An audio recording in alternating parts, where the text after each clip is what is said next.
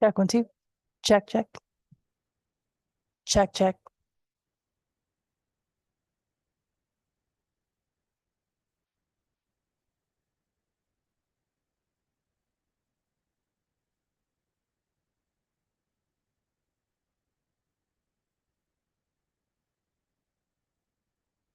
Check 1 2.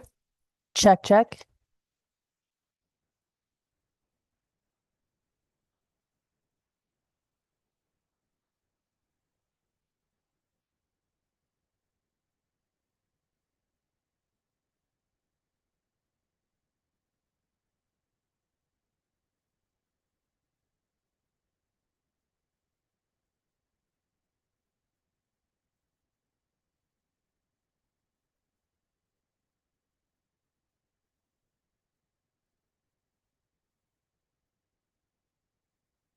Check 1 2. Test test.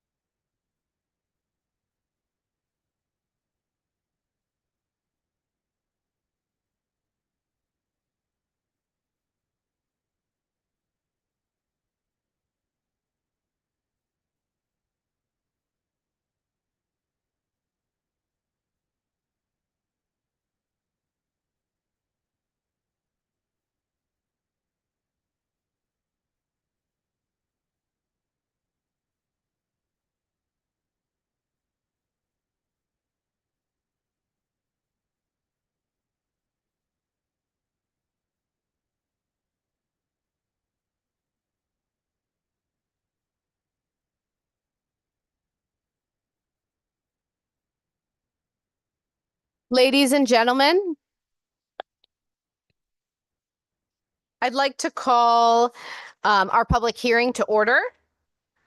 And in starting, I'd like to start by introducing myself. I'm State Representative Jamie Foster. I am the House Chair of the Veterans and Military Affairs Committee. We have a really packed agenda and a lot of people signed up to testify. So I'm going to start the day with allowing our chairs and ranking members to make a few remarks. But I'd like to say something on the onset of this meeting. As I was reviewing testimony that was submitted in writing before I came into here, I noticed something that was a little different than oftentimes when we see testimony in public hearings. I noticed that there were a lot of character and interpersonal components communicated in folks' testimony. I would like to ask that folks use their 3 minutes dedicated to their testimony today to testify on the merits of the bills presented on the agenda and try and make sure that their testimony remains germane to the topics on the agenda and focus on the legislation as proposed or recommendations for how it should be changed. And so again, I'd like to now introduce my co-chair, Senator Paul Honig. Thank you, Madam Chair. I'll echo the chair's comments about just, let's be substantive with our testimony here. And this is my first public hearing as co-chair of the Veterans Committee, and I'm looking forward to getting all the input from state agencies and the public on the bills that we've raised. Thank you. I'd like to now introduce our ranking member, Mark Anderson, Representative Mark Anderson. Thank you, Madam Chair. I represent the 62nd District, live in Granby. Of course, right now, a lot of us, our thoughts and prayers are with the air tragedy in DC and all the families affected and the lives lost. I'm looking forward to hearing from those testifying today to help us find the best legislation to solve the issues presented. Probably going to be a little more lively than veterans usually is, and looking forward to hearing all sides. Thank you, Madam Chair. And I'd just like to recognize that Senator Jeff Gordon is unable to be with us at this moment, but he is listening in and will be contributing and is a valued member of this committee. So thank you to all the members who are here. And so for the first person who is on the agenda, I'd like to call upon the Adjutant General Yvonne to give his testimony.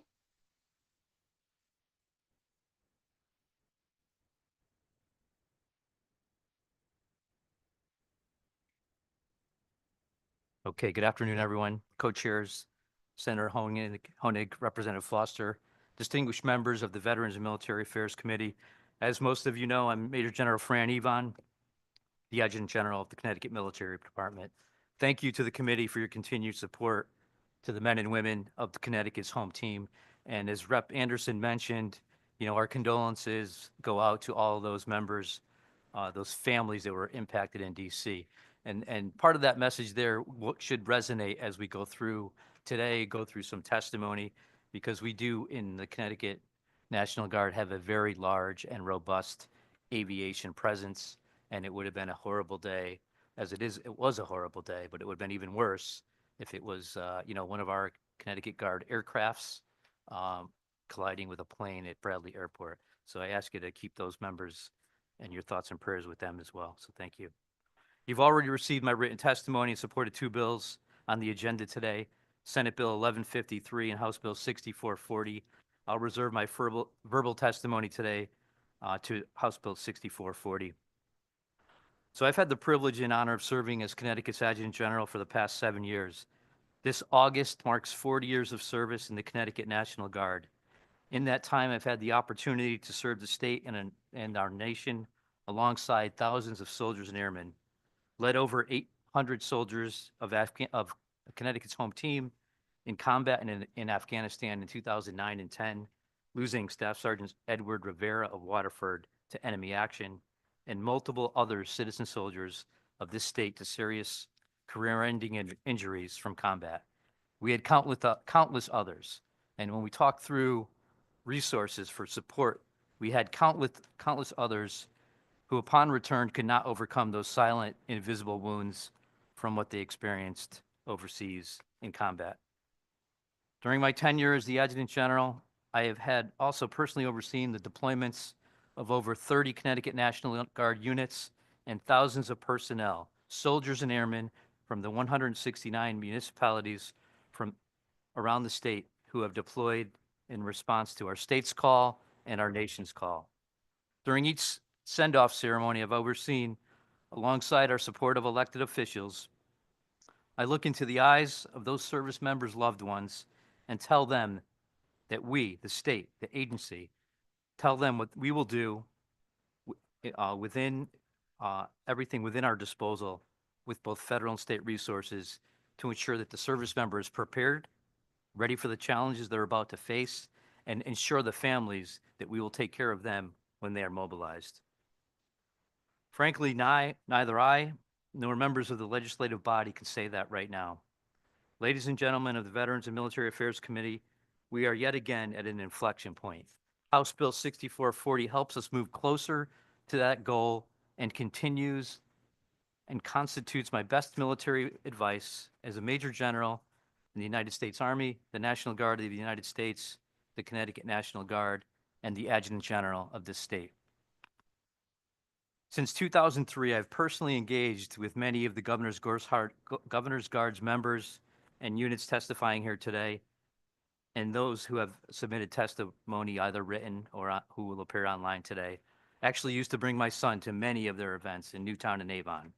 And I'll be the first one to tell you, the Governor's Guard, their members are all civic-minded citizens, some being veterans themselves, with only the best intentions to serve the state when called upon. I personally admire their volunteerism and thank them for what they have done throughout their history. However, I'll also tell you that there's absolutely not a valid public interest in maintaining the Governor's Guard as elements of the armed forces of the state under the command and control of the military department. Since I first served, going back as an executive officer in 2003 as a major, the Governor's Guard have only presented increased burden and more responsibilities, both physical and other, in the actual costs and opportunity costs. And in these very same this building, there have been often contentious rhetoric and discussion as the department has attempted to move the ball forward with regards to reform. My written testimony included an excerpt from the 1950 Commission on Connecticut State Guard Organization under Governor Bowles. That commission's explicit finding, back in 1950, was that the Governor's Guard units have little or, if any, military value, and I say that again, military value to the state, and that they should be reconstituted as private companies. That statement is true now as it is then. Unlike some of the testimony you may hear today, the Governor's Guard members themselves, this initiative is not self-serving, and we cannot in good conscience maintain the status quo. To do so is a disservice to the actual military needs, to our state and our nation, and to the family members of our service members. Again, I talk about an inflection point, a tipping point, as we face great power competition. Think China, Russia, Iran, North Korea, large-scale combat operations. Look at the nature of war we see playing out in the Ukraine. While members of the Governor's Guard have emailed and called and submitted testimony en masse, rest assured, our agency staff, the Connecticut National Guard, has been mired in planning for the future deployment of over 1,500 soldiers and airmen around the globe for the next 2 years. The past 2 weeks started with the deployment of 200 plus of our members and members of Connecticut's home team deploying in support of the presidential inauguration. And as you can imagine, we've been engrossed in the implementation and impacts of a flurry of executive orders from the White House concerning the military, as well as coordinating with our other state agencies and key stakeholders. While there are some in the state who rightfully enjoy seeing the sight of the Governor's Guard marching in a parade or supporting the many civic organizations around the state, what they do not see is the countless hours that the agency staff expends on administering them behind the scenes. Our scarce military resources are not best spent on supporting these events. They are better utilized in organizing and augmenting our largely federally trained and equipped National Guard whenever possible, and ensuring members in the state are always ready and always there. This bill, I want to point out a couple of things that you may read in different testimony or hear today. It will probably be filled with much emotion, but this bill does not deactivate the Governor's Guard. It provides them the use of military facilities free of charge. They will continue to carry on the lineage of each of their respective units, and they are still recognized in Title 27 of the state statute. This is an option ripe with opportunities for them that are not confined by their current construct, which bounds them by state policy, department regulation, and military customs and courtesies. Yes, they'll have to figure out how to fund themselves like any other private, civic, or charitable organization, and I am confident that they can do so. And in fact, each of the 4 Governor's Guards already has an established nonprofit, a Friends of organization that currently exists as we sit here today. Additionally, yes, despite what you hear, even under their organization in this proposal as a private militia, under Connecticut General Statute 27-1, they may be activated for service to the state. Yes, it would look a little differently, but the fact is, in our assessment, from a legal perspective, they can definitely be mobilized and activated upon the governor's call. So to the entire committee, I say thank you for consideration in support of 6440. This bill, in my opinion, allows the Governor's Guard to continue their legacy well into the future. And I'm free to take any questions. Thank you. Thank you, General. Are there questions from members of the committee? I see first Ranking Member Anderson and then Vice Chair Delaney. Thank you, Madam Chair. General, just one question. There are 4 units. At least 3 have property. I'm not sure on all of them. What do you see Sir. of them retaining use of that property or the state selling it? Great question, sir. It's only 2 have property. The 2 foot guards are currently housed in our armory. Side note, the property that you probably drive by in High Street belongs to the trustees. It's not part of the agency. Long-going debate that we don't have time for today. But Avon and Newtown definitely have property, and there are options that if this bill does go forward that we would have to look into, whether it's an endowment, whether it's property that could be worked or somehow an agreement to the state. But that is definitely a concern that we'd have to work through if this went forward for sure. My second question, in 2021, we passed HB 6427,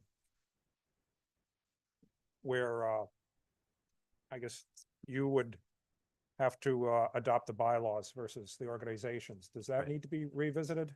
So this would correct that. This would leave the 4 guard units on their own. In 2021, that was part of what I call reform. There are many parts of the statute that are very antiquated. To include the naval militia is still in Connecticut statute, and they've been dormant and inactive for many, many years. So the purpose of 2021 legislation was we had 4 units, and you can appreciate, command and control and good order and discipline that at times were out on their own, right? They had their own charter, not sanctioned by the state, and they, in many cases, would have their own policies, one of which was charging dues for their members. So part of this legislation takes them out from under that umbrella and lets them operate independently. I'm not saying it's going to be without challenges, but it would almost basically revert the legislation from 2021, to answer your question. Thank you, General. Thank you, Madam Chair. Thank you. Next, Rep. Delaney. Thank you, Madam Chair. General Levon, it's great to see you today. I have a question and a comment. My first question is, you stated in your testimony that the operation of the guard unit or the horse guard unit is approximately 1/6 of the state portion of your operating budget. If that funding were to be sent back to you into your general operating budget, what do you see that you would use those funds for? Yeah, it's a great question, Representative. So thank you. So the reality is that usually I run around with a pie chart, and there's a very thin slice that talks about the $6 million that we get from the state and the over $300 million we get from the federal government. So if you think of those helicopters and those large swimming pool-like buckets of water being dropped on the Hawthorne fires, those are all because of the federal footprint that we have in state and from the federal funding. But to answer your question, what would the money would potentially be repurposed? The money could be repurposed to help our recruiting efforts. The money can be repurposed to clean up some of the backlog of maintenance of facilities that we have, our upgrades to energy, training opportunities for our members, and also potentially to build resilience, whether it's fitness, family readiness, or even behavioral health on behalf of our soldiers and airmen, and again, their families and children. Thank you, General Levon. I serve on this committee as both a soldier and a lawmaker, and I have found you to be both a professional and temperate public servant and an officer dedicated to the well-being and health of his soldiers. So thank you for your testimony here today. Thank you. Cool. Thank you, Rep. Delaney, and we appreciate you representing with that knowledge and expertise and experience. Next, I'd like to call on Rep. Nolan, the former chair. Thank you, Madam Chair. If I'm not mistaken, and correct me if I'm right, the amount we're talking about in regards to whether it comes back to general funds or stays where it is that approximately $1 million? Yes, sir. Okay. And we're working with OFA to refine the line items under that. So, but basically $1 million in both direct and indirect costs. And that could be anywhere from the two agricultural state workers from a salary perspective to a state active duty dollar account when that same ag worker calls in sick, and then members of this unit have to volunteer to come in, and then we pay them and reimburse them through state active duty. So it's direct and indirect costs. We estimated at $1 million. Okay, I was going to ask the follow-up Oh, that I'm you sorry. stated about, Thank but you. that's good to know. In regards to what you would use it for when it comes to the general fund, as Representative Delaney talked about, is there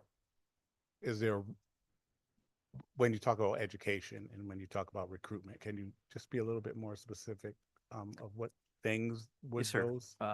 So we have a program that this body and the legislature have successfully passed 2 years ago now, and it's gotten us over. It's a military joint enlisted enhancement program. It's gotten us over 110 new members to our organization. Our younger members talk about this opportunity of the Connecticut National Guard with their friends, and they get them in to join.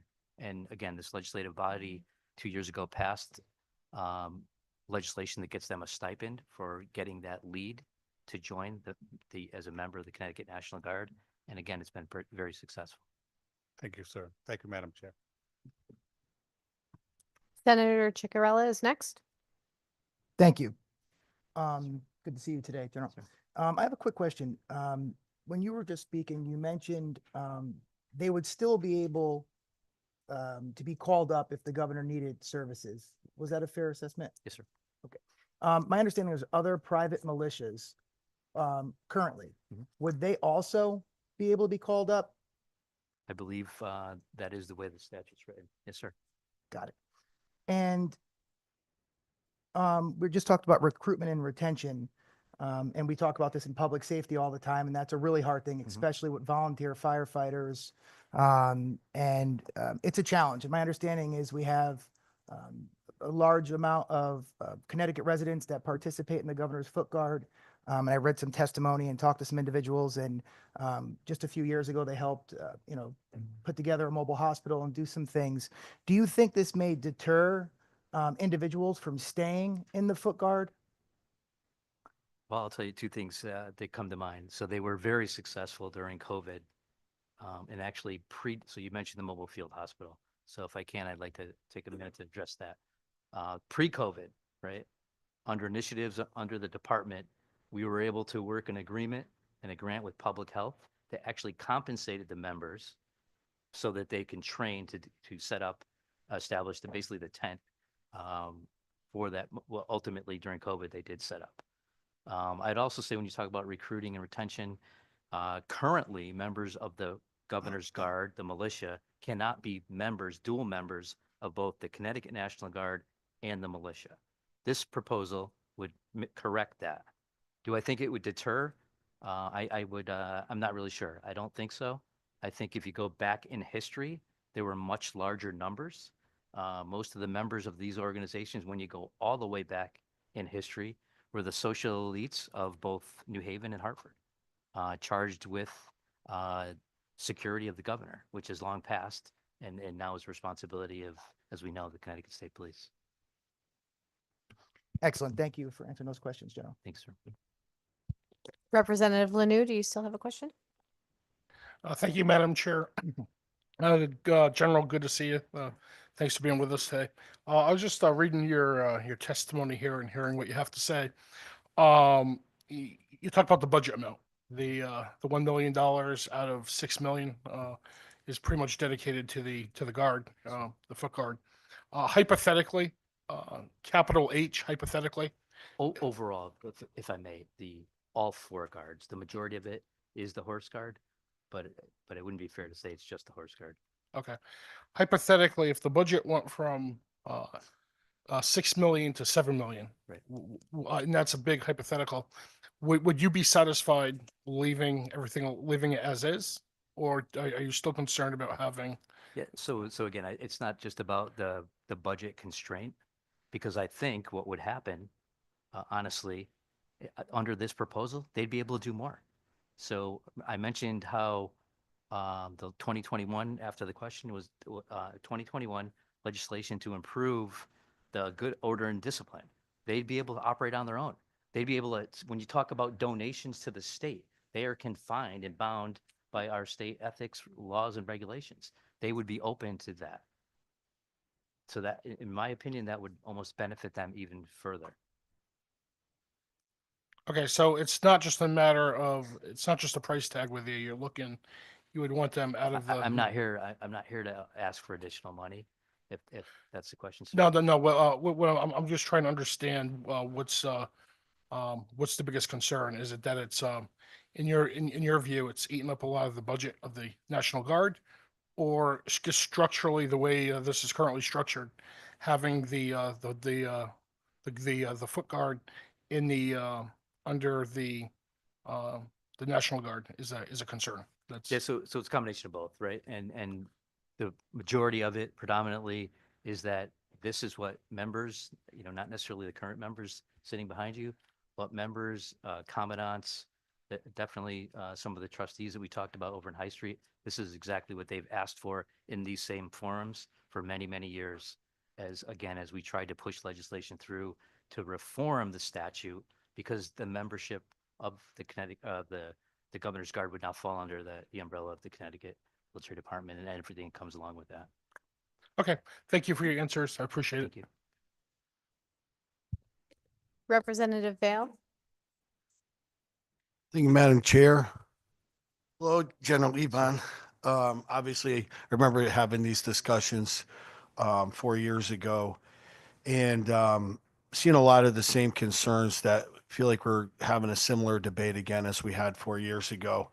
And it always, to me, seemed to be like a wall between the communication between the 4 guards and the department. Has that gotten any better, and was there any discussion with them to maybe find some type of legislation that everyone would be comfortable with? Well, we feel this is the compromise legislation. The reality is, as the statute is written now, I mentioned the naval militia and how they're inactive. That is truly within the authority, the way it's laid out in statute now. That's the road we don't want to go down, because it definitely would. They would not be able to continue their lineage and heritage. So that's why this proposal has been initiated from the agency. Just from looking at the witness list, I feel like we're going to have a lot of the same concerns that we had then that we'll be addressing again.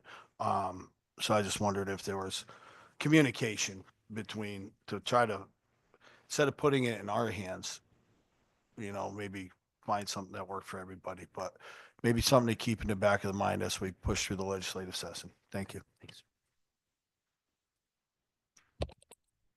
Thank you, Representative Vale. Before I continue on to Rep. Delaney for the second time, I have a question.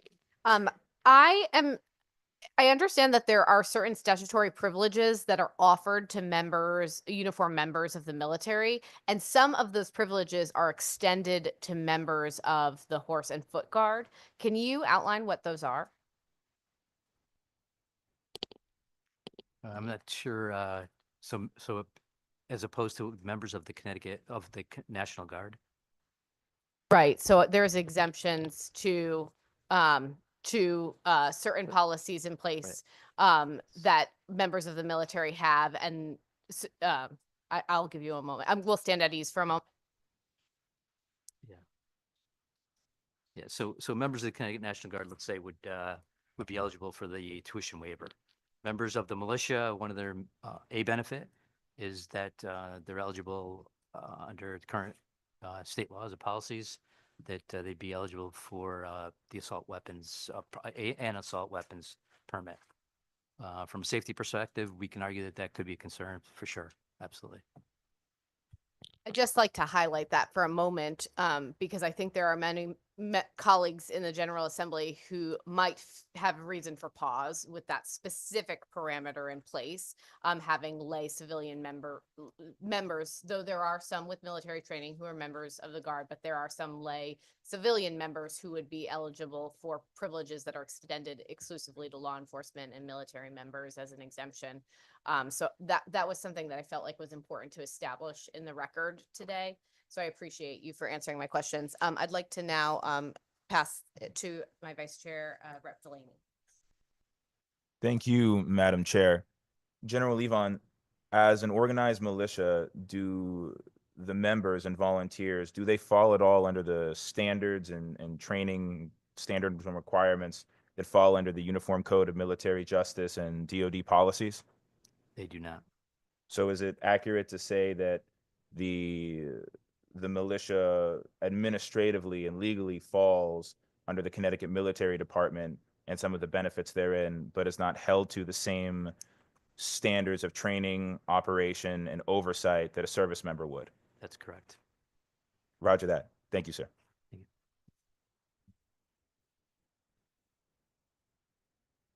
Sorry, I lost my mic for a moment. I'd like to go to Rep. Vale for the second time.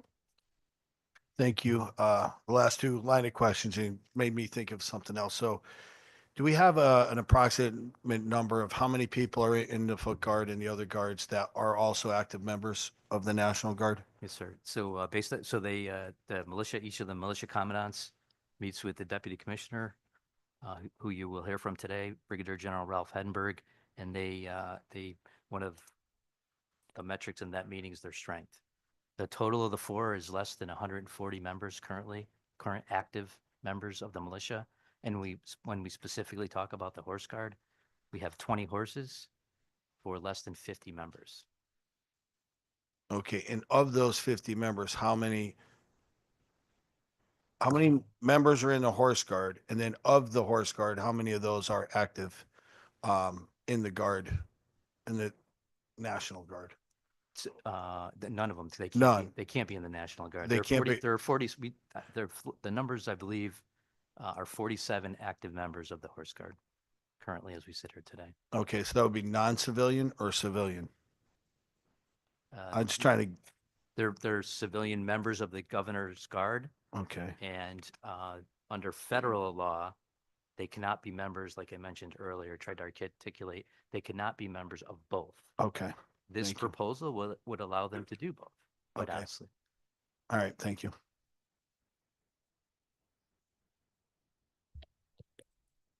Are there any other members of the committee who have any questions?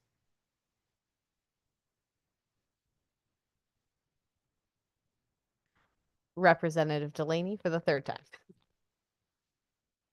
Thank you for indulging me, Madam Chair. General Levon, what would happen to the horses if this proposal were to pass? That's a great question. So a couple things. One, first of all, the horses are state property, so they would become excess state property, and there's a process to get them auctioned off. In many cases, we're told and we believe that the majority of the horses would go to their rightful owners, who are members of the Foot Guard, who may have donated them back in the day.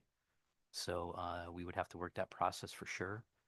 But we have And we have in the past when a horse gets sick and we have to get rid of it. There's a process there that to both acquire and to separate, and we would have to work that process under the current confines of state regulation and policy. Thank you, General Levon, for your testimony and for your service here today. Thank you, General Levon, for joining us. Appreciate it.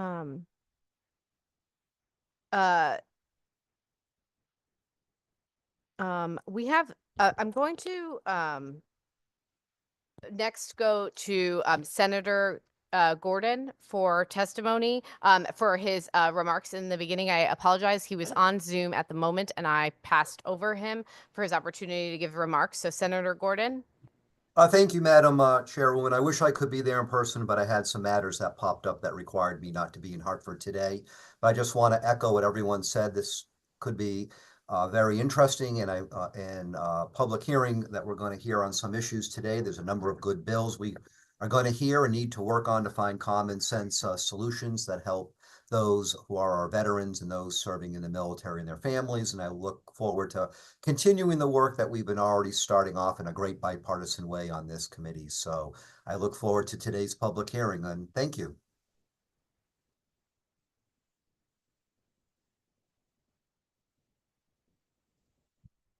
My sincerest apologies for the delay there. I just had to clarify.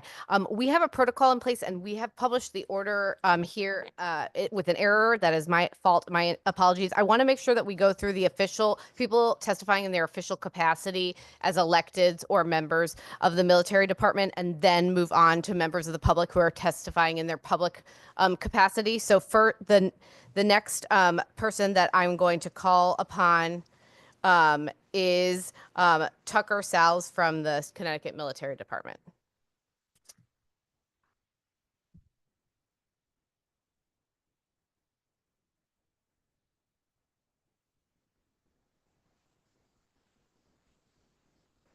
Thank you, ma'am.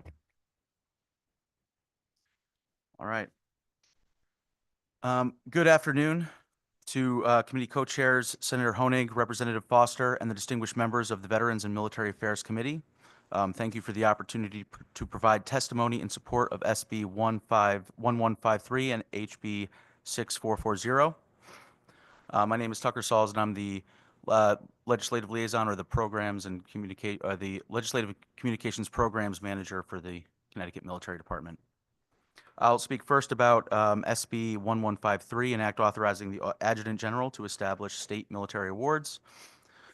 This bill eliminates the future need for legislative action to establish state medals, awards, and ribbons and associated criteria for the armed forces of the state. This change does not impact the existing state military awards specified in Title 27. This proposal is consistent with the Connecticut Military Department's goal of increasing efficiency and ensuring that maximum time and energy is being spent on supporting soldiers and airmen of the Connecticut National Guard. Moving on to my comments about HB 6440, I want to begin my testimony on this bill by saying that you are not being presented right now with a choice to either support the Governor's Guard or the National Guard. Both of these can exist at the same time, but what we're finding is it cannot be sustained in its current configuration. So this proposal takes a serious look at the modernizing of the Governor's Guards in order to ensure their survival in the modern era. HB 6440 does several things that will ensure the continuation of the traditional ceremonial mission of the Governor's Guards. First, HB 6440 classifies the Governor's Guards as a private military force. So that's found under Connecticut General Statutes, Chapter 27-101. This will allow the Governor's Guards to continue their military traditions without the burdens that come with being part of the armed forces of the state. The designation will allow these organizations to incorporate, potentially, as a 501c3, accept donations. It allows them to charge membership dues and opens up a whole host of funding options that are currently impossible, again, as under their current title as part of the armed forces of the state. The second thing the proposal does is name the Governor's Guard specifically in statute as a historical unit. That's different from other maybe historical units or reenactment groups. These would be named in statute under Title 27. And it allows the military department to provide facilities for the Governor's Guard at no cost, as well as allowing the governor to call them up for ceremonial missions. There are several historical and modern examples of these kinds of private military organizations that have had great success in Connecticut. So the 2nd Continental Light Dragoons are a historical regiment that operates to this day, dragoons being soldiers who ride on horses but fight dismounted with muskets. Sheldon Horse, as they are also called, is incorporated as a 501c3 under the IRS code. The name 2nd Continental Light Dragoons is copyright protected, as is their regimental device. They do education in schools by demonstrating colonial period military and civilian life for children throughout the state. They are predominantly focused on local history that ties their community to the Dragoons and their role in the American Revolution. So the 2nd Continental Light Dragoons can also be activated by the governor to serve in ceremonial roles. So I believe this is an ideal arrangement for an organization like the Governor's Guards that will be able to ensure their legacy into the future. Other organizations that have registered as private military forces include Company 1 of the 2nd Connecticut Volunteer Heavy Artillery, the 1st Litchfield Artillery Regiment, and the Cannon Competition Corps of the 1st Litchfield Artillery. So I ask you to vote favorably on this proposal so that we can ensure the Governor's Guard is able to modernize and adapt to our changing environment, and so that Connecticut's military department is able to spend its time and resources toward meeting the evolving military challenges of our time. I would be happy to answer any questions you might have for me. Representative Vale. Thank you, Madam Chair. Good afternoon. Currently, do you have jurisdiction or authority over these guards? Which are you referring to, sir? The foot guard, the Governor's Guard? They fall under the command and control of the military department headed by General Yvonne. Okay. Yes, sir. And you talk about how these things moving into the future, but I got a hunch that we're going to hear a lot of testimony that they don't agree with your assessment of what is best for them in the future. And so, and there doesn't seem to be any gray area there. It's just like, we're either going to move this way or we're going to stay in this traditional thing. And this is where my irritation with this issue stemmed from 4 years ago when I was ranking member of this committee. And I just see a lack of communication because I know, again, hunch, I should say hunch because I don't, but looking at who's going to testify and how many people are opposed to this, that when you sit here and talk about how it's best for them and they're going to have more opportunities, I think that's kind of painting a rosy picture of something where other people are going to come up and say they don't. So that's where this lack of communication concerns me. It concerned me 4 years ago. And as this, I thought I was done with this issue up here, but obviously not. I was concerned about it then, and all my concerns are coming to fruition here 4 years from now. So, and I still hear the same. I know we'll see. We'll see. And I know you're doing what you think's best and it's just the lack of communication here concerns me, and we'll see how it goes, but it's a concern. I wish the department would do more to maybe to reach out. Maybe it's the other side. I don't know who's not communicating, but again, I don't want to be doing this again next year and the year after and the year after. So hopefully we can find some type of agreement. Thank you, sir.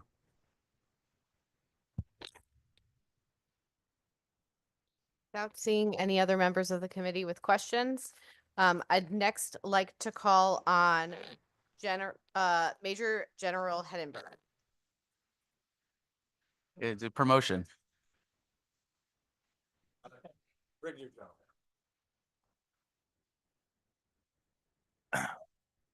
Yeah, you're getting him nervous. So committee co-chairs, Senator Honig and Representative Foster, and distinguished members of the Veterans Affairs Committee, thank you for the opportunity to testify. I am Brigadier General Ralph Heddenberg, Assistant Adjutant General for the Connecticut Military Department. I've had the honor and privilege of serving in the Army for 40 years, 36 in the Connecticut Army National Guard, and 34 of those in a full-time status. Instead of appearing today to discuss how we can work together to improve the readiness, quality of life of soldiers and airmen in the Connecticut Army National Guard, or as the largest veteran-producing organization in the state, how to best assist my good friend and Ranger buddy, Commissioner Welsh, on improving the quality and benefits for the veterans of our state, my testimony will have to focus on HB 6440.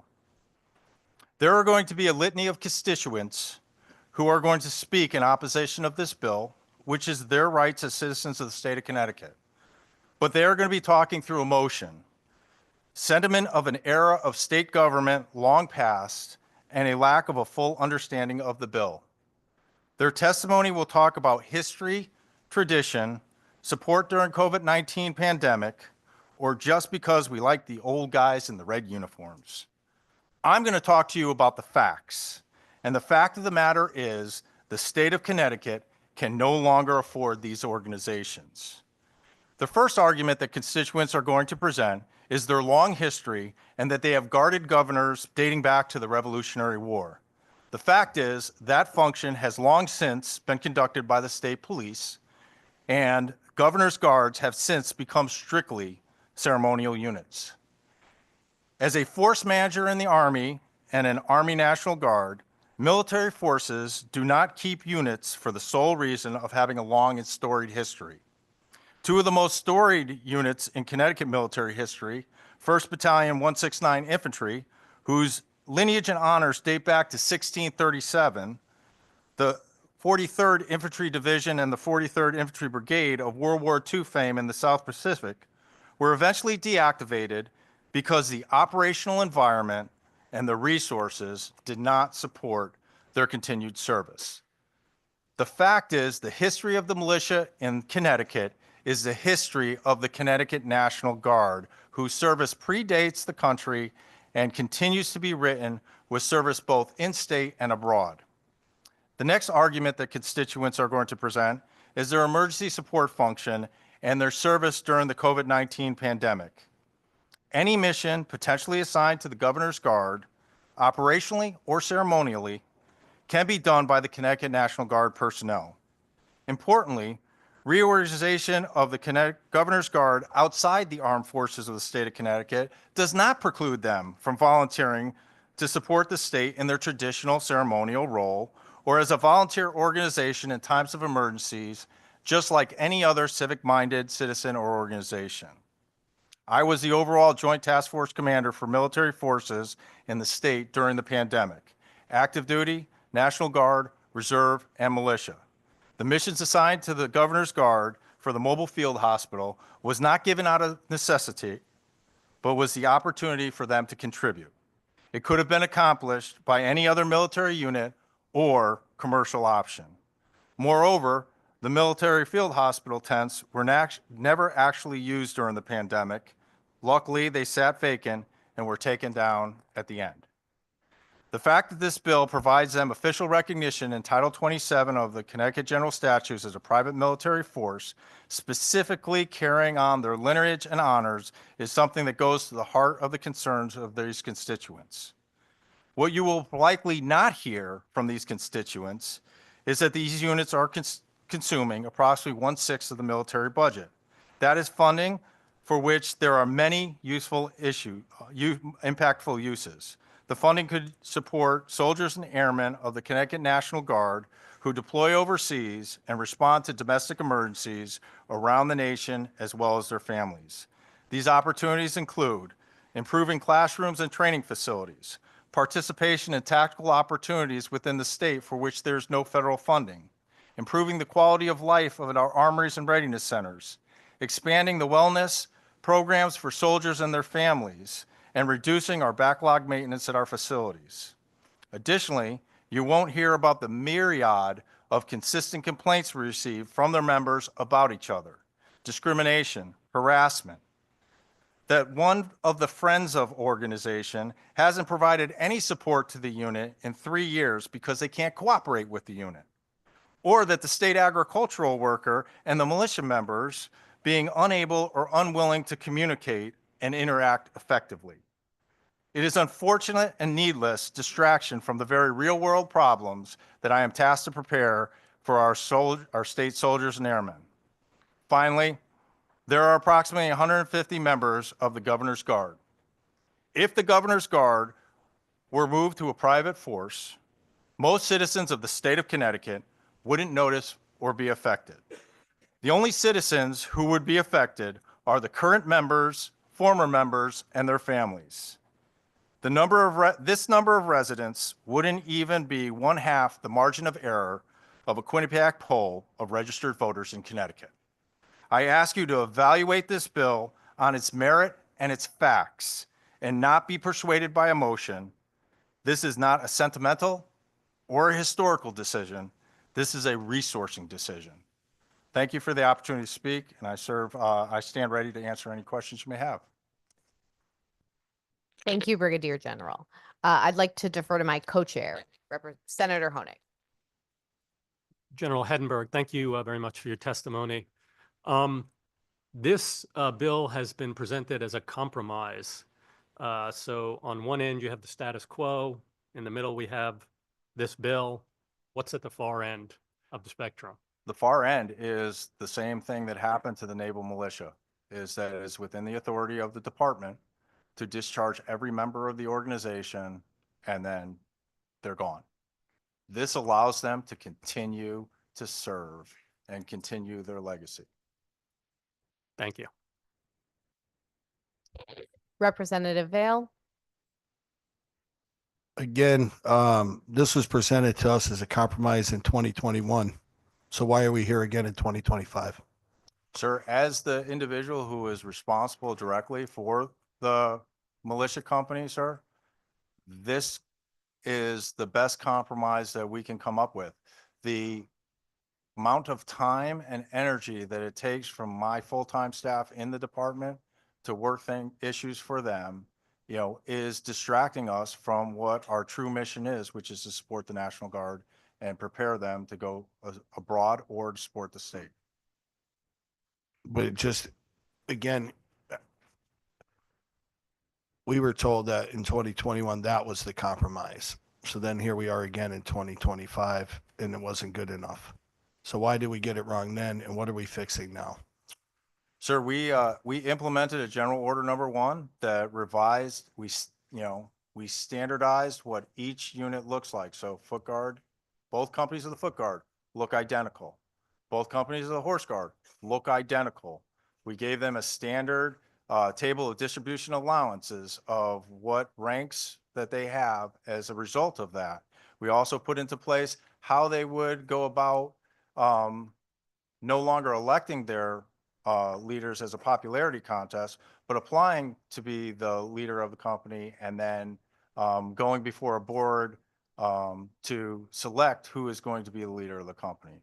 We've put these things in place and we've done these things, yet it does not solve the problem of there's only so much money available within our budget. So if they were taken under your purview and given their own budget, you would have no problem with that? As long as you could take the $1 million that comes out of your budget that goes to this now. Someone asked earlier if, we added $1 million to your budget, would that solve the problem? And Sure, it didn't. But if we were to separate the units and they were given a budget, you wouldn't have I you wouldn't believe be in that would opposition to that, would you? that would just pass the costs on to another agency. Again, looking at adding another $1 million to the state of Connecticut budget. I read Senator Alston's editorial this morning. I see the same things that she sees of federal money shrinking, ARPA going away, and then tough choices on the state. Again, my question to you, is this something, are the 4 militia companies worth spending something, that much money for versus some of the other priorities of the state of Connecticut? Again, my best military advice is that this is not something that is worth that, but I just give you my best military advice and you're elected and you decide which is the method to go to this committee and the General Assembly. I agree with you on fiscal responsibility, and we could go over a lot of things this state spends money on that I certainly don't agree with. So again, I'm just trying to get as much information so I can make an informed decision. I want to hear both sides of the issue, but again, looking for some type of avenue so that we don't have to spend this much time in a hearing talking about things when there may be bigger issues. But to the people who are involved, it is a big issue. So that's why we're here. So Yes, sir. appreciate your input. Thank you, sir. Thank you, Representative Vale. Your mention of time spent in this public hearing is hearkening a conversation that I think is differentiating this testimony, and you're implying that there is not only the fiscal cost of administering this unit, but an opportunity cost. So that's time lost to your military official capacity roles that is spent in administering and managing challenges and responsibilities that are associated with managing the horse guard and the foot guard. Can you talk a little bit about that and the type of time and opportunity costs that you are assigning to this responsibility? Yes, ma'am. So as the Assistant Adjutant General Army, I am commander of the Army National Guard. We have our facilities throughout the state. As the Deputy Commissioner and Assistant Adjutant General, one of my responsibilities is the oversight of the 4 militia companies. So what that entails a lot of times is, we have in the Army National Guard, I have 3 people, pretty much, most units have 3 full-time soldiers that do the administration for that unit. For the militia companies, I don't.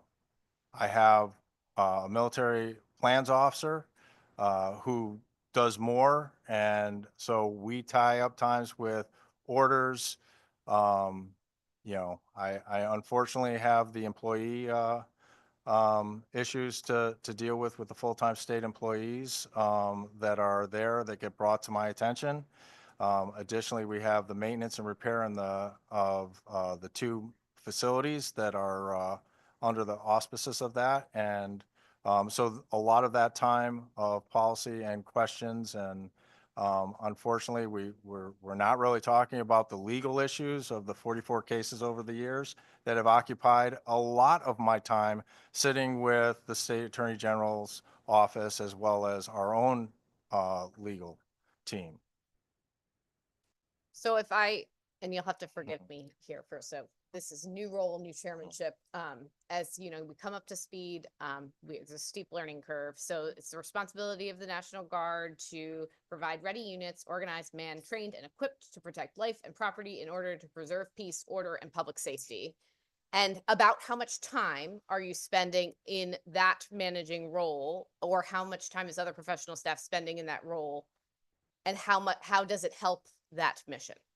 So on that mission, ma'am, there are, and there's probably about 800 active duty people in the state of Connecticut that are active guard and reserve, total, plus technicians that implement that for us, for the 3,600 soldiers and airmen or 3,600 soldiers of the Connecticut National Guard, an equivalent amount of airmen that cover the 1,300 airmen in the Connecticut National Guard. There is not that structure in the military department. There is one agricultural worker in Newtown. There is one agricultural worker in Avon. And when that person is out, we have to find coverage for them. There is not a full-time maintainer, somebody that does the grounds maintenance, the building maintenance, and everything else that is there out in those locations. So those are other support functions that are just not resident for them. So it sounds that you're sort of putting forward for us to consider that not only is it the fiscal cost, but it's a significant opportunity cost, because your time and other members of the National Guard's or other members of the military department's time would be significantly better spent in defense and military related functions. And because you're dealing with what you sort of categorized as interpersonal or personnel related issues that are part of the ceremonial guards management function that you're doing, that's drawing you away from what would be other work that could be productive. That is correct, ma'am. That is 100% correct. I appreciate the clarity. Are there other members of the committee? Rep. Lanu. Thank you, Madam Chair. Good afternoon, General. How are you? Good, how are you, sir? Good, thanks. So you say you're directly responsible for Yes. the governor's guards here. Mhm. I guess what the question I have is, I know they go around the state to different places and different events. Do you have criteria as far as what type of events, what they participate in? Yes, sir. We do have, both for the Army National Guard and the state militia, we have a community actions committee, which, requests come in from various, towns and organizations asking for military support. That is then communicated to the units, to see whether or not they, are interested in supporting that. And then they provide their input back of whether or not they'll support that, request or not. Sometimes the requests go directly to them because of previous, engagements. And then they push it back to us to decide whether or not, they should support that or not support that. Okay, so but it's a pretty wide, it's a pretty wide scope of different organizations, different events, different entities that they would participate in. Yes, there is a wide scope of that. There are certain rules that we stay with, especially regarding, the use of our facilities that is in, as part of the rental statutes. Okay, and part of that too, I don't, would part of the criteria be if a particular organization, event may have, is there financial considerations as far as how financially healthy a particular organization or entity is that they're participating in? Do they look at their finances at all, or they look Oh. at the merit of the event itself? Now, again, as the Adjutant General stated, as part of the state of Connecticut, we are not allowed to charge and say, hey, if you want me to do this parade, that's going to cost you $500. If you want me to march in or do this, it's going to cost, a rental is a little different, because a rental is got a cost and then recover the cost, the operational cost on it. But a straight up parade or ceremony, we are not allowed to, to say, hey, if you want us to do this, this is what it'll cost. However, if they were to switch to a private military organization, then they would be allowed to say that, hey, I will do this parade, but it's going to cost you $500.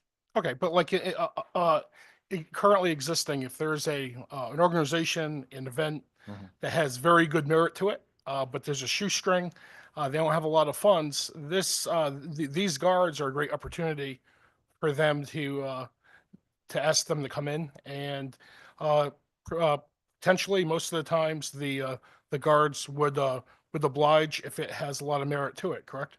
That's true. And we also, not only do the governor's guards do this, but National Guard units are also, through this community action or community support request, are tasked to go support organizations based on their availability and the merit of the request. See, so my concern, General, with all due respect, and we have organizations that could be in our cities, towns, rural, suburban, urban, that may not have a lot of money, but they have a lot of merit to it, and these guards add a lot to the events. Can speak highly to the events and essentially codify a lot of the merit of the event itself and its mission. Organizations that may not have a lot of money. My concern is if we go to with the plan that you may be suggesting, maybe what we're trying to do in 6440, and this goes to being privately funded. Would one of the unintended consequences in this be the events they start picking would be who's giving them the biggest endowments or who's giving them the most funding, and perhaps organizations that don't have a lot of money, that don't have a lot of resources but have a lot of merit, may lose out because they don't have the means to perhaps give the endowments to the guards. Could that potentially happen if we go along with what's being suggested here? I would say that could happen. That would be speculative. It would be the same as they could do it because of the merit of the organization at the same time, because the people in the unit are they're all good people that want to serve and want to help other people. So that would probably say, if the merits of the organization outweigh I would say for knowing the four commandants right now, I think all of them would do that because it's the right thing to do. And do you think, because it's the right thing to do, do you think one of the reasons we have the people in place that we do, and we have the mindset that we have, and we have these people in place, is because of the current structure and having it under the National Guard and having it part of the state government as opposed to a private entity? I wouldn't know because we don't have the private entity that's part of us to know whether or not the same people would join the unit because of their support of the cavalry or their support of the foot guard. We won't know unless we implement this and it goes down that road. Yeah, I understand. And I'm not saying it would certainly change overnight, but this has been around for a while, these guards. My concern is what could it evolve and potentially have consequences that we're suggesting here. It's speculative today, but if this happens, could over time, the integrity and the mission of these guards, the governor's guards, change, particularly having the title of governor, in there, governor's guard, being the head of the executive branch of government, and then being a private entity. I just don't know if we're going down the slippery slope here, but I'll continue to listen. I do appreciate your answers, and I have nothing further. Thank you, Madam Chair. Thank you, Rep. Lanu. Any other questions for members of the committee in person? Yep, Rep. DiCaprio. Thank you, Madam Chair, and thank you, General, for your testimony and what's shared so far. Being newer to the committee here, can you just talk about the events, about how many approximate events, these teams engage in, annually? I do not have that number of how many are done each year by each unit or what's broken down between the Governor's Guard versus the National Guard support. But I could get you that information, sir. Okay, all right, thank you. I'm going to continue to listen to. Thank you very much. Thank you, Madam Chair. Thank you, Rep. DiCaprio. If there are no other questions, I'd like to just share that we are at an hour past the start of the public hearing. So now we will alternate between electeds and official members and the members of the public to sort of move the pace of the meeting along and give sort of a fair shake to everyone. So thank you so much for being a part of our public hearing today. Next, I am going to call upon Barbara Mazzara.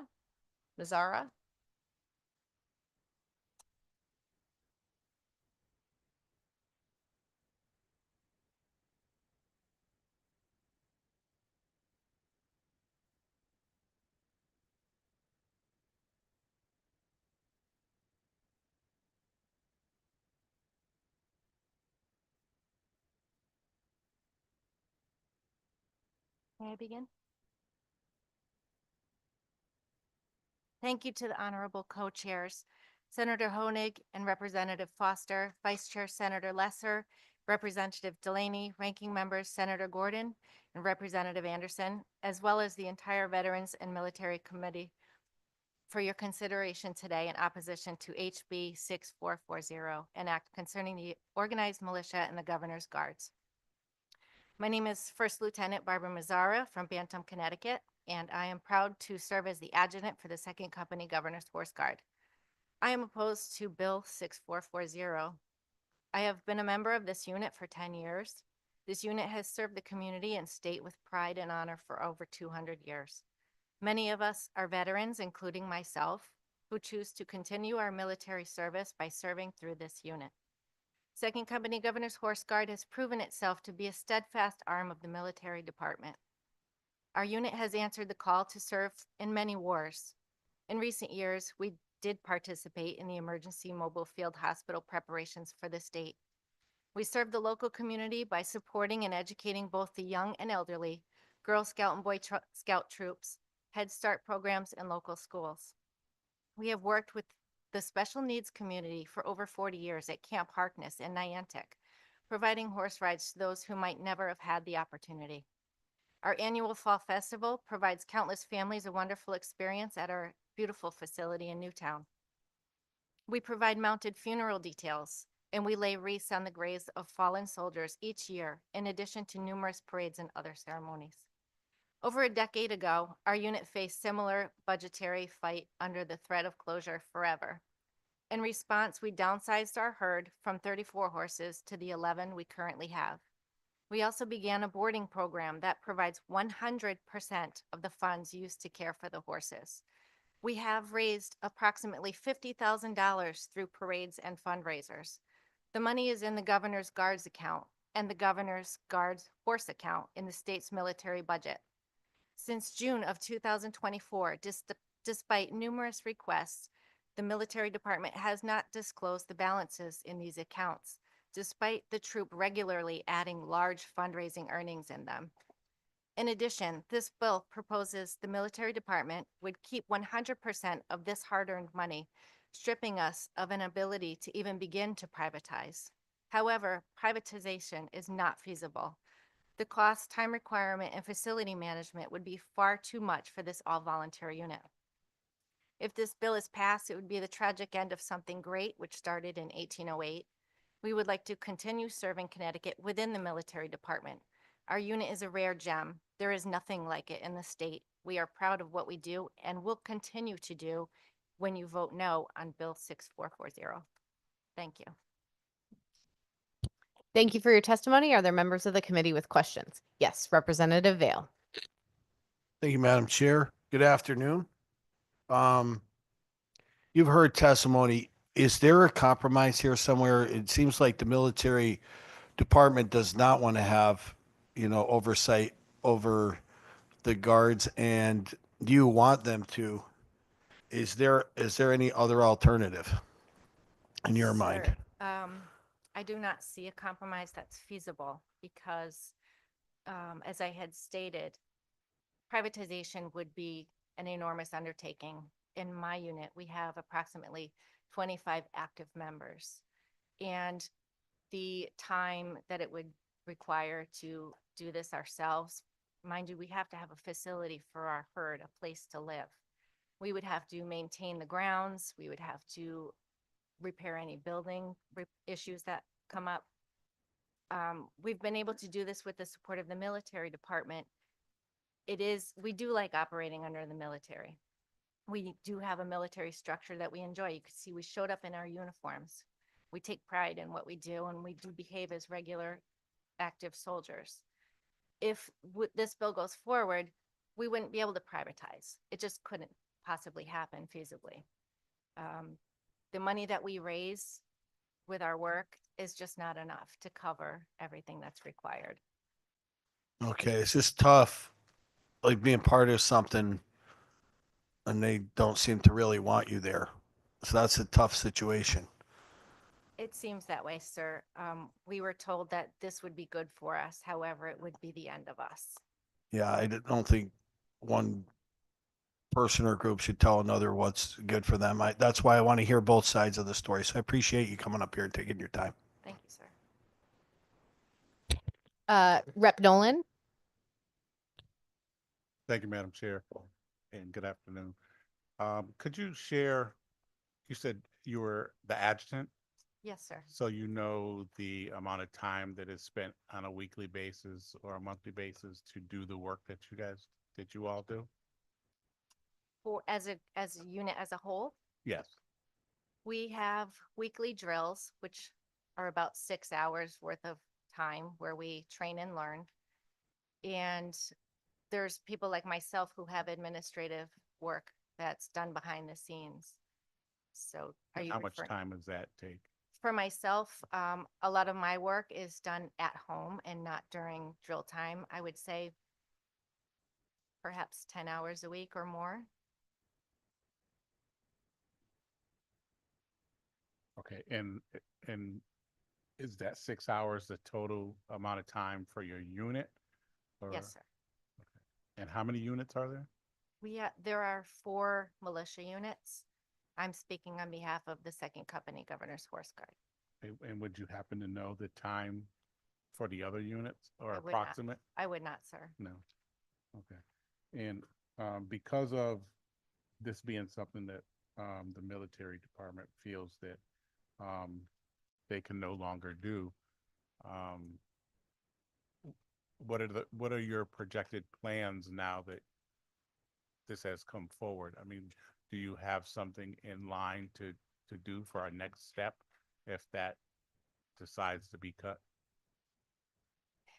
I can't say that we do, sir, because looking at finding a new facility would be a difficult challenge for us. It just would be tremendous, a lot of work. Most of us are still working and have other jobs outside of what we do in this volunteer unit. I just don't see how it would be possible to do this. Well, as some of us know, this discussion has gone on for several years. So in the last 2 years, when this discussion has come up, could you share how long ago that it was that you started hearing that this might be a possibility? Sir, I just found out about this in approximately November. We have monthly commandant's meetings, and although I don't attend them, we do get reports on them every month during our drill. And it appears that the military department has fallen behind in their militia work since about the summer of last year. As I stated, we've asked for reports on our budgets, and those have not been brought forward. When I myself put in requests for orders to attend certain parades or events that folks ask us to participate in, I have to submit an order to the military department, and it has to be processed in order for us to go to these events. And those orders are often behind. We have people who need to be discharged who are no longer with our unit. On our end, they're discharged, but it's this administrative type of work that's fallen behind consistently since last year. Hold questions till later. Thank you, Madam Chair. Thank you for your testimony. I think you're sort of echoing a little bit of what we're saying. It seems like there is quite a lot of administrative work that's taking significant time from the military department, and that seems to be a duly shared burden. Maybe there is a compromise moving forward that's comfortable for both groups. I'd like to defer to allow Representative Delaney to ask questions next. Thank you, Madam Chair. Ma'am, I'd like to start off by thanking you for your volunteerism and for the bravery it takes to come before us and to give testimony today. My questions are going to be from a training perspective. I'm an NCO myself, and I know you had mentioned, the uniform and the training standards. As a member of the militia, were you required to attend basic training at all? We don't call it basic training because we don't want to make it seem like we are a regular Army unit. However, there are 16 weeks of training in my unit where we learn about the customs and courtesies of the military. We do learn to ride the horses, and it is a very regimented program. Thank you. Do you guys take any of the Army combat fitness tests or any of those standards by any chance? We don't do like a PT test Yes, ma'am. as the military department would do. However, all of our members that are active need to pass a physical from their position before they can join the unit. Yes, ma'am. Are there any skill school requirements for military jobs? For example, airborne school, air assault school, any of the continuing education expected of traditional service members, guardsmen, reservists, active duty? I understand, such as an MOS. Yes, ma'am. We don't have that sort of structure within our unit. We are considered troopers from the beginning. And if you fall into a work position like myself, there'll be on-the-job training for that. Yes, ma'am. Again, thank you for the bravery of your testimony and for your volunteerism. Yes, ma'am. Thank you. Are there other members of the committee with questions? Seeing none, I'd like to next check to see if Senator Huang has joined us. So alternating back to,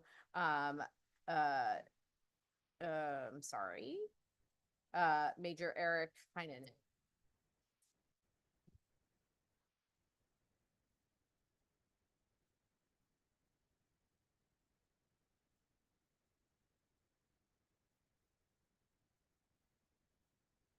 Good afternoon, Chairperson Senator Honig and Representative Foster, and distinguished members of the Veterans and Military Affairs Committee. As most of you know, I'm Major Eric Hainanen, and I currently serve as a Deputy Staff Judge Advocate of the Connecticut Army National Guard. Today, my testimony will also focus on HB 6440, and bear with me, I'm going to go a little off script so I can alleviate some repetitive testimony and try to answer some of the issues that have been raised by the committee already. I'll be the first one to say, I personally know many members of the Governor's Guard in this room. I've interacted with them personally, sometimes on a daily basis over the past 15 years. To Representative Vale's point, we processed this legislative proposal in the exact same manner as every other executive agency.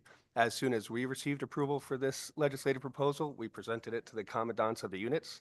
Of course, it was probably not exactly what they desired, and you're seeing that in testimony today. But in our version, it presented a compromise. And with regard to communication, I think they'll be the first one to say they have my personal work and home phone number, and we've been in near constant contact since we've informed them of this legislative proposal. And to be honest, if you ask them, I think most of them would say that they saw this coming due to the nature of the relationship between both the department and the Governor's Guard units. With regard to Lieutenant Mazzar's point with regard to financials, every single month, we meet at the Militia Commandant's update brief, much like a military commander's update brief, in which we provide them those financials. Are we behind? Possibly. Am I also behind on lots of Army National Guard legal work due to the amount of time I spend on the Governor's Guard? That's absolutely true also. I do want to highlight a couple things with regard to what this bill actually does in regard to privatization. It does alleviate the military department from the highly disproportionate burden Governor's Guard places on our personnel resources. That's been stated. Like I said, this is the military department. We're not the history department. Connecticut's military history is rife with units of significance, like the 14th Connecticut Infantry Regiment, who lost 900 of 1,000 men during the Civil War. 14th Connecticut Infantry Regiment doesn't exist anymore. To speak candidly and interacting with them for many years, the Governor's Guard have always wanted to be part of the military department, but they've also always been at odds with the military department. The examples are too numerous to fully list, but one of those is dues. One of those is compliance with state purchasing and contract requirements and ethical restrictions towards fundraising, all issues that would be alleviated if private.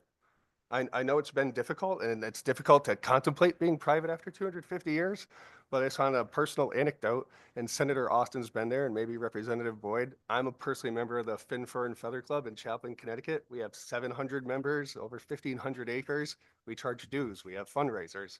We have better target and marksmanship facilities in the Connecticut National Guard. There is a way to do it. We have to maybe get out of the thinking of the status quo. And just from a legal perspective, I'll share some insight. What those who enjoy the fleeting sight of the horse passing by or the member marching in their colonial reds also don't understand is that near constant administrative burden. Like I said, most of these members are good-intentioned, good citizens. However, a few notable examples that are not often publicized are months I spent on a harassment complaint in one of the units because a recruit alleged that he was targeted to homophobic marching cadences and then stripped of his uniform top because he drove an unregistered car to drill. And he did so because he was scared to be late to drill. Near constant complaints from the state agricultural workers, which has already been referenced, at both their locations, and just a few examples from Avon. Seeing the care my horses received, I'm appalled and disgusted, considering the troop is always raving that the horse's health is of the utmost importance. From Newtown, I'm writing to tell you all about the deteriorating situation here at the 2nd Company Governor's Horse Guard.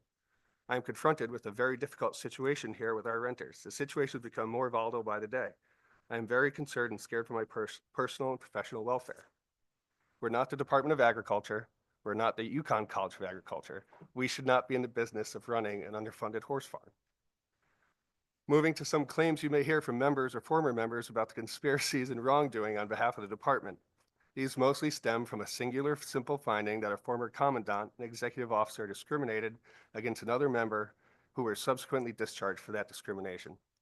The Connecticut Military Department has not been found to have committed any wrongdoing or fault across at least 44 legal causes of action over the past 2.5 years. I highly encourage members of this committee contact the Attorney General's office, who represents the agency in these matters, or the Governor's General Counsel for insight. Don't take my word for it. I close by informing the committee that this legislative proposal is an opportunity from the department's perspective for continued service. Representative Vale, when we talk about a compromise, this was our version of a compromise because we are sensitive to the sentiment of the Governor's Guards units. Thank you for your time. I stand ready to answer any questions you may have. First, I'd like to open up questions with Representative Anderson. Thank you, Madam Chair. Major Hannan, good to see you. Good to see you, sir. So the chair talked about the opportunity cost. Do you have what the line item is in the budget? And you mentioned possibly 2 ag persons that might be in the ag budget. So what are the actual versus the opportunity Thank cost? you. The opportunity cost would be difficult to calculate offhand when it comes to time spent administering the Governor's Guards and those sorts of complaints that we have, since we really don't have the military department employees to appropriately administer those. The military department employees we have are largely funded actually by the federal government, the Army and Air Force, for administration of the National Guard, but that takes up a disproportionate time for those state units that are not truly funded. But line items for personnel for the state agricultural worker at each location is approximately 113,000, 114,000, and that probably includes fringe. That's personnel services. But I'm sorry, the multiple other costs, utilities, et cetera, and the horse care accounts, certainly renters that pay boarding fees at each location cover a significant amount of that cost, but not all of it. So what about like the maintenance of the 2 horse facilities? Where does that show in a line item somewhere? The grounds? Not building and grounds. Not directly. That would be out of both the PS for our state maintainers and also our other expenses account for equipment. Certainly, that's always a point of contention between the department and the Governor's Guards units. Again, I'd encourage anybody to come to a militia commandant's update brief. I have a lot of emails here, mostly complaints about maintenance at the facilities. Thank you. You know, I did get to see the horse guard at Governor Lamont's first inauguration, and really beautiful sight, and it made it much more special. And, you know, I do hope we can find some kind of compromise. I'm totally sympathetic to the burden it's put on the Connecticut National Guard. Thank you. Thank you. Thank you, Madam Chair. Thank you, Rep. Anderson. Next, Senator Honig. Thank you, Major Heinen. Wondering, I think we heard earlier that if this proposal were to be enacted, that the horse guards would have to find new facilities. Is that correct? Not necessarily. Under the proposal that's written, they can actually still continue to operate as private militia companies at both locations at no cost. However, they would have to somehow find how to care for their horses. And frankly, we've explored other possible alternatives for maybe the municipalities, at least in Newtown, to take advantage of, to take the property if there is a means to convey that to them. Frankly, they were not interested at this time, but I think it's still an open conversation. We're looking for opportunities for them to continue their service outside of our purview. Thank you. Thank you, Madam Chair. Representative Vale. Thank you, Madam Chair. Good afternoon. Good Always a afternoon, Rep. pleasure. Good to see you. Just one quick comment, then I have a few questions. A compromise requires both people to be at the table, just for that. You can't compromise with yourself. But you mentioned 44 complaints with the AG's office. I want to dig into that. Are those 44 complaints from people who are in these militias? Former members. Former members. Are they complaining about your department or the militia they were in? Our department. Your department. And there's 44 of them just in the last 2.5 years? That was at the max point. Some of those have been traded down through favorable decisions for the agency, but some of those have been appealed. Okay. All right. Thank you. Thank you, Representative Vale. I appreciate, it's interesting to note you said that they were favorable decisions on behalf of the agency. That's correct, ma'am. Okay, thank you for sharing that. Are there other questions for members of the committee?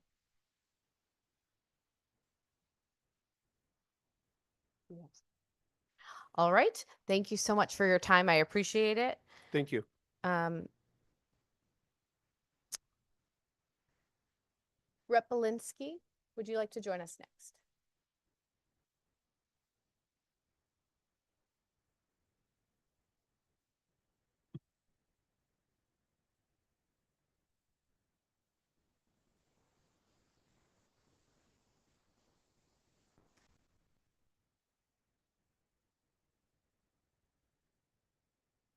Madam Chair, thank you for inviting me to speak today, and to the members of the committee, the co-chairs, to the vice chairs, and to the ranking members.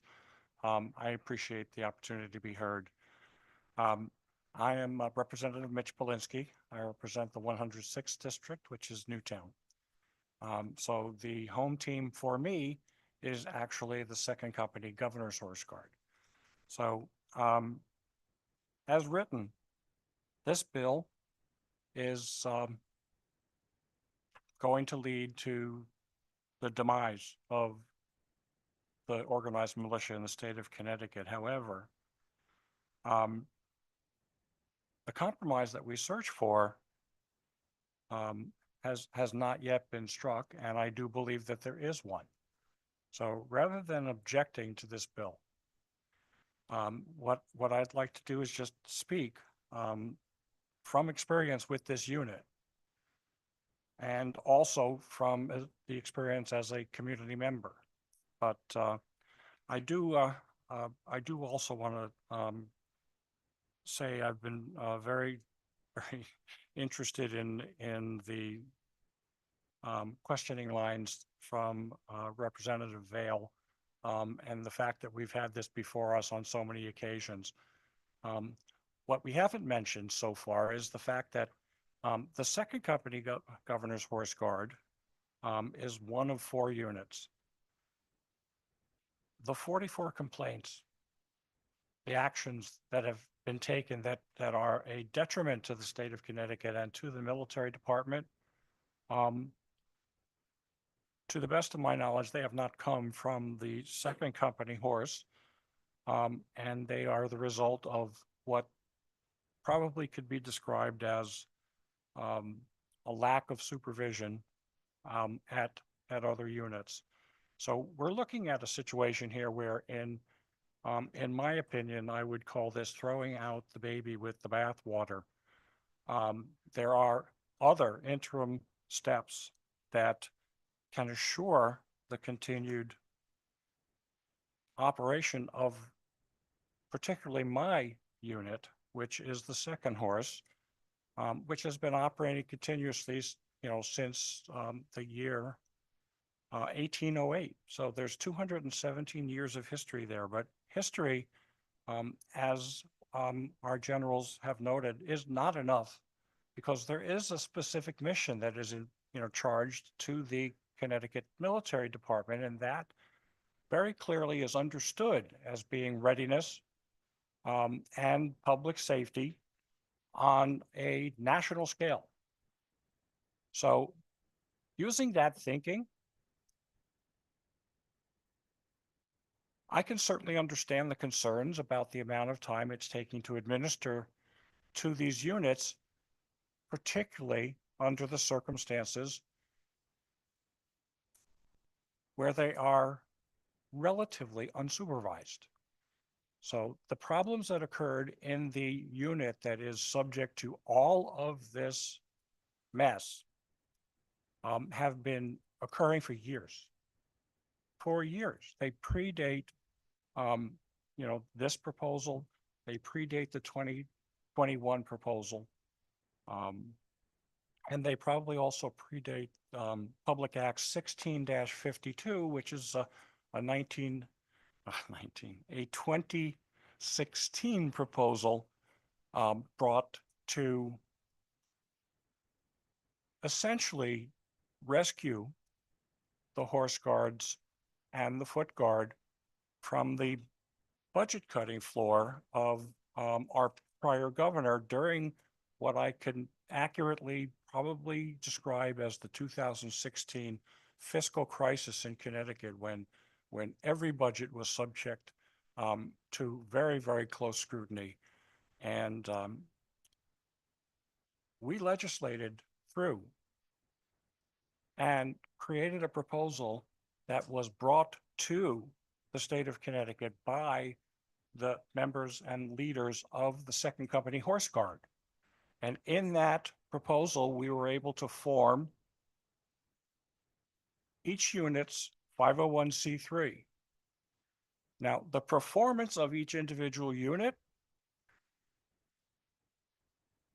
can learn from the best practices of the Second Company Governor's Horse Guard, which has operated, as was testified by one of our troopers, it has operated at no operational cost since the 2016 agreement really did kick in.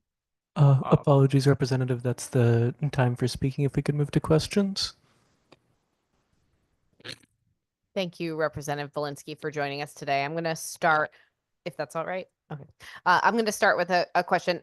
First, I want to make a commitment as chair from one legislator to another. We'll include you in our conversations as we move forward. I know Rep. Anderson will be a strong advocate for your caucus in our conversations moving forward, but we will be really happy to include you in conversations that we have after this public hearing. So that's my commitment to you. Thank you very much. I appreciate you being here and testifying today. So with that said, all right. Any other questions from members of the committee for Representative Belinsky? Well, I'll take that as a sign of very excellent testimony. Rep. Lanu. Thank you, Madam Chair. Representative Belinsky, it's very nice to have you. Thank you for testifying today. I know you work very hard for your district, and oftentimes we'll come in at off times. I'll see one light on in an office, and that's your light, and you're in there working very hard. So I appreciate what you're trying to do here today. I know you're talking about trying to obviously strike a compromise. You had mentioned that. Without trying to put you on the spot, but do you have any idea what the compromise might be, what it could look like as far as preserving the governor's guards, also trying to accommodate the National Guard and alleviate some of their concerns that they present here today? Do you have any suggestions for the committee? I absolutely do. Thank you for the question, Representative. There are several compromises, but let me begin by saying that the amount of time that it took for this administrative proposal to come through the system, which meant that the unit had a very short amount of time, and actually from today's date, 5 months to figure out how to operate without the administrative support of the Connecticut Military Department. As a person who spent 30 years as a business executive and in business acquisition and things like that, I can tell you that we don't have the building blocks in Newtown because we are in the process and have been in the process for quite some time. Going back to 2021 and 2016, I might add, we have been in the process of trying to develop a business plan that does allow a little bit more autonomy, but doesn't include the liability of having to take care of the state-owned property and that historic barn that used to be part of the Fairfield Hills State Hospital. Without those burdens,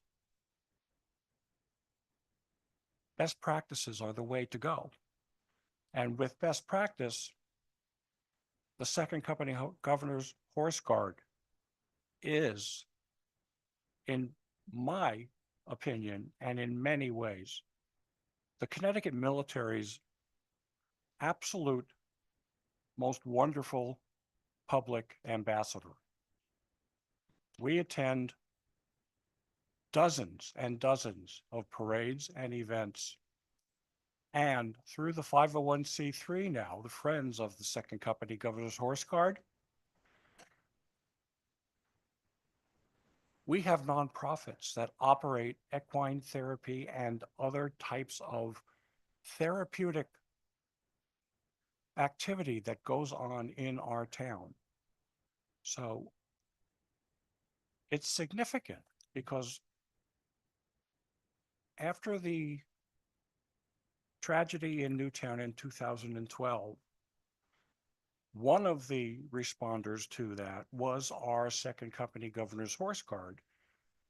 And it's enrolled or enlisted officers, which were our horses. So it is a community asset. It does contribute to the well-being of Newtown. It is also a destination tourist site in Newtown. Now, under the Connecticut Military Department representative, I will tell you that marketing is not something that the military department does well. So, as part of my compromise, I believe that we should consider all options to have the state retain the property and have the unit operate on that and provide for its own operational expenses. Now, whether that happens under an arrangement that is called privatization or whether it is through the entertainment of proposals for operating such a unit administratively, I can't tell you. One of the things that stands as an impediment to us being able to build a business plan has been repeated requests of the military department for a look at the financials, including what I believe could be about $140,000 of contribution to the horse account, and how that's been applied to what has been pegged as a $1 million price tag. So that said, Representative, that said, I believe that the organized militia would be better operating under a different organization with the support of, as one of our representatives said earlier, the administrative support of the state of Connecticut, which is where it originated. Now, it's obvious to everybody that a unit that is as sophisticated as our military department is far more competent at missions that are, let's say, modern. They are much more comfortable with C-130s and with Apache helicopters, and with the efficient deployment of our troops for overseas and national, crises.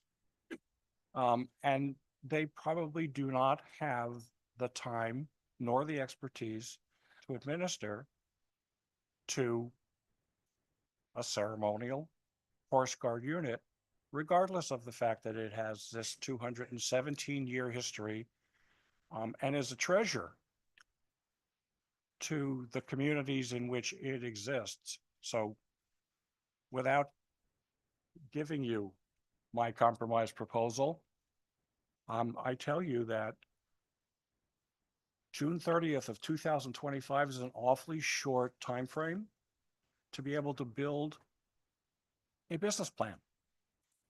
Therefore, at the very, very, very least, if this bill is to be considered,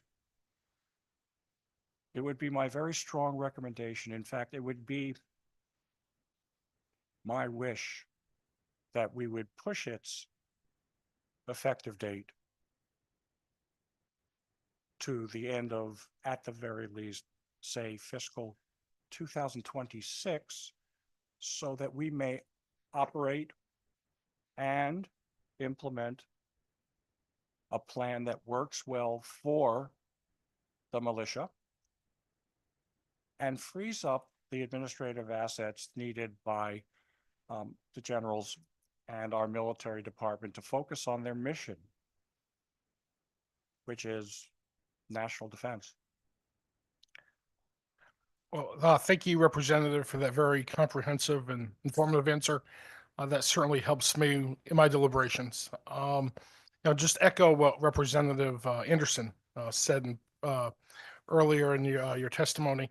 When he saw the governor's horse guard at the inauguration, just how beautiful it is. It's really does feel larger than life. It really is, and I think it's because of the high standards of the horse guard.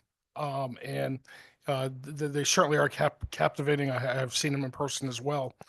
So I think that we certainly want to maintain those standards.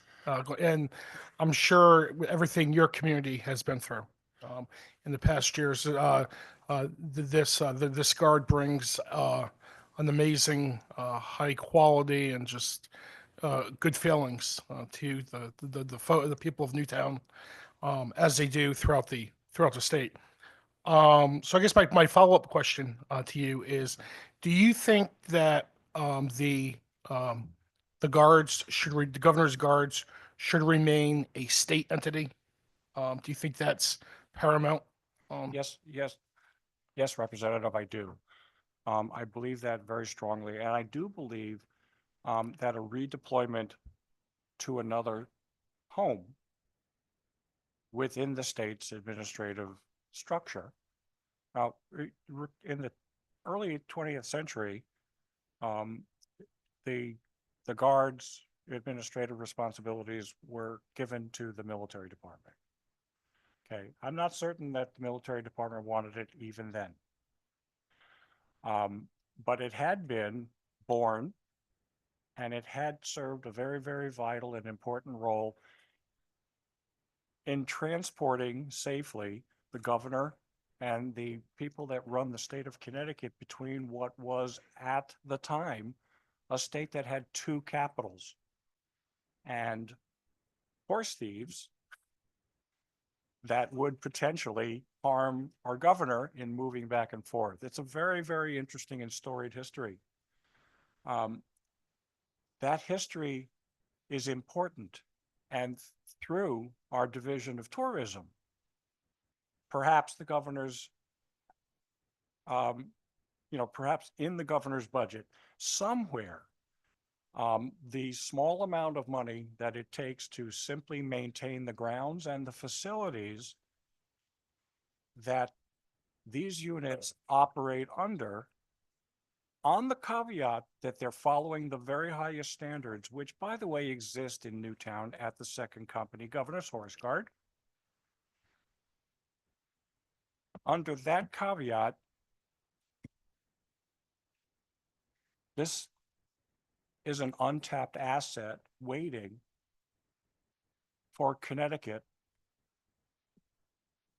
with all of our ambitions to be a tourist destination, to have just one other thing. It takes my breath away still to this day, as you say, when I see that horse guard and I march with them in parades. It's amazing. But I'll also tell you that when my wife and I were the caregivers to our parents,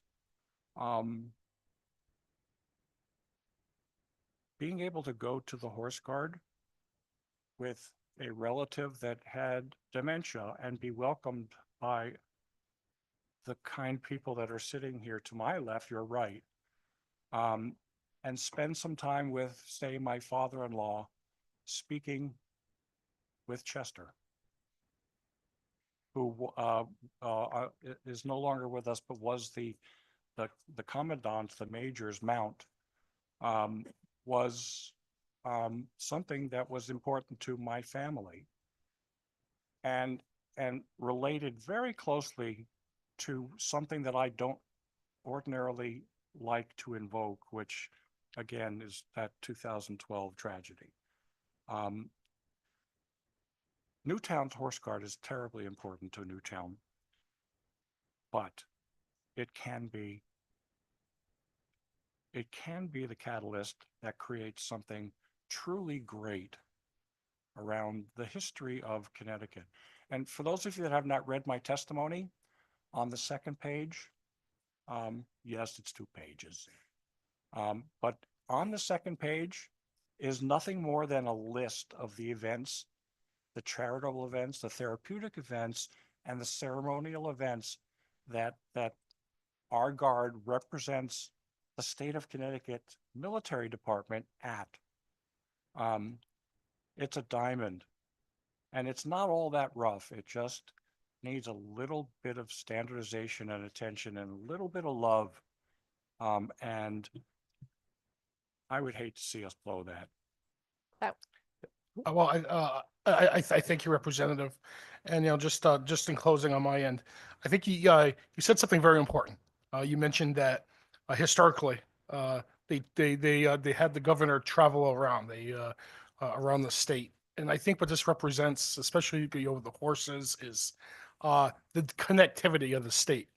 As they travel to this day, the 4 corners of the state, and everywhere in between within our state borders, that we're still connected, despite maybe some differences between different municipalities, different towns. We're still connected as one state, and I think that's a great depiction and representation what you say. So that's very important. So thank you, Representative. Thank you, Madam Chair. Nothing further. So much. Thank you both so much. That was an informative exchange. And Rep. Belinsky, it's lovely to hear you so impassioned. And I am grateful for you coming for your testimony. And I want to just share a personal sentiment. I live in an agricultural and rural community and actually have a nonprofit in one of my towns that administers therapeutic horseback riding license. And they are a nonprofit, 501c3, fully funded through grants and fundraising efforts on property that they own, horses that are owned on site. And they, I think as many nonprofits do, struggle at times in their fundraising efforts. But I will tell you, just like you're seeing a huge value add to our community and the people that they do service to, but certainly viable, certainly meritorious as a nonprofit. So thank you so much for your time. I am so going to. much, Representative, that it means a lot that you have a reference point. This is a very special thing. I thank the entire committee for putting up with me for the last 10 or 15 minutes. Thank you, Rep. Belinsky.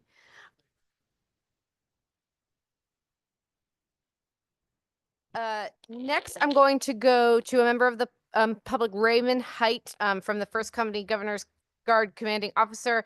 And then I'd like to just flag for my colleagues, if someone could send a message to Rep. Wong that he is next if he should like to be, or Senator Wong. Good afternoon, Mr. Chairman, Madam Chair, members of the committee. I would like to thank you for the opportunity to speak here today. My name is Raymond Height, and I speak to you today as the Commandant and the Commanding Officer of the First Company Governor's Foot Guard regarding House Bill 6440. To be clear, I do in fact firmly oppose the changes being proposed in House Bill 6440 as it is currently written, but would be open to be working with this body and the Connecticut Military Department on a future proposal that would achieve mutually acceptable goals of everyone involved.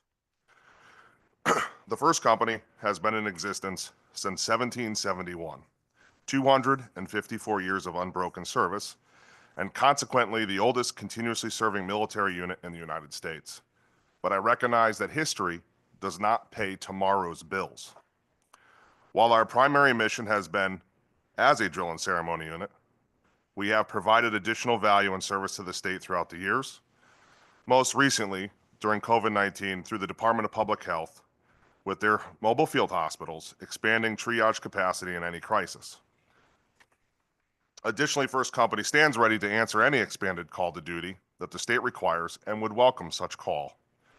We are a force of diverse talent and skills that our volunteers can provide are second to none. Our services to the state and operate with a very modest cost of $6,000 per foot guard unit, which is the number that I was given when this bill was given to me, which is a considerable value to the cost of proposition for the state.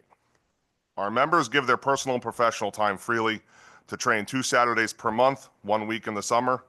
Unlike the National Guard, which relies heavily on high school and freshly graduated college students to fill their ranks, the Governor's Guards pull from all segments of the state's adult population. You may wonder why that's a positive distinguishing factor. It is because the wealth of diverse experience and wisdom of our volunteer population represents.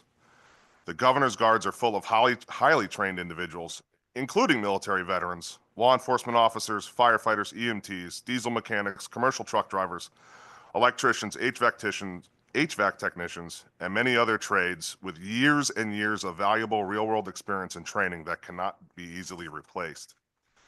The Governor's Guards represent a unique, substantial, and cost-effective source of experienced manpower for the state of Connecticut. Manpower that is ready to be deployed to support our state and fellow citizens in any time of need of crisis.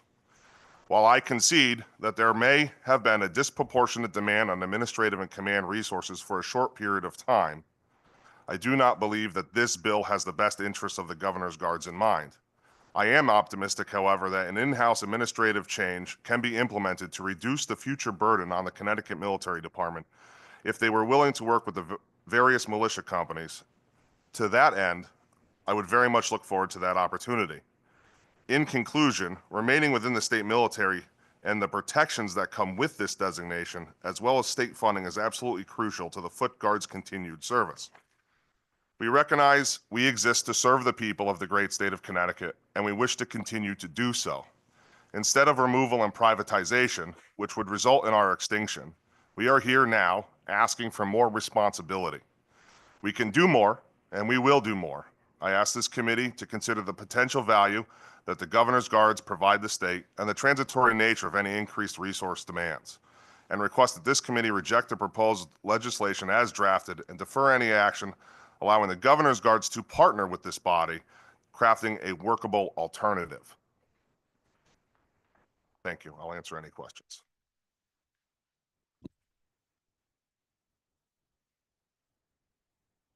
Thank you, sir, for your time. You mentioned protections that are available to your members. What are those? So for example, if a town requests our services on a Tuesday afternoon, it is common for my guys or the men and women of the first company to be working on a Tuesday afternoon. The protection that I'm speaking of is a military order. Gives them the opportunity to get out of work, and their employers can't hold them responsible for that with that type of protection. Okay, thank you for sharing that. Representative Vale? Thank you, Madam Chair. Good afternoon. Good afternoon. So you're willing to compromise. You still want the protections, but I think everyone here can appreciate the fact that we don't want our military having to focus too much on these external issues that taken away from what they should be focusing on. Do you have any proposals to help alleviate some of that? And when you have 44 complaints with the department, maybe it's time to get your people a little bit under control. And that's probably, you're participating in the reason why this, not you, sir, like it's, I'm not picking sides here. I know it might seem like I'm not. Like, I want compromise. And if you're creating an undue burden to the military department, which could be leading to this legislation, then I think all of you kind of need to look within and say, what can we do better ourselves so that we don't create such a big burden on them? We can get into the money stuff and all that, but it's 44 complaints to the AG's office. That's a lot of work that the department has to put in. I just think there's a better stewardship, maybe handling some stuff. I'm curious to hear what you think about this, but I do think there's accountability on both sides of this issue. So I'm curious as to what you think about that. I mean, absolutely. You know, the exact number of complaints to the AG's office is probably fluctuating on any given day. And I know that it is mostly revolving around one or two individuals. And unfortunately, it's a burden that the military department has had to bear. There's no doubt about that. I think the concern that I have is in this proposal, the commandants were not included in it until after it was already written. And what that does is, unfortunately, it's a one-sided compromise that two parties are supposed to agree on. absolutely, the 44 complaints are a major burden on the military department and they need to be resolved. And how they get resolved is unknown to me because I'm not privy to a lot of the information around them because it doesn't involve my specific company. Now, I will touch on a few things, such as the privatization. Could you imagine if every volunteer firefighter in Connecticut had to buy their own gear or had to pay for their own training? Simple little things like the word privatization has such a profound impact on an organization that revolves completely on volunteers. The administrative burden, as far as the paperwork, and Lieutenant Mazzara touched on the orders that we have to process and we submit. Every month, my adjutant spends roughly 40 hours of his own personal volunteer time doing the paperwork and the reports for the command. He would absolutely be willing to do 80 if it helped alleviate the burden off of the military department. But I think the problem is we haven't been asked, and therefore we can't provide. And I agree with, there's no such thing as a compromise when only one side's at the table. So I definitely agree with that. And again, I think it's more about keeping your house in order, and so that, you know, everyone's kind of working together. You know, you as a leader of that organization, you should be able to handle the little minutia things so that, you know, they don't have to do that. And I'm not saying that that's the case. I'm not sure what these 44, maybe it does one or two isolated incidents that is doing that, but it's, and it's tough too, because you're all lumped into one group as well, the 4 different units. So I don't know if one unit's a problem and then they're just looking for, you know, fix the problem with a broad brush and not really get down, dig into what the issues are. But I do definitely think you should be at the table. And I appreciate you coming up. Thank you. Thank you, sir. Thank you, Representative Vale. I'd like to now turn to Senator Austin. Thank you very much, Madam Chair. I really appreciate everybody coming today, and I apologize for not being in the room for a good portion of the conversation. And when you see me get up, it's that I am on 7 committees and I have a few more committees to attend to. So broadly, I am not in favor of privatizing the Horse Guard. I think it's a mistake that we would say that we would privatize something that's been around for hundreds of years. And I really have a hard time with the mechanism that we're using to address an issue that needs to be addressed, but should not be addressed at totally dismantling an organization that has been around since this state has been around. And so I'm very worried that we are using more of a cudgel instead of a fine instrumental dissection of what the problem is. So I just sort of wanted to say that publicly, that for us to do it this way doesn't make a lot of sense to me. And as somebody who looks at the budget for the state of Connecticut and looks at this budget in particular, without having anyone come to me and say, this is our problem, this is what we need to resolve the problem, I have a hard time saying, let's just do away with this. So I wanted to sort of say that both to the committee and at large. Does anybody like dealing with 44 lawsuits? No. God, no. I think you would agree with that. Absolutely. And but I do think that we have to look at this a little bit more strategically. And I don't think that strategically means disavowing something that's been a part of our history for a long time. So thank you for doing what you do. Thank you, Madam Chair. Thank you. And I appreciate you being here today. I do want to respond to one thing you said, if it's all right with the committee. Please indulge me. You sort of mentioned that similar to firefighters, your uniforms are being paid for through your service under sort of the military's auspices. But Interestingly, I have volunteer fire departments in all three of the towns that I represent. And their gear is paid for through the organization that they're supported for, which is in part supported by taxpayer dollars at the municipality. But each additional resource, including when they need new respirators, for example, each new resource they go through is a budgetarily fought proposition at the municipal budget level where they need to individually advocate for the purchase of a new apparatus or the purchase of a new resource or tool. And in the way that this is happening right now, that is not equivalent to the process that you're going through. So I understand the hearkening you're trying to make from a public service organization to a public safety organization and the gear necessary. But our first responders, even in towns like mine, with the resources that we have available with our taxpayers, we have first responders running into flaming buildings who are still, advocating for increased funds for respirators and going to budget meetings and trying to turn out representation to make sure that they get the safety equipment that they need, which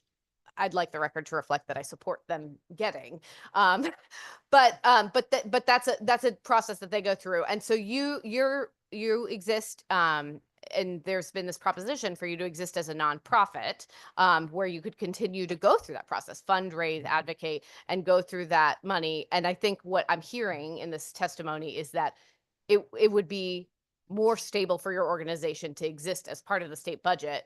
And I would just argue that there's probably thousands of organizations who would say the same thing, that if they were part of the state budget as opposed to a nonprofit fundraising separately, it would be better for them. And so we have this challenge as legislators, and personally as a fiscal conservative legislator, we have this challenge that we have to face every year and every proposition and every project that we consider, where we have to say, is this money that takes away from money somewhere else? Every dollar spent is a displacement because there's a finite amount of resources. Is that value worth what it displaces? And I am not in any way sort of reflecting on the merit of it. This has been a very interesting and robust conversation that we've been having so far today. And I appreciate your testimony and the context that you're trying to provide. But I thought I would share my perspective as you shared, the uniforms being covered through this cost, because the firefighter example, I know in my towns, they fight hard for those resources. They do. I happen to be one of those firefighters that fights hard for that money, and I've been a first responder for 21 years. I bet you'd like your firefighters' resources to be covered in the state budget. Absolutely, but I also understand that the volunteer dollar or the volunteer hour is the most valuable thing that we have. And what I'll say to that is, and the reason why I used it as an example is, if everyone in the first company Governor's Foot Guard had to completely financially sustain themselves, they couldn't.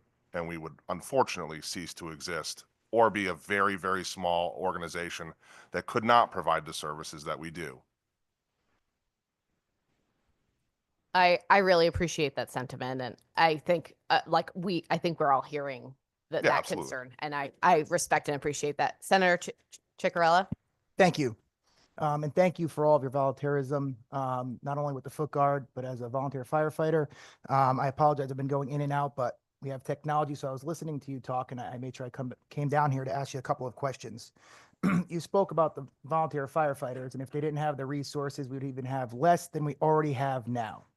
And the concern is finding individuals that have that civic engagement and want to volunteer and help their community seems to be dissipating quickly. And that was one of the concerns I had in the beginning of this public hearing, was making sure we're going to keep everybody engaged and be able to respond when needed. And I mentioned some of the things that you guys have done with the mobile hospital. And some of the other things that you are trained to do that could help our community, whether it's public safety or in the event of some kind of an emergency. We talked about training, and you don't have the training of the military, but you guys are all trained to do what services you would provide to the state if needed. Yes, sir. Okay.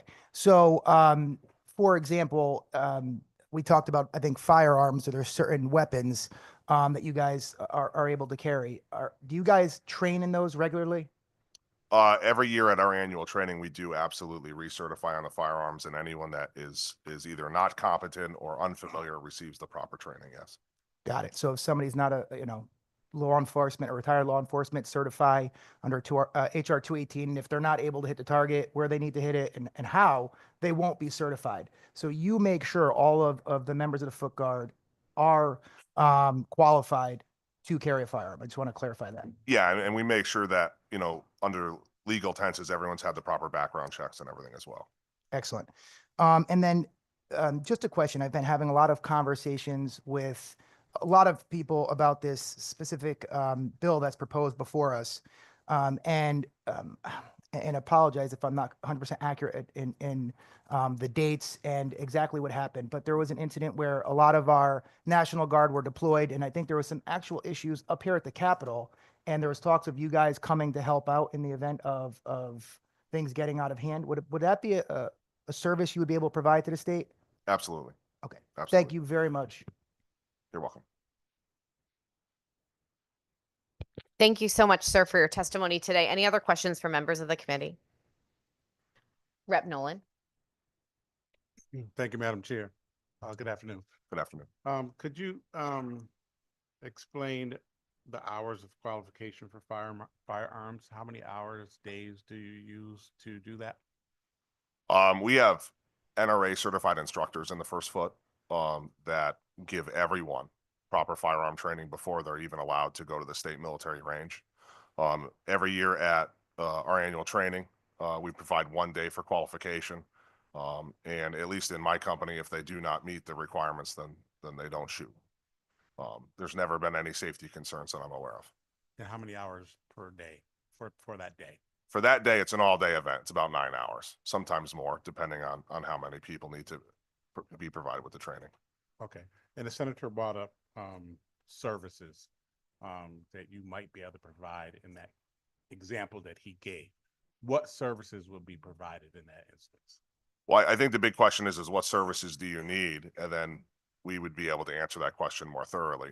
I do know between all 4 units, we have EMTs, firefighters, law enforcement officers, everything down to diesel mechanics and truck drivers. So I'm sure there's plenty of legal arguments as to which services we could provide and which services we couldn't, but we are always ready to provide them. So so would you guys still be able to buy military weapons if you weren't qualified? I cannot attest to that. I'm not a part of that conversation. No one from my company goes out and purchases what the state would consider assault weapons. That's not something my command does. I can't speak for the other 3 units. But everyone that in my company that owns a firearm did so through the legal civilian process. Okay. And as far as fundraisers that you've had, either for your company or for the totality of companies, could you share what you have done and what kind of funding that you have raised? Fundraising is done through our nonprofit 501(c), and unfortunately they're not here today. So I can't speak completely on what they do. They do fundraisers every year. Just recently, they did a fundraiser and they were doing parking attendants and things like that. And we generated about $2,000, and there's a lot of civic organizations that donate to us on an annual basis. Unfortunately, we're not talking the sum of money that it would cost to operate these commands independently. Obviously for the horse guards and their stables, it's a far more significant value than it is to run the 2 Foot Guard units. But unfortunately, we just don't generate that much money. And when you think about volunteer hours and volunteer time, every hour we have to spend volunteering to fundraise is an hour we have to take away from our normal tasks of providing services, that are so important to this community. Okay. And could you go over your hours of training and the difference in your hours of administration? So if you were to join the First Foot today, you would receive approximately 100 to 150 hours of training, ranging from military rank and discipline to firearm familiarization and the safety aspects that go with it. I say it's between 100 and 150 hours because it's a pass fail. If you don't meet the requirements, you get recycled and you have to repeat the program. That is done by a very capable training staff, and that is their job within the unit. I can speak for my training officer. He spends roughly 25 to 40 hours a month planning training programs and navigating through the recruit training program. As far as administrative hours go, obviously based on the position in the command that you hold, the administrative hours increases exponentially. As the commanding officer on any given week, I'm on the phone 25 to 30 hours. And that's, obviously it's all volunteer time. It's a full-time job to be a part of these organizations, and people are glad to do it. Okay. And you said for you, what other positions have administrative responsibilities? So obviously the big administrative responsibilities fall on the commanding officers, executive officers, and the adjutants.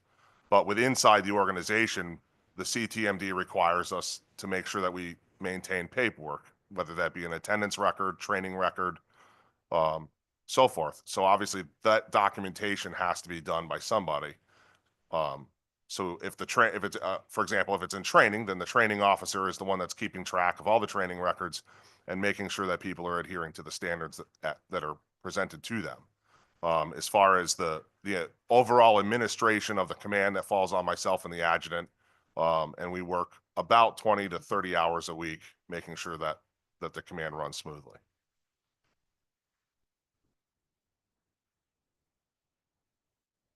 I think that will be it for me. Thank you for being here today. Thank you, Madam Chair. Thank you for joining us today, sir. With no other questions from members of the committee, I'd like to call upon Representative Foncello.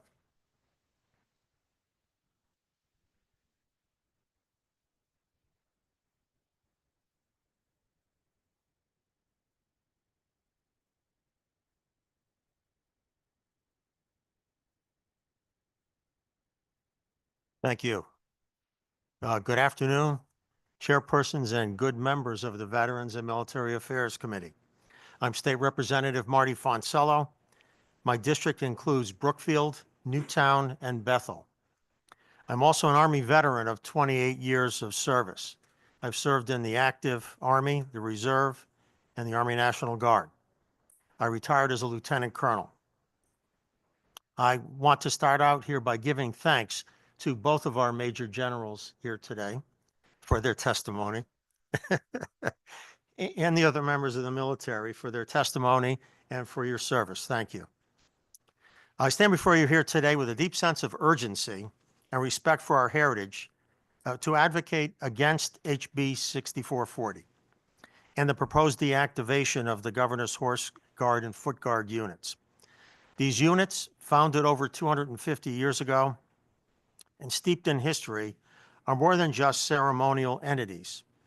They are living symbols of our nation and our state's tradition, commitment, and resilience. The units have served with distinction and have a noble lineage. The first company, Governor's Horse Guard, founded in 1778, stands as the oldest continuously active mounted cavalry unit in the U.S. First company, Governor's Foot Guard, founded 1771, has the distinction of being the oldest military organization in continuous existence in the U.S. These units have not only served in all our wars, from the Revolutionary War to the present, but they've also served in support of such notable figures as President George Washington, General Lafayette, when they visited Connecticut, and Benedict Arnold, who I'm told served as a member of the 2nd Governor's Foot Guard and later commanded the unit when he was a captain. Someone can fact check us on the side there, but that's what I came up with in my research. Their legacies are a testament to centuries of dedication and the tradition of the citizen soldier. Their presence in parades, presidential visits, community events symbolizes our respect for tradition and custom. Their outreach to our community and to the public at large fosters a unique connection between the people today and our shared history. Their role in significant events as presidential inauguration, state ceremonies, underscores their invaluable contribution to our state's cultural fabric. Note that these units were also called to service, as been mentioned here earlier, during the height of the COVID pandemic. Before you decide to eliminate these historic units, and that's what will happen, and put an end to their military lineage, consider the profound historical and cultural heritage that they embody. Their deactivation would erase a living connection to the past. They provide a tangible link to the values and spirit that have shaped our state and our nation. Their presence in community events, educational outreach, and ceremonial duties fosters a sense of pride among our citizens. In an era where our collective memory is often fleeting, maintaining these units serves as a reminder of our heritage and the enduring spirit of service and dedication. I urge you to preserve these invaluable institutions for future generations and vote against HB 6440. In closing, I'll say, to every problem, I believe there's a solution. If a solution here needs to be found, beyond what we're talking about here today, I ask that you allow me to work with you and give me time to find that solution before taking action against these historic units. Thanks for your time and consideration, and if you have any questions, I'll be happy to answer them. I'm looking to my colleagues for questions and online. Rep. DiCaprio. Thank you, Madam Chair. And I just wanted to ask a question about the Newtown location. Can you share a little bit about whether public has access to that facility, or can you? I believe they do, and they do rent out parts of their facility, don't they, to the public, which generates some income, probably not enough to run the whole operation, but there is some income there. Okay, thank you for that. And the other quick question is, the members are volunteers. Can you just share what your understanding is of the budget that's involved? What their budget needs are. What their needs are? Well, it would differ between foot and horse, I imagine. The horse, they're going to need a facility to keep the horses in and maintain that. They need to feed them, veterinary care. I'm sure there are a number of other things, but there are some inherent costs in operating such a unit. Thank you for that. And thank you, Madam Thank you Chair. for the question. Seeing no other questions from members of the committee, thank you so much for your time and joining Thanks. us today. Thanks very much. Next, I would like to call upon former state representative Chris Coutu.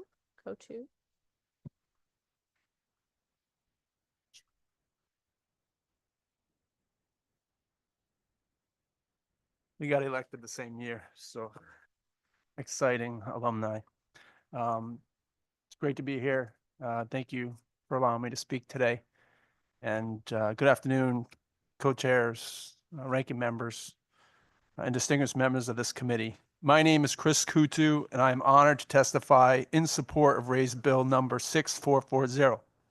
I bring 30 years of military service and currently serve as a major in the Connecticut Army National Guard and a U.S. Air Force veteran, as well as experience as a former state representative where I served as the ranking member on this committee.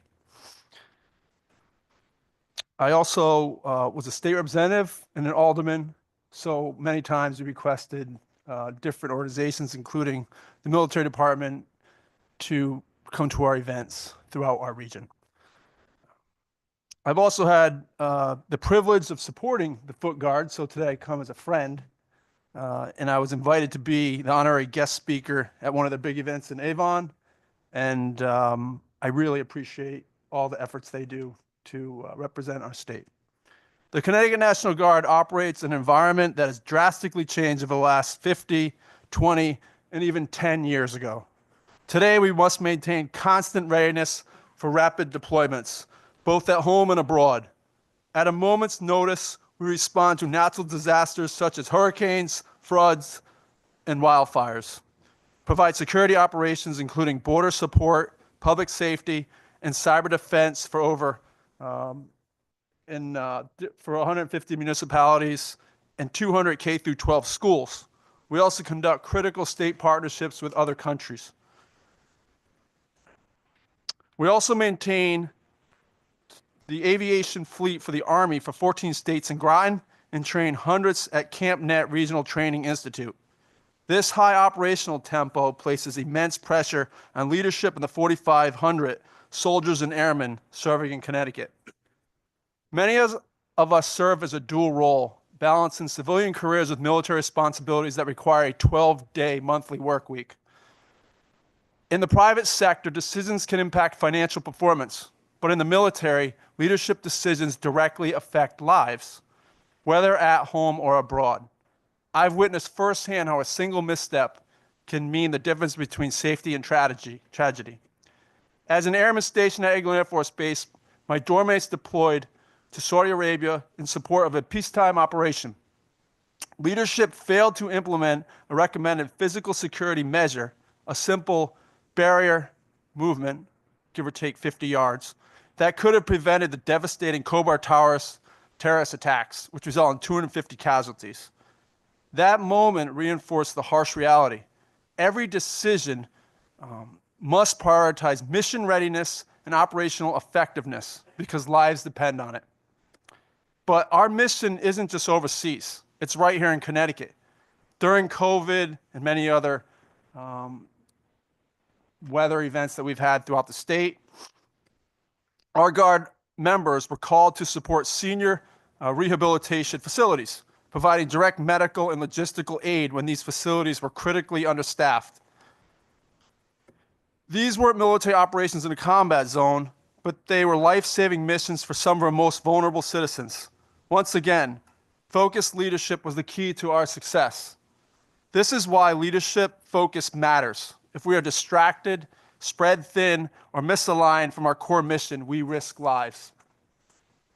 Beyond my military service, I founded AmericanWarrior.org, a nonprofit that sent 1,130 World War II veterans from just about every municipality in the state to Washington, D.C. before it was too late. We also had tens of thousands of students across the globe write letters in support of our veterans, and we raised millions of dollars in donations and in-kind contributions. My experience has shown that you can excel, and the passion from this team, you can raise a lot of funds through private dues, membership, from industry and public partnerships. And I don't see why the state wouldn't be able to allocate some funds towards that cause, regardless of the status, because we do it all the time for nonprofits and other entities that support our mission. The Connecticut Governor's Foot and Horse Guard can succeed as an independent entity, securing diverse funding sources while maintaining their honorable traditions. And I'd be happy to offer my insight and guidance on how American Warrior and other nonprofits have done that. I recognize they've had some nonprofit entities since 2016 within the organizations, so that tells me that they have been thinking of ways to generate revenue outside of just being a government entity. This bill allows both organizations to succeed, ensuring the National Guard remains mission-focused while the Foot and Horse Guard thrive through new opportunities. I urge the committee to support Raise Bill number 6440, and I'm happy to answer any questions. Thank you for your time. Thank you to the former representative. Any questions from members of the committee? Thank you very much. Thank you. Next on our agenda, and please correct me if I've missed someone, but I think we have Francis McCarthy.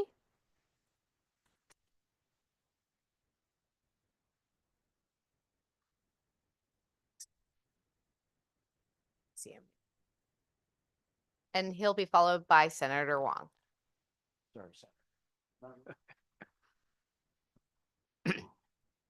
Madam Chair and members of the committee, my name is Francis S. McCarthy. I go by Frank.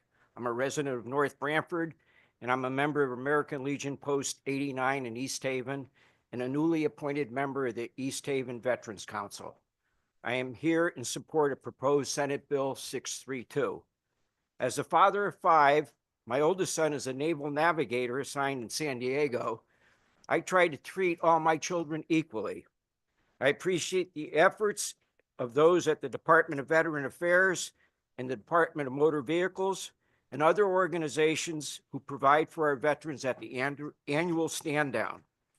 It is noted that the stand down is held one day a year for 6 hours at 5 locations: Bridgeport, Bristol, Danbury, Norwich, and Rocky Hill in Connecticut. I have found a reference to the stand down on the internet before the stand down in 2021 being sponsored by the Connecticut DVA. It is noted that the publicity for the stand downs is very limited. As a former service officer at my post, I decided to attend as I was now retired and I wanted to see what information I could obtain to assist the members of my post. I have attended the last 4 stand downs at the University of Bridgeport. I was surprised to observe the operation of the Department of Motor Vehicles that was issuing licenses there. However, I learned that the DMV would issue licenses only to those whose current license was expiring within the next 6 months. I had previously discussed this issue via email with the former commissioner of DAV and the current commissioner and with some of the state legislators, as this policy only rewarded veterans born in the latter part of September through March. Veterans born in spring through September were basically out of luck. Luckily, I received an email from Senator Christine Cohen in December 23, where she advised that Jim Polites, Director of Legislative and Community Affairs at Connecticut DMV, had informed her that the DMV would accept vouchers handed to veterans at the stand down that could be redeemed at the DMV branch up to the next stand down event. I had further telephonic communications with Mr. Polites, where I requested that license renewals be issued with the American flag for veterans, as long as they submitted the proper forms through the Department of Veterans Affairs, and that the real ID be issued to veterans who provided the required federal documentation. This service was successfully provided at the stand down in Bridgeport in September 2024. He advised me if I had any other problems to call him. This year, I attended the stand down in Bridgeport with 8 members of the American Legion. 5 members, including myself, obtained our Connecticut driver's license renewal at no charge. Mine was an 8-year license renewal, which would have cost me $96. At this stand down, we did have an issue with 2 of our members with birth dates in the spring, summer of 2025. They were advised that they were out of luck, as DMV could only renew licenses which expire in the next 6 months. Those 2 veterans advised me of their problem that they were having in getting their driver's license renewed. I called Mr. Polites at his office at DMV, and he immediately called the DMV supervisor at the Bridgeport stand down to resolve the problem. Both members then received vouchers that were to be redeemed at the DMV near their birth dates this spring. Sir, I'll have to ask you to wrap up your testimony shortly for the purposes Sure. of saving time. Yep. I have no knowledge of how the DMV operated at the other 4 locations. All veterans should be treated equally, whether they enlisted, volunteered, won the draft birthday lottery, or received a low number following by an invitation to serve. Despite the good intentions of this program, I question the appropriateness of the current policy. Improvements have been made in the last 2 years with the American flag and real ID being available. However, not every veteran is able to attend the stand down from 8 a.m. to 2 p.m. on one day a year. I request that the Connecticut State Legislature revisit this policy for fairness. Proposed Senate Bill 632 would correct the situation for veterans attending the stand down with driver's licenses expiring within the next 12 months. In a perfect world, all Connecticut veterans would receive their driver's licenses at no cost. While the state of Connecticut has made voting at recent elections more accessible to the public, it's obvious that this limited stand down is too restrictive. Proposed Senate Bill 1150, which is not discussed today, would enable all veterans to obtain their driver's licenses at no cost year-round at DMV offices, online or in person. Thank you for your consideration. Thank you, sir, so much for your testimony today. I appreciate you waiting with us and talking about Senate Bill 632, whose sponsor is in the room. If you don't mind, I'm just going to ask you, so one question, for those of folks who are watching right now who are unaware, what does like a stand down event look like? If people haven't been You there go before? in, you register, you show some ID, either the flag on your license or your DD 214 to prove you're a veteran. They have different health agencies, social work agencies. They have representatives from Senator Murphy's office. They have people that are passing out socks and clothes and jackets. They're all there to help the veterans. And I spoke to the representatives there the first time I went, and they said that the DMV operation was like the gold star that they have at this operation, but the problem is nobody knows about it. I appreciate that. I will tell you from my local veterans groups, the stand down events are a highlight of the year. But DMV support is actually the most sought after resource that is offered there or anywhere else really. So I appreciate your testimony. I'm going to first go to Senator Ciccarella as it's his bill. Thank you. Thank you. And thank you, Mr. McCarthy, for coming out and testifying. Also, thank you for all the work you do with Post 89. Just a brief comment, maybe to give a little background on how we got here. I attended an event at Post 89 and Wendy and a few others made me aware of this problem probably just over 2 years ago. And I just wanted to give kudos to the DMV commissioner and his team. I set a meeting up and I explained the situation and he acted right away. And the solution was the voucher. The reason why he couldn't register them after 6 months is because the system doesn't allow it. Because I'm like, that doesn't make sense. Just register it. And he wanted to do that. He wants to help our veterans, and he was kind enough to find that solution. But the challenge is the system won't allow them to. So we want to make sure that we solidify this and make it as easy as it can be for the veterans to get the resources at these stand down events. So I just wanted to say that thank you and all of the individuals that continue to advocate for our veterans. And again, just to highlight what Commissioner Guerrera and his team did so quickly. So this was able to happen without having to pass forward legislation. But I think this legislation is needed to solidify this and make sure you get all of the resources and benefits the veterans need. So I wanted to thank you again. Thank you. I just like to point out that the DMV, I'm not critical of. I appreciate everything they've done. They've responded every time I contacted them. So no way am I throwing daggers or grenades at DMV. They're there to help the veterans, but they told me that they were restricted by legislature and their organization as to they can only go 6 months out, which made no sense to me. I mean, I went through officer training at ROTC, and the thing was, you always took care of your soldiers, and you go to the field with your soldiers and there's not enough food for them to eat. Officers eat last. That won't happen a second time. Yep. So, I mean, you take care of everyone. I have a birthday, January. I just got my license, in September. Didn't cost me anything, but it's not fair to all the other veterans in the state of Connecticut. Everyone should be given that opportunity. Absolutely. I agree. And what did you say? The DMV tried to blame it on the legislator? Yeah. Oh, there we go. I'm going to take I back did- those kind. I'm going I- to take I back did those have- kind comments to the commissioner. I did have one episode there in 2022. I had a member of the Post whose birthday was in August. So he couldn't attend, but I went to the thing. His birthday was the following August. So I asked what could be done for him. And they told him he was basically out of luck.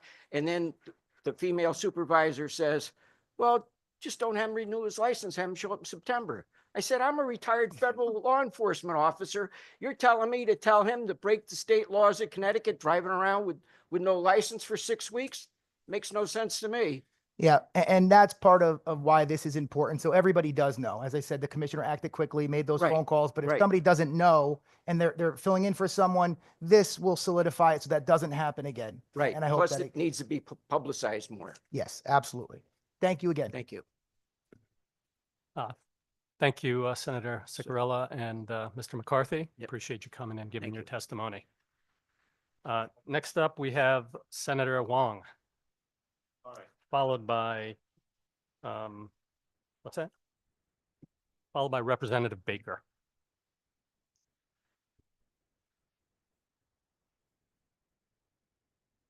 Thank you, Chairman Honig, and welcome to one of the best committees in the General Assembly.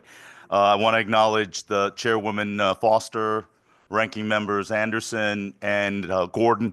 I am State Senator Tony Huang, representing the 28th District, which encompasses Fairfield, Easton, Bethel, and Newtown, which is home to the fabulous Second Governor's Horse Guard Company. And I am here to oppose House Bill 6440. But I wanted to offer some context in regards to the deliberation requested of this committee, but more importantly, to have an opportunity to have a participation of transparency, engagement, and accountability through this process, which I think has been lacking in the beginning of this. I will submit written testimony to the committee, but in this case, I'd like to just address the fact before I start. The Veterans Committee is such an integral part of us as legislators, whether we served or not, to give respect and consideration to those that have served in our country. I want to acknowledge General Ivan for his work and all the members in the military and public service that protect us in the community. It's important to cite that because this is what we're talking about here. The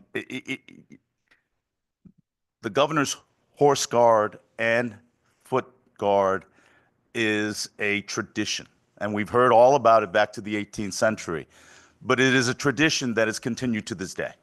It is a tradition full of pageantry, history, and a tradition that really reinforces, to me, most important of all, a sense of discipline and ethos. As I look over to my left, I see the fantastic members of the Horse Guard. They're dressed in full uniform. They have conducted themselves with respect for the legislative process, but they are passionate, they're committed. And I think that is an important part that we're not talking about here. Despite all the history, despite all the back and forth of who's not doing this, who's not cooperating, I ask for the committee to look at these men and women that care very, very deeply about what they do. They made a commitment to the Horse Guard and what the tradition, ethos, and discipline encompasses. And yes, nobody's ever perfect. But I think one of the important parts is these individuals have made a commitment to serve their community. And I know we talked a lot about the pageantry, about, the Labor Day parade in Newtown. For those that don't know about it, you should come and visit. But one of the most exciting periods of it is to see the community center around the horses. They don't want to look at the politician. They want to look at the horses.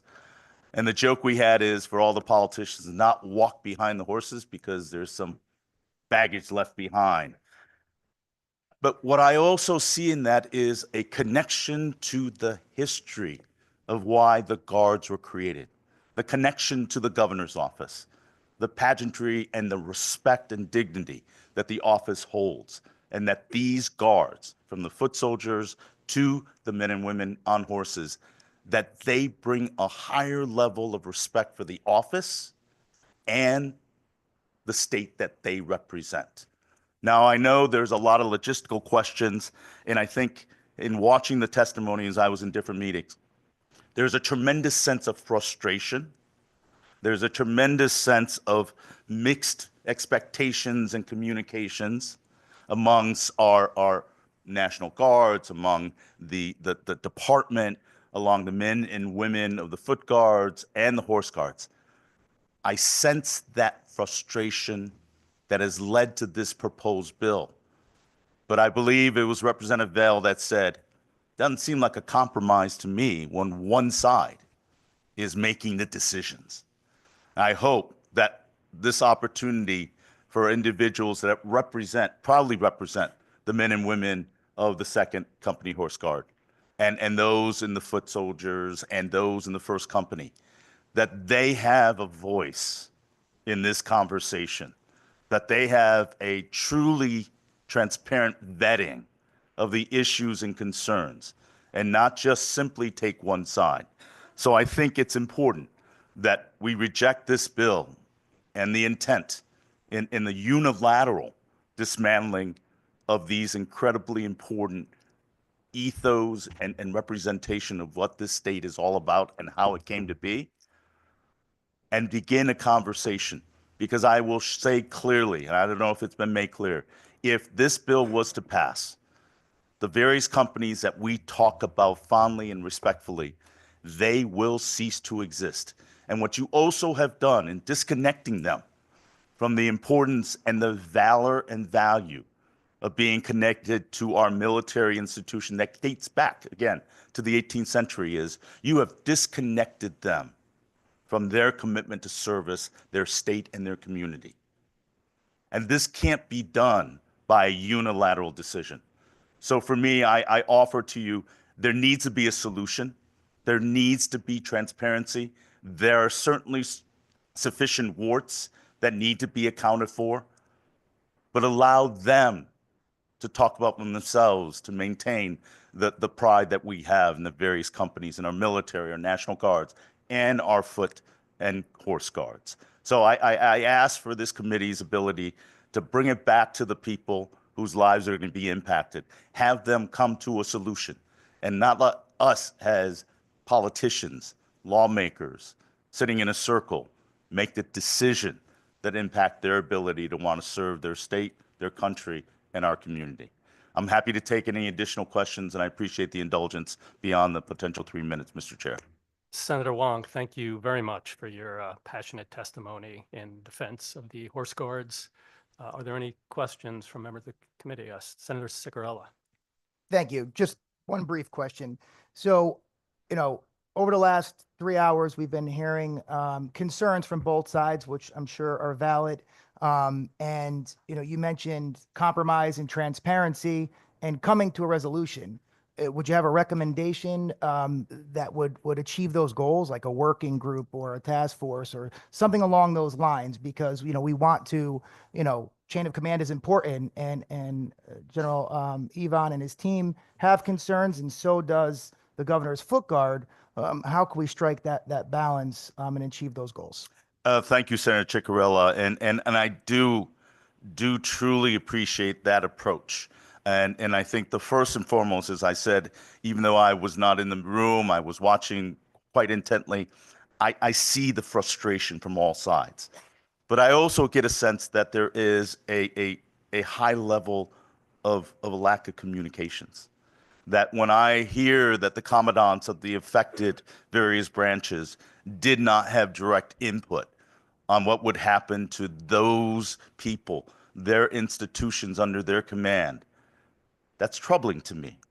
But when I also hear that there are concerns in regards to 44 claims of litigation, it is also a concern. When I think about the potential in regards to conflict of roles between our foot guards and our horse guards, with our National Guards and military services, that is important from a public safety standpoint. But I've not heard that all of them sat in a room and looked at what is in the best interest in merging with the pride and legacy and the ethos and discipline of what they're doing this for, which is for our country and for our state. And that it should be one where they all work together in their unique role to be able to fulfill that mission. These men and women that I've gotten to talk to love what they do. They carry on jobs, they make the sacrifices and commitment. To take that away from a connection to a military ethos is to take away their commitment and desire to want to serve our country and our state. And what lures them is the ability to tie into the great history of this state and country.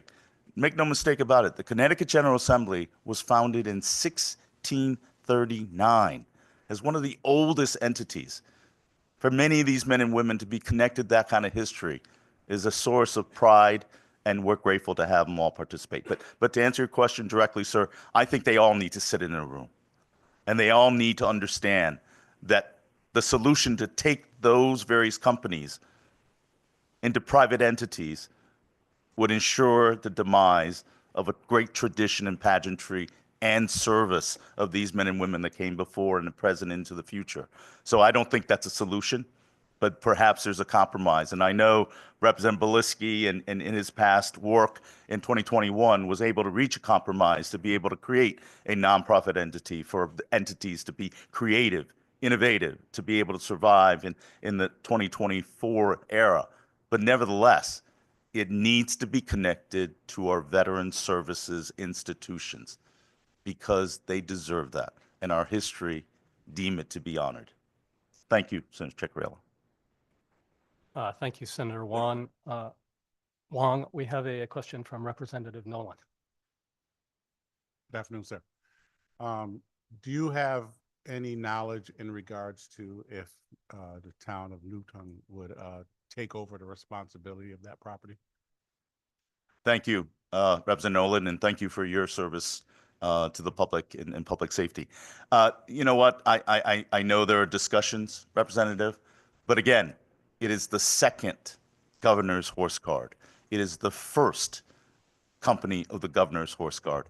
It is not Newtown. We're very proud of what they represent, and I know many of the great men and women that have served and volunteer their time, but this is not a Newtown issue. This is going back to the legacy and the responsibility. These horse guards and foot soldiers go everywhere in the state. And I assure you, when they're marching in a parade in Moosop, and they're marching in a parade in Litchfield County, they're not asking if they're Newtown's horse guards. They're the governor and the state of Connecticut's horse guards. So again, could Newtown be powerful and be supportive in part of the solution?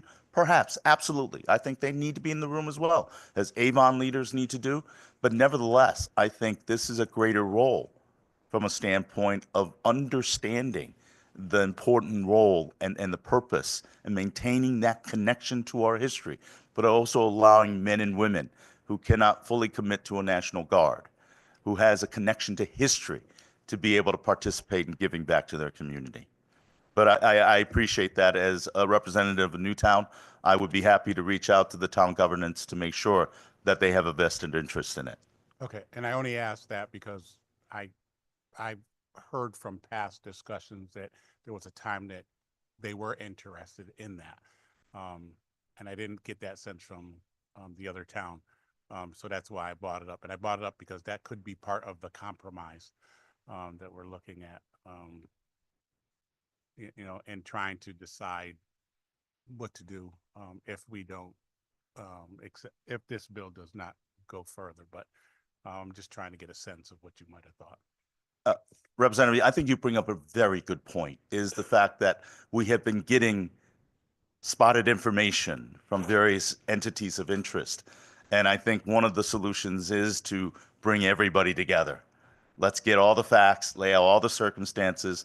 And I think the town of Newtown, as well as Avon, that house the two respective horse companies with property interest, need to be in the conversation. But nevertheless, I've heard that as well. But it changes. It changes based upon perspective. And I think this is one of the great purposes.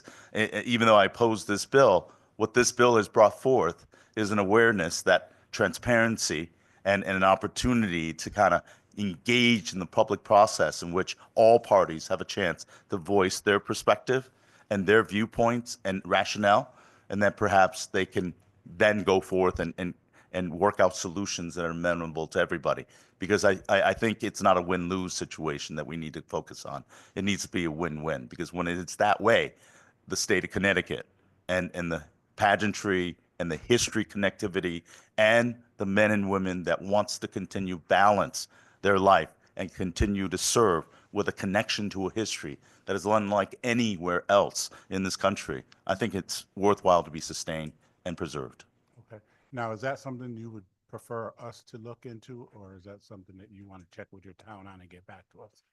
I'd be happy with the delegation, Representative Belinsky and Foncello, to follow up. But I think I would urge the rejection of this bill to urge all the various parties to come back and have a discussion and a working group and have a an analysis to be sure that all parties are represented and all the facts are present for this legislative body should they need to make a decision. But my preference is truly that this body need not make a decision, that they amicably resolve this issue to the win-win situation that I hope to obtain. Thank you. Thank you. Thank you, Senator. Senator Wong, Representative Nolan, are there any further questions by members of the committee? Seeing none, we will thank Senator Wong and call Representative Baker to testify. Thank you, Chairman Honig. My pleasure. And Representative Baker will be followed by Bill Cowell, who I believe is Hello, remote. can you hear me? Hello, Representative Baker, go ahead. Okay, good afternoon, members of the veterans, to the chairs and the vice chairs and ranking members and members of the veterans. I'm here today to testify in support of HJ6, a resolution honoring the members of the 6th 888 Battalion. I submitted my written testimony, so I'm not gonna read.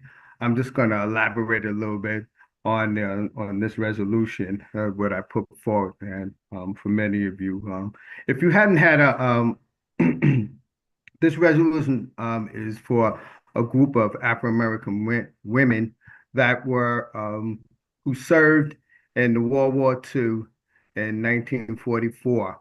And one of their roles was to get the mail out that was on backlog.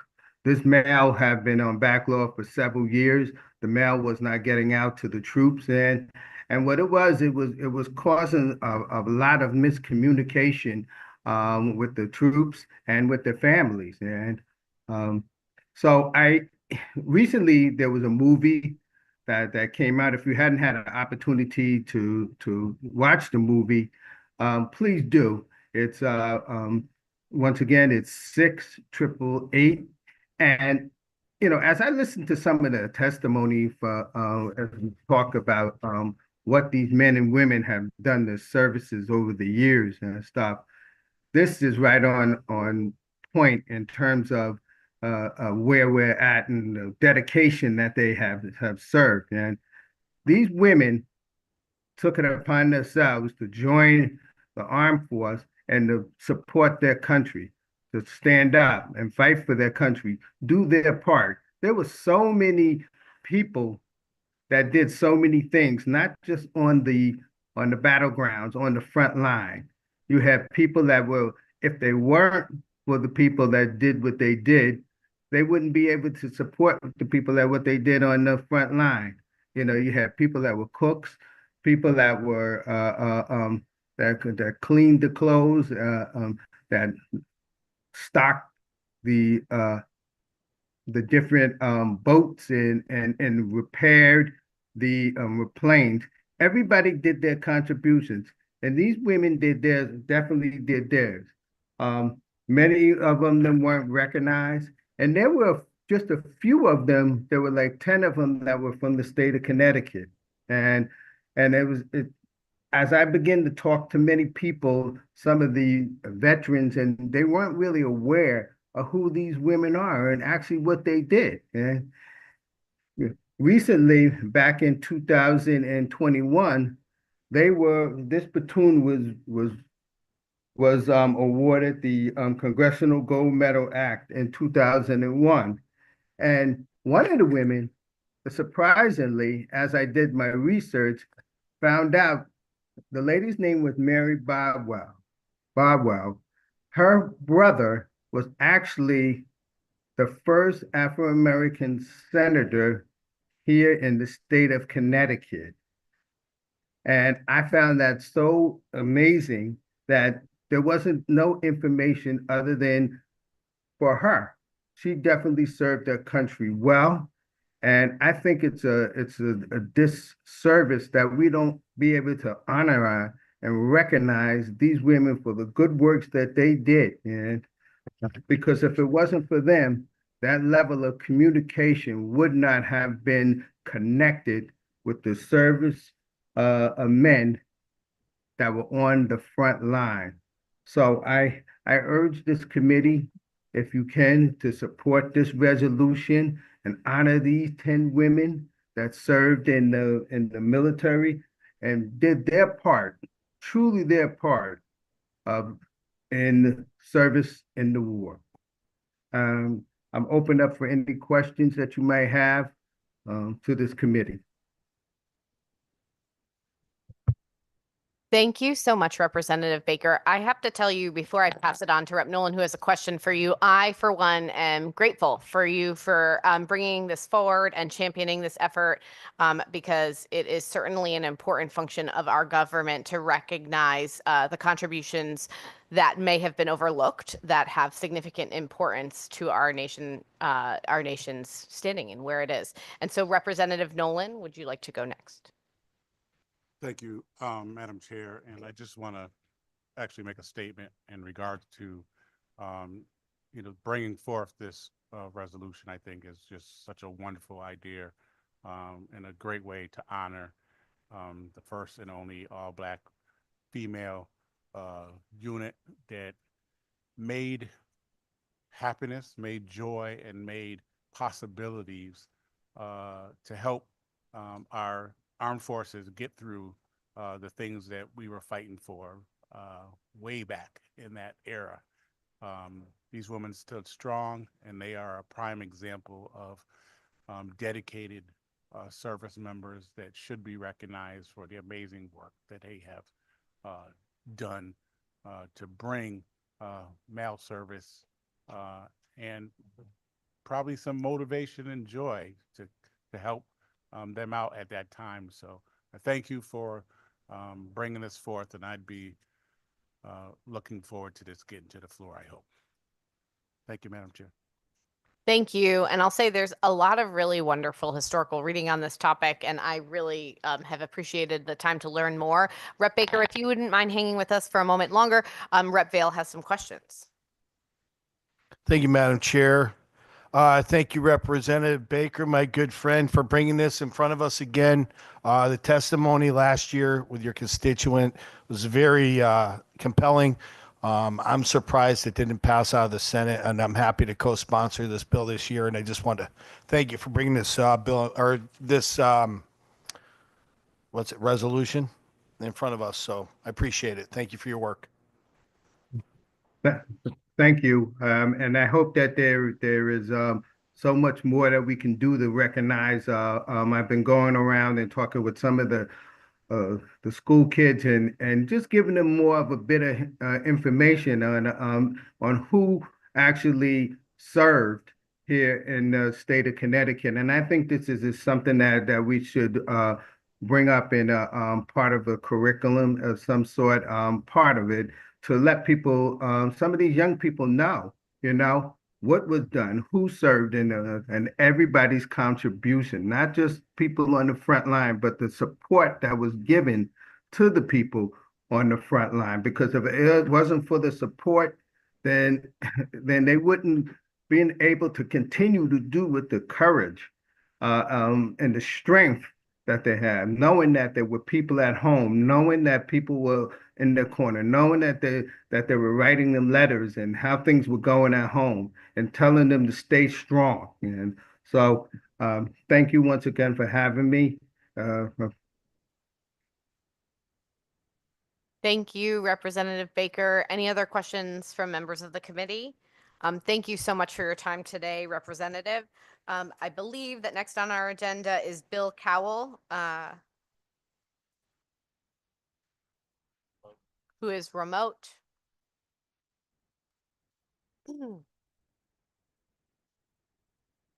I am checking to see if Mr. Cowell is on Zoom and not seeing him. I will leave him uncrossed to come back. Next, Jean Marciniak, who is also remote. I see you are online, Jean. I'll give you a moment to unmute yourself and begin.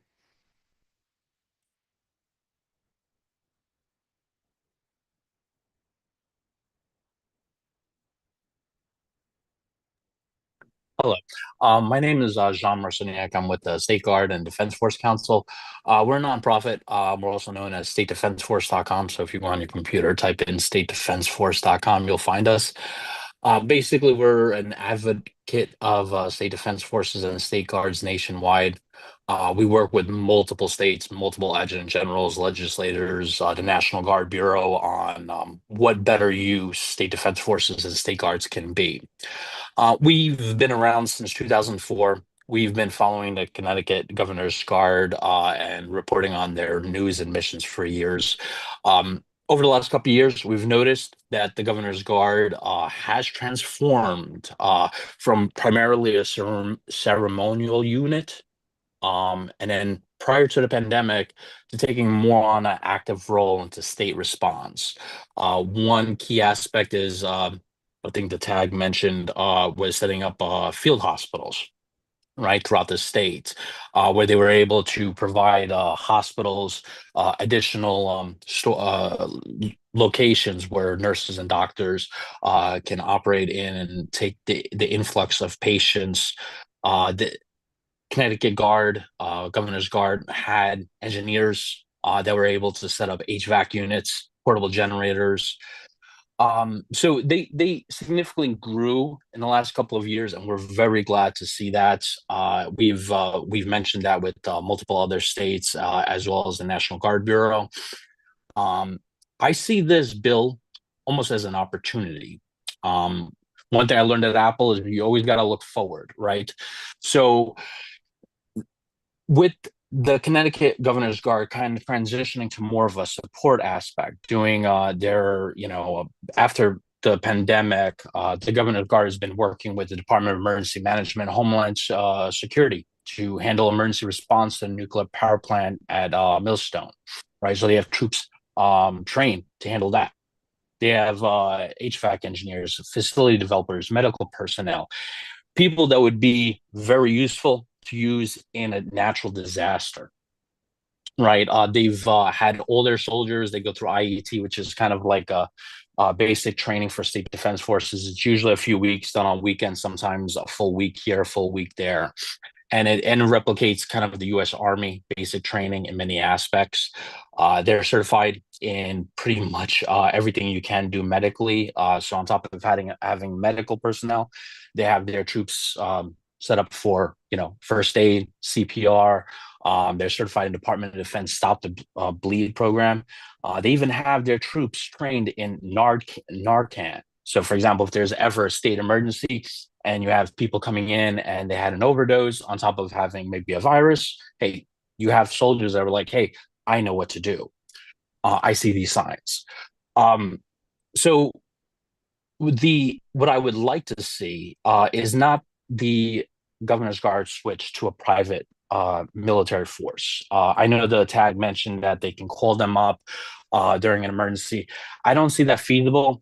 And then there's some liabilities with that because it would be the equivalent of calling up the Proud Boys. The last thing you want to do is have these kind of private military entities, called up by the state. The Governor's Guard, from the state constitution and from what we've read, and is part of the organized militia. So they are part of the state uniform code of military justice. It's kind of like when the National Guard is on active duty for federal active duty, right? They're on their uniform code of military justice, can't go AWOL, things like that. There's a state equivalent to that. So when that governor activates the National Guard, they're under that. And the Governor's Guard is too. So what we would like to see from the State Guard and Defense Force Council, also known as statedefenseforce.com, is not them moving to a private military force, but being more able to assist and augment the National Guard, primarily because as we all see, world tensions are rising. Natural disasters are becoming more frequent. Sir, if you don't mind right? wrapping up your testimony shortly for time. And they're becoming more frequent. So as we're seeing these natural disasters becoming more frequent, a lot of states are relying on their state defense force to do like point of distribution missions, cyber defense missions, these kind of aspects. And having a trained disciplined and a force subject to the state UCMJ would be of great benefit. And we can lower that $1 million budget, right? The New York Guard, which is your sister state, operates on $70,000 and saves the state millions of dollars in expenses because a lot of their soldiers are volunteers. So we can transition the Connecticut Governor's Guard to be a more active emergency response force for the states. And so we can help with that. As not NGO, we have the experts. We can work with the Governor's Guard and the National Guard in Connecticut to see where we can put these assets in to save National Guard time and expenses and funding, so they can focus on their primary mission, which is their warfighting mission. Their primary mission of the National Guard is to prepare for their warfighting mission. Thank you for your time, sir. I see a question from Representative Anderson. Thank you, Madam Chair. Mr. Marcinek, very interesting. I'm going to ask kind of in all my questions at once to save time, like quick rundown of other states who might be following the model you describe, and what are the typical medical, physical, mental standards? Thank you. So a lot of states are aligning their standards to within the Army regulations. So one organization that we work with, which that we were communicating with and trying to set something up, which is the New York Military Entrance Processing Station, the MEPS. So basically, anybody in Connecticut that's trying to join the U.S. military goes to the MEPS at Fort Hamilton. We've been working with them because about 75% of everybody that tries to join the military can't go into the military because of height, weight restrictions, medical disabilities, and a lot of them want to serve their country. So the Governor's Guard, or State Guard, as they're also known, it is a great way for them to serve, and a lot of them bring their civilian capabilities. One real great mission is a lot of state guards throughout the country are saying, hey, a lot of our guys are network engineers and system administrators. And the National Guard just stood up the 91st Cyber Brigade, and they're spread throughout the country. And they said, hey, we have system engineer, system admins, network admins. Do you guys need some extra bodies? And the National Guard was like, sure. So Virginia, Texas, California, Ohio state guards are now augmenting their National Guard cyber units. And going back to your question, in terms of the requirements, they're generally within. So like, for example, I'm trying to remember the U.S. Army requirements, but like, let's say the U.S. Army requirements are, you have to be 6 foot at 183 pounds, right? State guards generally are like, okay, we could do plus or minus 20 pounds of that. And some state guards are saying, okay, well, if you're over that 20, if you're not within military standards, if you're 20 pounds over, you're going to wear a polo and tan pants until you can get into that physical shape where you can wear the OCP Army uniform. But I think this is a really great opportunity to transition the Governor's Guard to becoming more of an augmentation force for the National Guard. Because at a moment's notice, with everything going on in the world, the Connecticut National Guard is about under 5,000 soldiers and airmen, right? And at a moment's notice, the president can federalize them. And if he federalizes them and deploys them overseas, and a natural disaster or flooding or anything hits Connecticut, you don't have a pool of troops that you could pull from. With the Governor's Guard, you do now. You will have hundreds of troops, and if you elaborate the bill, you can have thousands of troops to say, all right, we have now 1,000 to 2,000. All our National Guard are gone because of something that happened overseas, but we have these state guardsmen that are subject to the same military codes and regulations. We can utilize them, and we can augment state agencies and local agencies during emergencies. Thank you, sir. Thank you, Madam Chair. Thank you, Representative Anderson. Seeing no other questions, I thank you for your time, sir. I'd like to next call upon Bill Cowell. Mr. Cowell? Okay. Next, I would like to call upon Donald Rosadini. You may begin as soon as you're ready.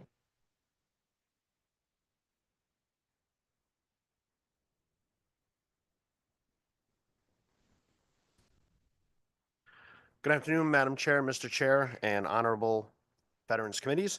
My name is Major Don Rosadini. I'm the commanding officer of the 2nd Company Governor's Foot Guard out of Branford, and I'm opposed to Bill 6440. I believe that the bill is being rushed. I don't think we've had adequate time to answer all the questions that the legislation brings up.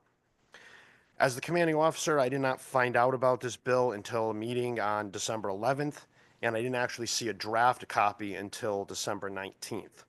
So that obviously hasn't given us a lot of time to go through everything. I'm still talking with Major Hainanen at the JAG office about different things that are going to affect the units going forward. Obviously, there's a lot of questions that we have that we don't have good answers for. For example, right now, the legislation says, current legislation says that the Governor's Guard shall be provided a home, the Governor's Foot Guard and Horse Guards. However, under this new legislation, it says that we may be provided a home at zero cost as long as the tag approves. And I know that they've said right along that, yes, we are going to have a home, but I know Major General Levon's been very, very good to us, and I know he will do that. But what about the next tag? Are we still going to have a home, and is it still going to be at zero cost? Or are the units now going to have to fundraise to try to find their homes? That's a question that we don't have an answer to. The current legislation says that we can be called up, under the current statutes, we can be called up to provide services at any time that the governor or the tag needs us to. However, under the current legislation, under what's being proposed under 6440, it says that we would only be allowed to be called for parades or ceremonies. So I know it's been touched upon that we may be called up for other uses, other operational uses, like has been mentioned in COVID. However, I don't see where that exists in the legislation that's being proposed. So I think there's a lot of things that need to be worked out. I think there's a lot of probably better ways that things can be done, and I don't think that rushing this through is the right thing to do at this time. Well, I know we've talked about funding and funding issues. Well, to turn the units into private units, yes, the units now have to fund themselves. They now have to have liability insurance, fund all of their costs. So will that turn the units into, if you'll pardon the phrase, mercenary units? Probably, because now funding is going to be the primary concern of what we'll need to do in order to continue our operations. And is that really what we want the Governor's Guard to turn into? Do we really want the Governor's Guard to be private? I understand that there are a lot of concerns administratively, there's a lot of financial concerns, there's legal concerns, but is this really the right thing to do? Is this the right decision, or is this simply just the easy decision? I know it's easy just to say, well, if we make them private and we Oh, just sir, if you don't mind wrapping up your testimony shortly. Yes, I will. I'm almost done. Thank you. Is this just the easy thing for us to do? That is it. Thank you. Thank you, sir, for your testimony. Seeing no other questions, I thank you for your time. All right, thank you. Next on the agenda is Emily Trudeau.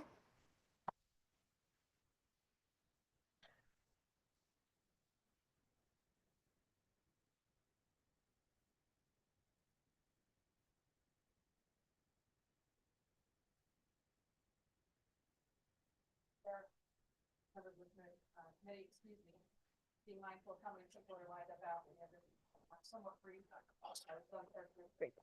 name is Emily Trudeau. I chair the Military Affairs section, although I would say in my personal capacity as a veteran of Operation Iraqi Freedom. I had only intended to speak on 3 of the bills, but after robust debate over the horse and foot guard, I do want to point out one thing in defense of our horse and foot guard, which is that it was said earlier that there's no purpose for a military unit that's only ceremonial. I would simply ask the committee, when is the last time the USS Constitution fell under way? Don't think that that's a valid argument. I know there are valid arguments on both sides, and I leave it to those wisely that you sort out those arguments. That particular argument simply does not carry water. Now, with respect to these bills I have planned to speak on, one is Senate Bill 376, an act to eliminate the service requirements for and eligibility criteria. Fully support this bill. We have not been in a National Defense Service Medal authorization period since December 31st of 2022, and yet we currently have troops worldwide deployed in harm's way.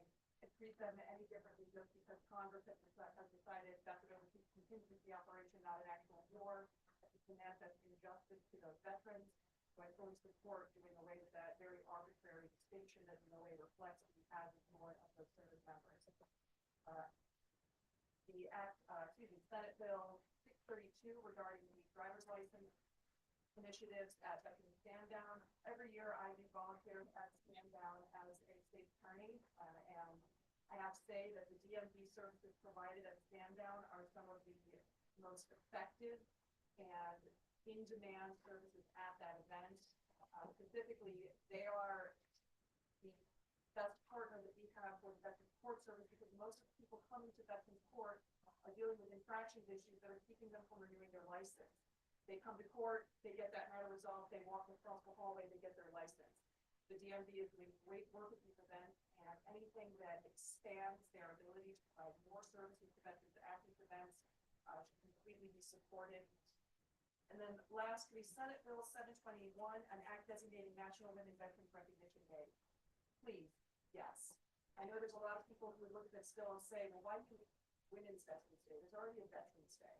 Isn't this just woke nonsense? Isn't this just dividing Veterans Day? And I know you would ask me not get personal, but there are two personal stories that I think really highlight why this bill is necessary.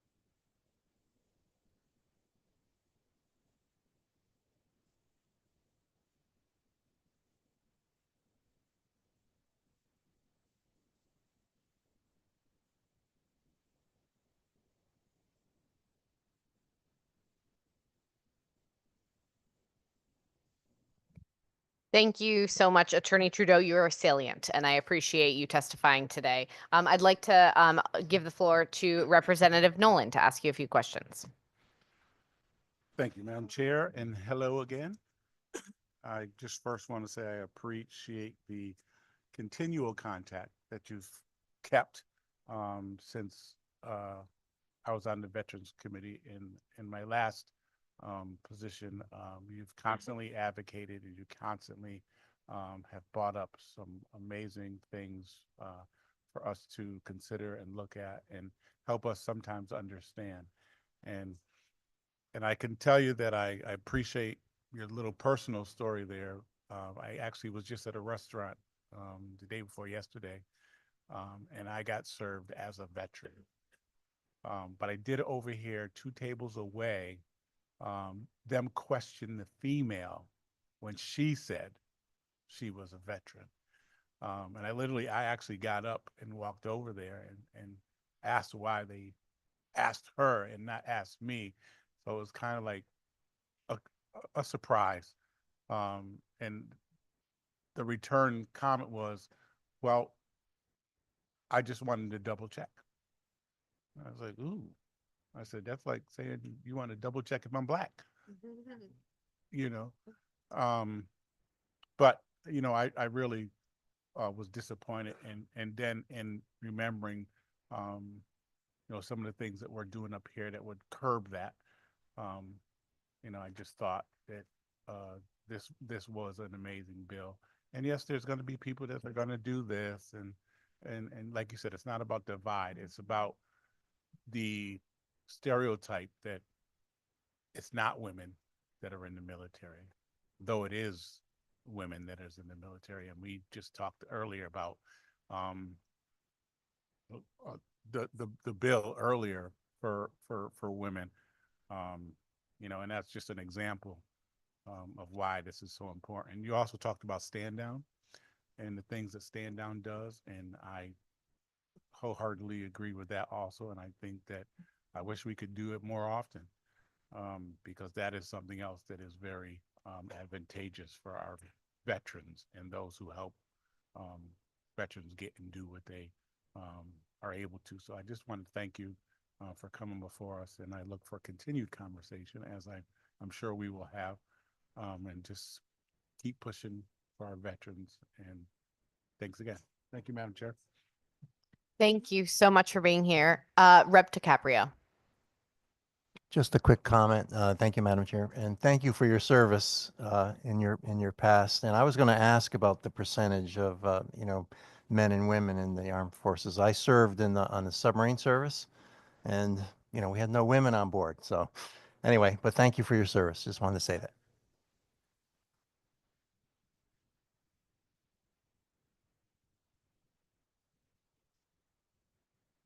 So maybe be patient with us, and you know, as we learn, right? Thank you very much. Thank you so much for your testimony here today. With no further comments, I'd like to call upon Brittany Franco.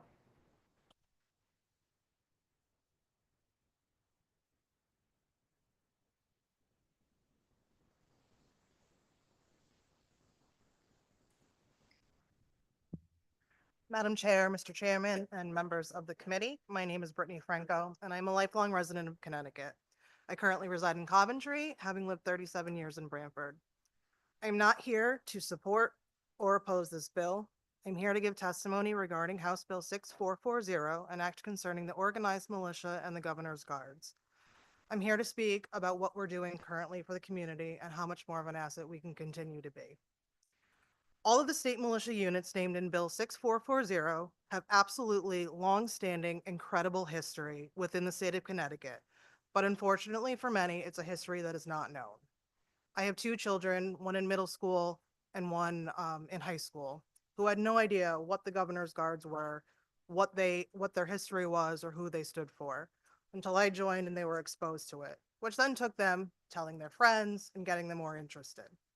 But again, it's a history of these 4 militias that not many residents of this state know.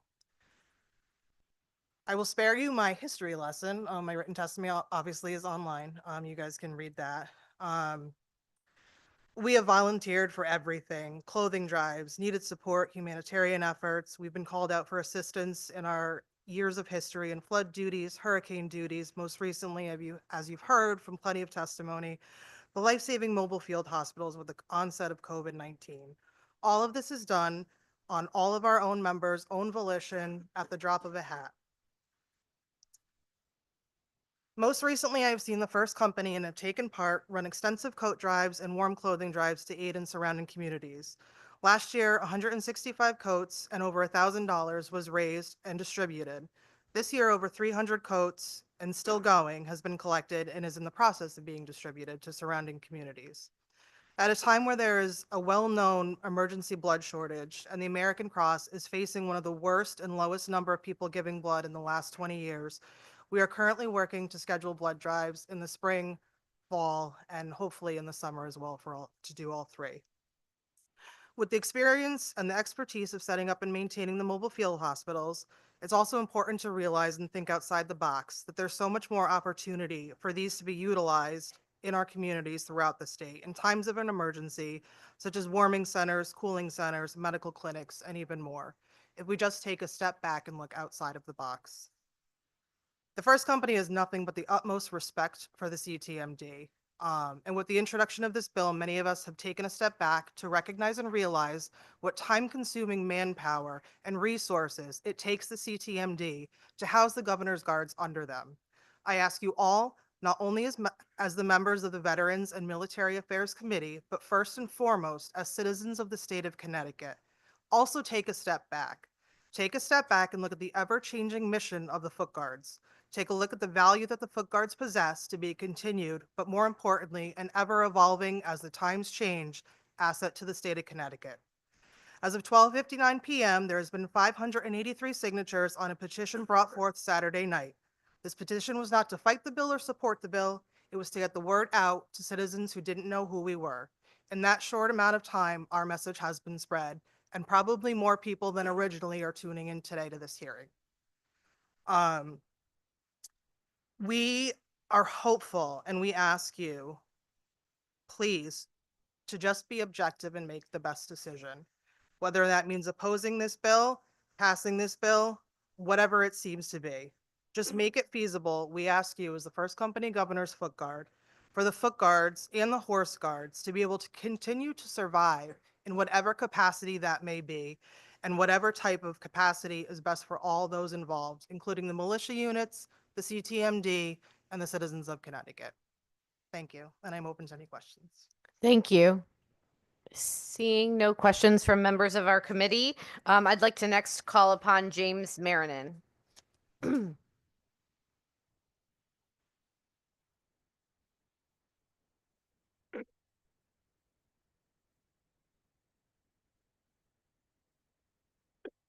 Good afternoon.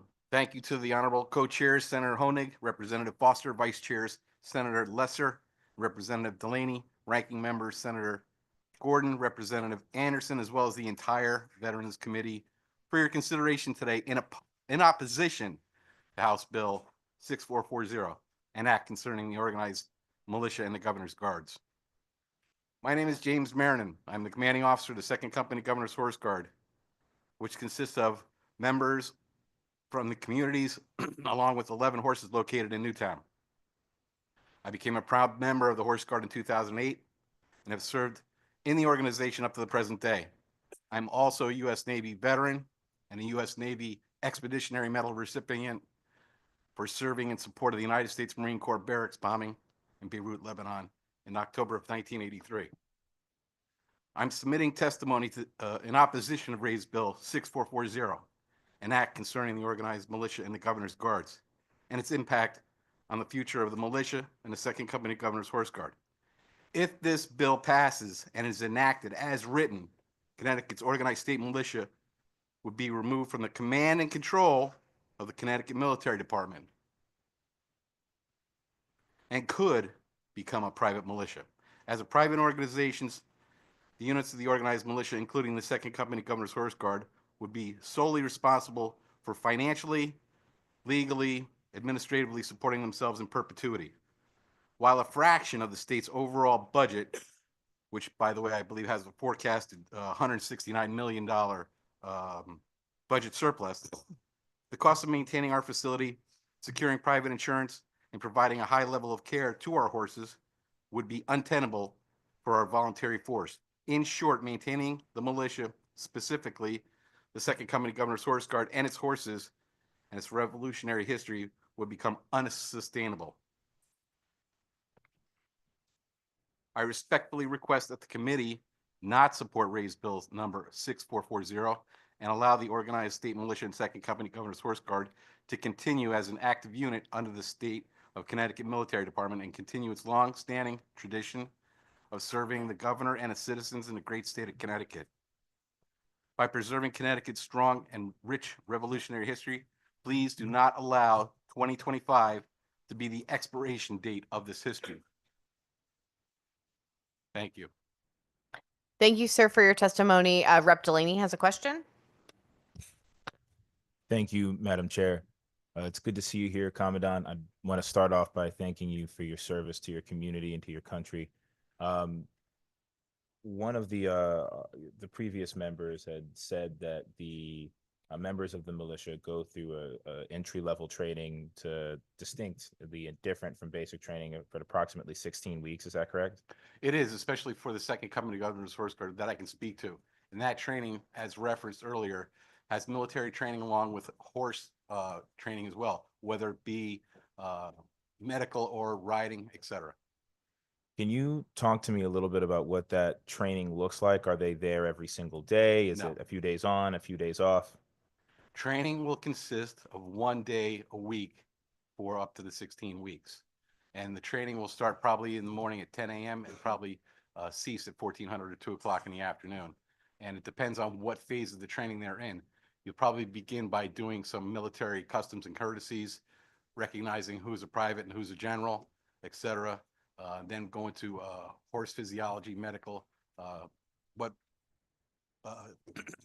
equipment's used for riding, saddles, what the different pieces of equipment are, etc. Affirmative. So it's one weekend, every weekend for 16 weeks. Correct. Thank you, sir. No further questions. Thank you, sir, for your testimony today. Any other questions from members of the committee? With no further questions, I'd like to next call upon, thank you for your testimony, Eileen De Gaetano. Thank you.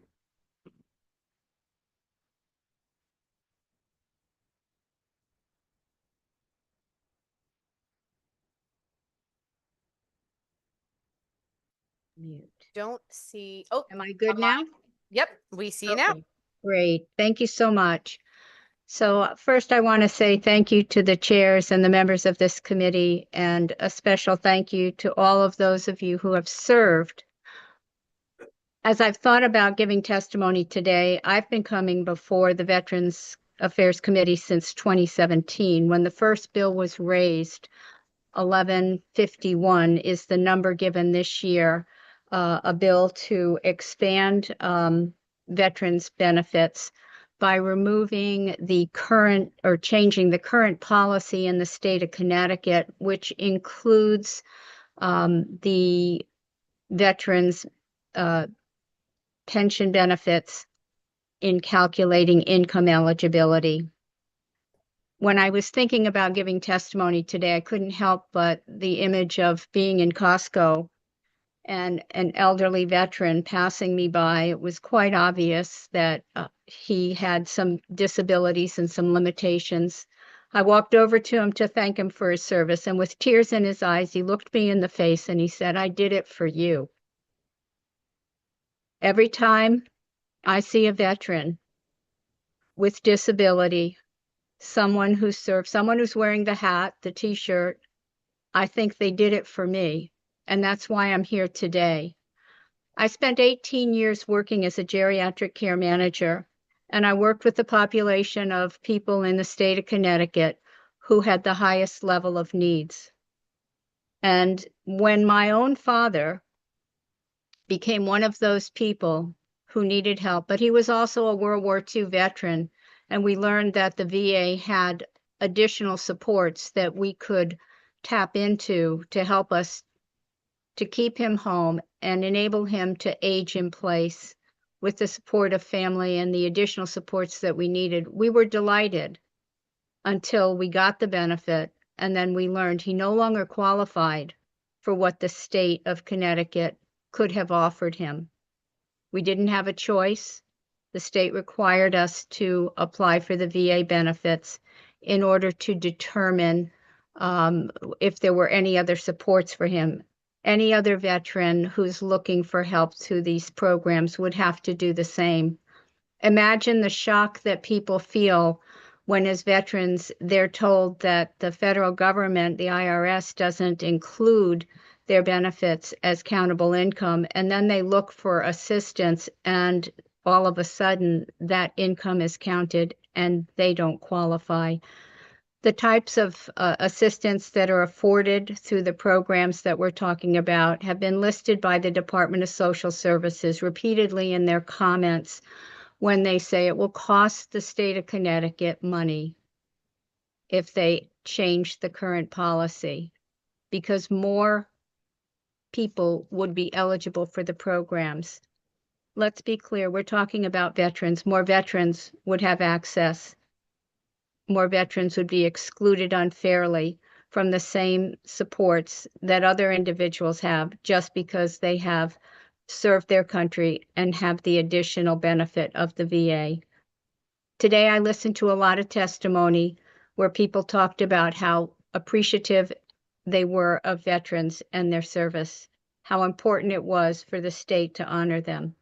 The best way that the state can do that is to change this policy, change the income eligibility, and enable those very needy veterans to have access, the same as anyone else, to the most important safety net services that are available through the state. We're talking about Medicaid, the Medicare Savings Program. We're talking about weatherization, Ma'am, if you don't housing. mind wrapping up your testimony shortly. I'll just say, read my testimony and go back and look at the testimonies of those veterans who have already shared their testimonies. And then think about the people who you're not reading about because they never got through the application process, because they were stopped at the starting gate by hearing you don't qualify. So I Thank you hope so- that I'm here to take questions. If anyone wants to know more about the experience my family had, I'm happy to share it with anyone now or at any other time. I appreciate your testimony, ma'am. Thank you so much for testifying today. We appreciate you joining us virtually. I do not see any questions from members of the committee, so thank you so much for what you've done in being here with us today. I'd like to next go back because I think I inadvertently omitted Paul Mazzara from the call. I apologize, sir. Thank you for joining us.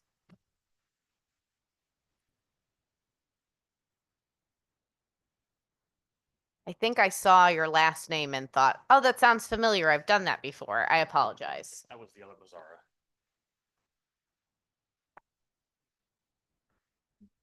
Mazzara. Good afternoon, everybody. Thank you to the honorable co-chairs, Senator Honig and Representative Foster, and the entire Veterans and Military Affairs Committee in your consideration and opposition to HB 6440 and Act concerning the organized state militia in the National Guard. My name is Captain Paul Mazzara. I am the executive officer of the 2nd Company Governor's Horse Guard located in Newtown. I've been in the Horse Guard since the day I turned 18, and that was 35 years ago.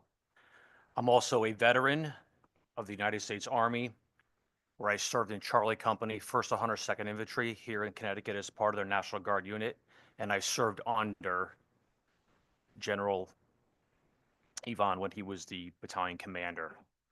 I'm a combat veteran of both Iraq and Afghanistan, and when I say combat veteran, I was actually in ground combat, so I can vouch for men and women who've been in combat, not just deployed.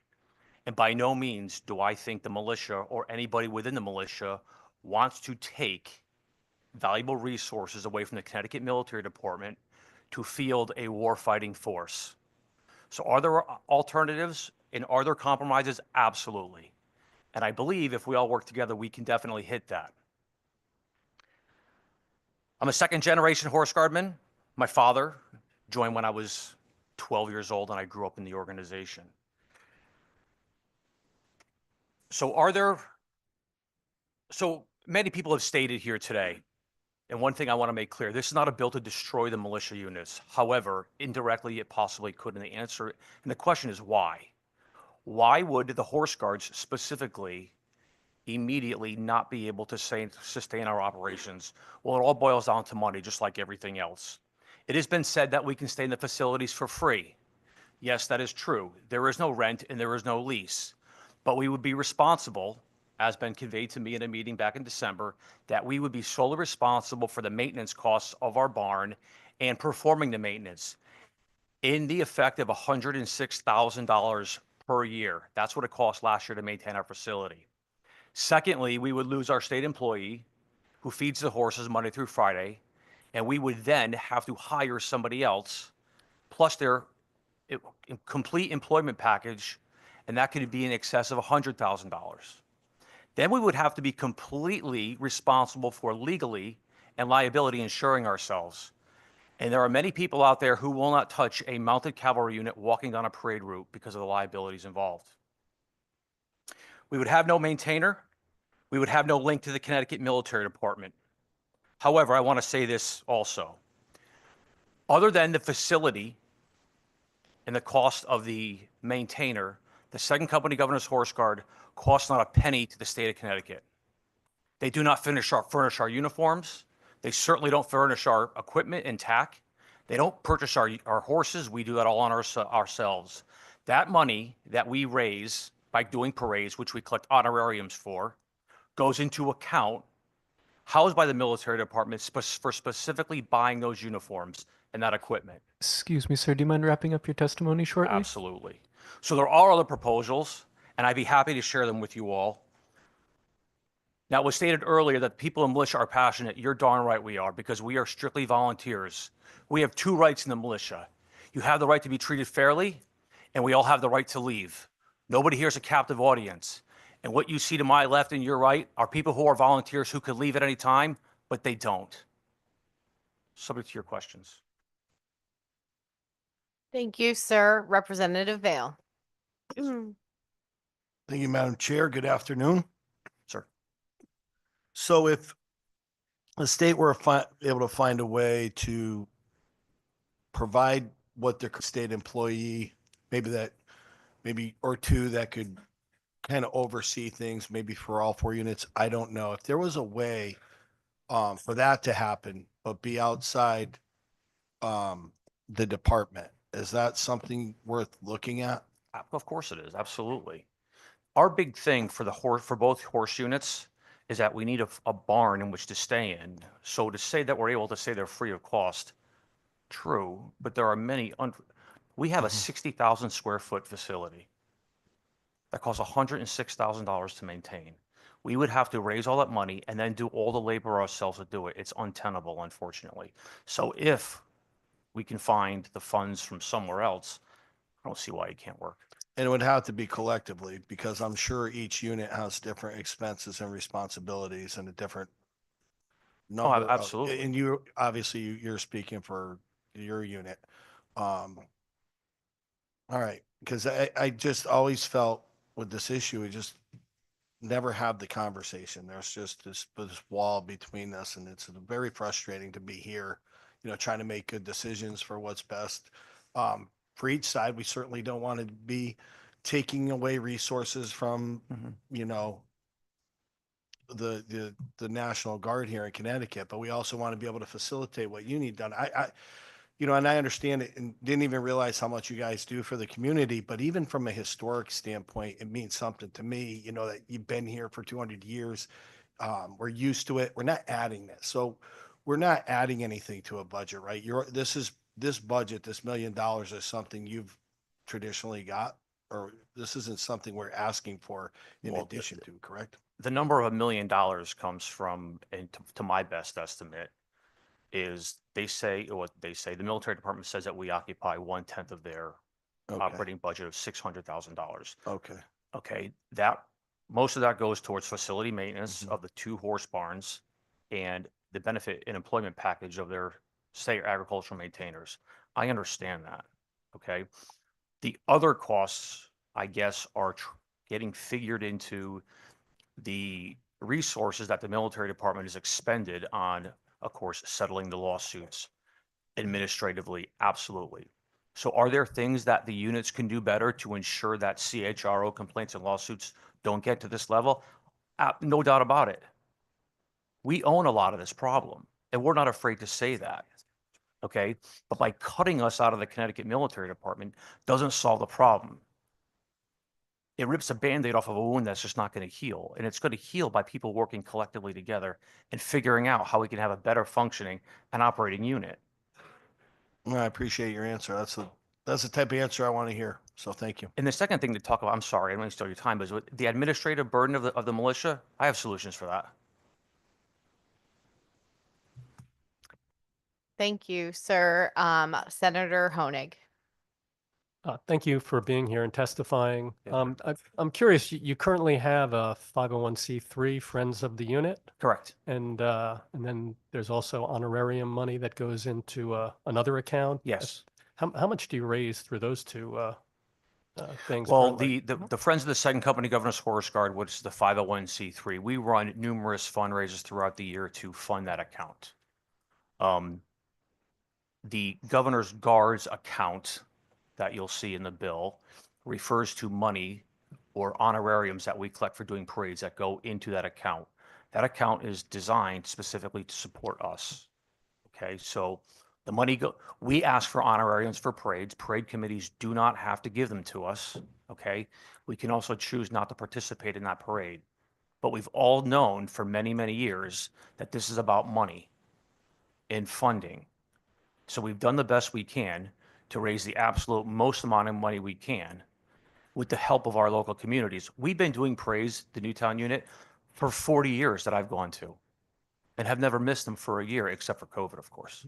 And do you have a kind of rough idea how much money gets Last raised? year, we made about $10,000 in honorariums from parades. Okay, and the Friends? The Friends, okay, last year we ran the annual fall festival that we do, which is our biggest fundraising event of the year. That money that was run by the Horse Guard itself, and we gave the state of Connecticut to put in our Horse Guard account in excess of $8,000 for that. So we have an incredibly robust parade schedule and fundraising schedule to help offset these costs. Thank you. Thank you, sir. I have a list of representatives. First, I saw Representative Lanou, then it'll be Rep Nolan, and then it'll be Rep Delaney. Rep Lanou. Thank you very much. Good afternoon, sir. Almost evening. Thank you for your testimony. Very much appreciate it. Just to piggyback from what Representative Vale asked, your answer was that there's the administrative burdens, to use your words. You have some solutions for that. Absolutely. Could you tell me what those are? Sure. As far as I know, in working in my position in the Horse Guard for many years, before this I was the adjutant, so I have a very good grasp on the administrative responsibilities of these units. We do generate a tremendous amount of paperwork. We understand that. Okay. And the person that works in the Armory is a military administrative properties officer, and he handles the vast majority of it. The current one replaced the former one about a year ago. And the old MAPO was brilliant at his job, and he was able to get it all done. The current man in there has a tremendous difficulty keeping up with the amount of work that we provide him, to the point where we have been submitted orders and we're requesting paper for the better part of a year now. Okay. A lot of the paperwork that we have to submit now is newer. I have ways that we can streamline this thing and help the military department to alleviate these financial burdens. The problem that they're having right now more than anything else is that they're so backlogged they can't catch up. I've even offered my services to come up here, and I did twice during the summer. I would do it for free to help them catch up. But there's a lot of programs that I don't have access to because I'm just a civilian.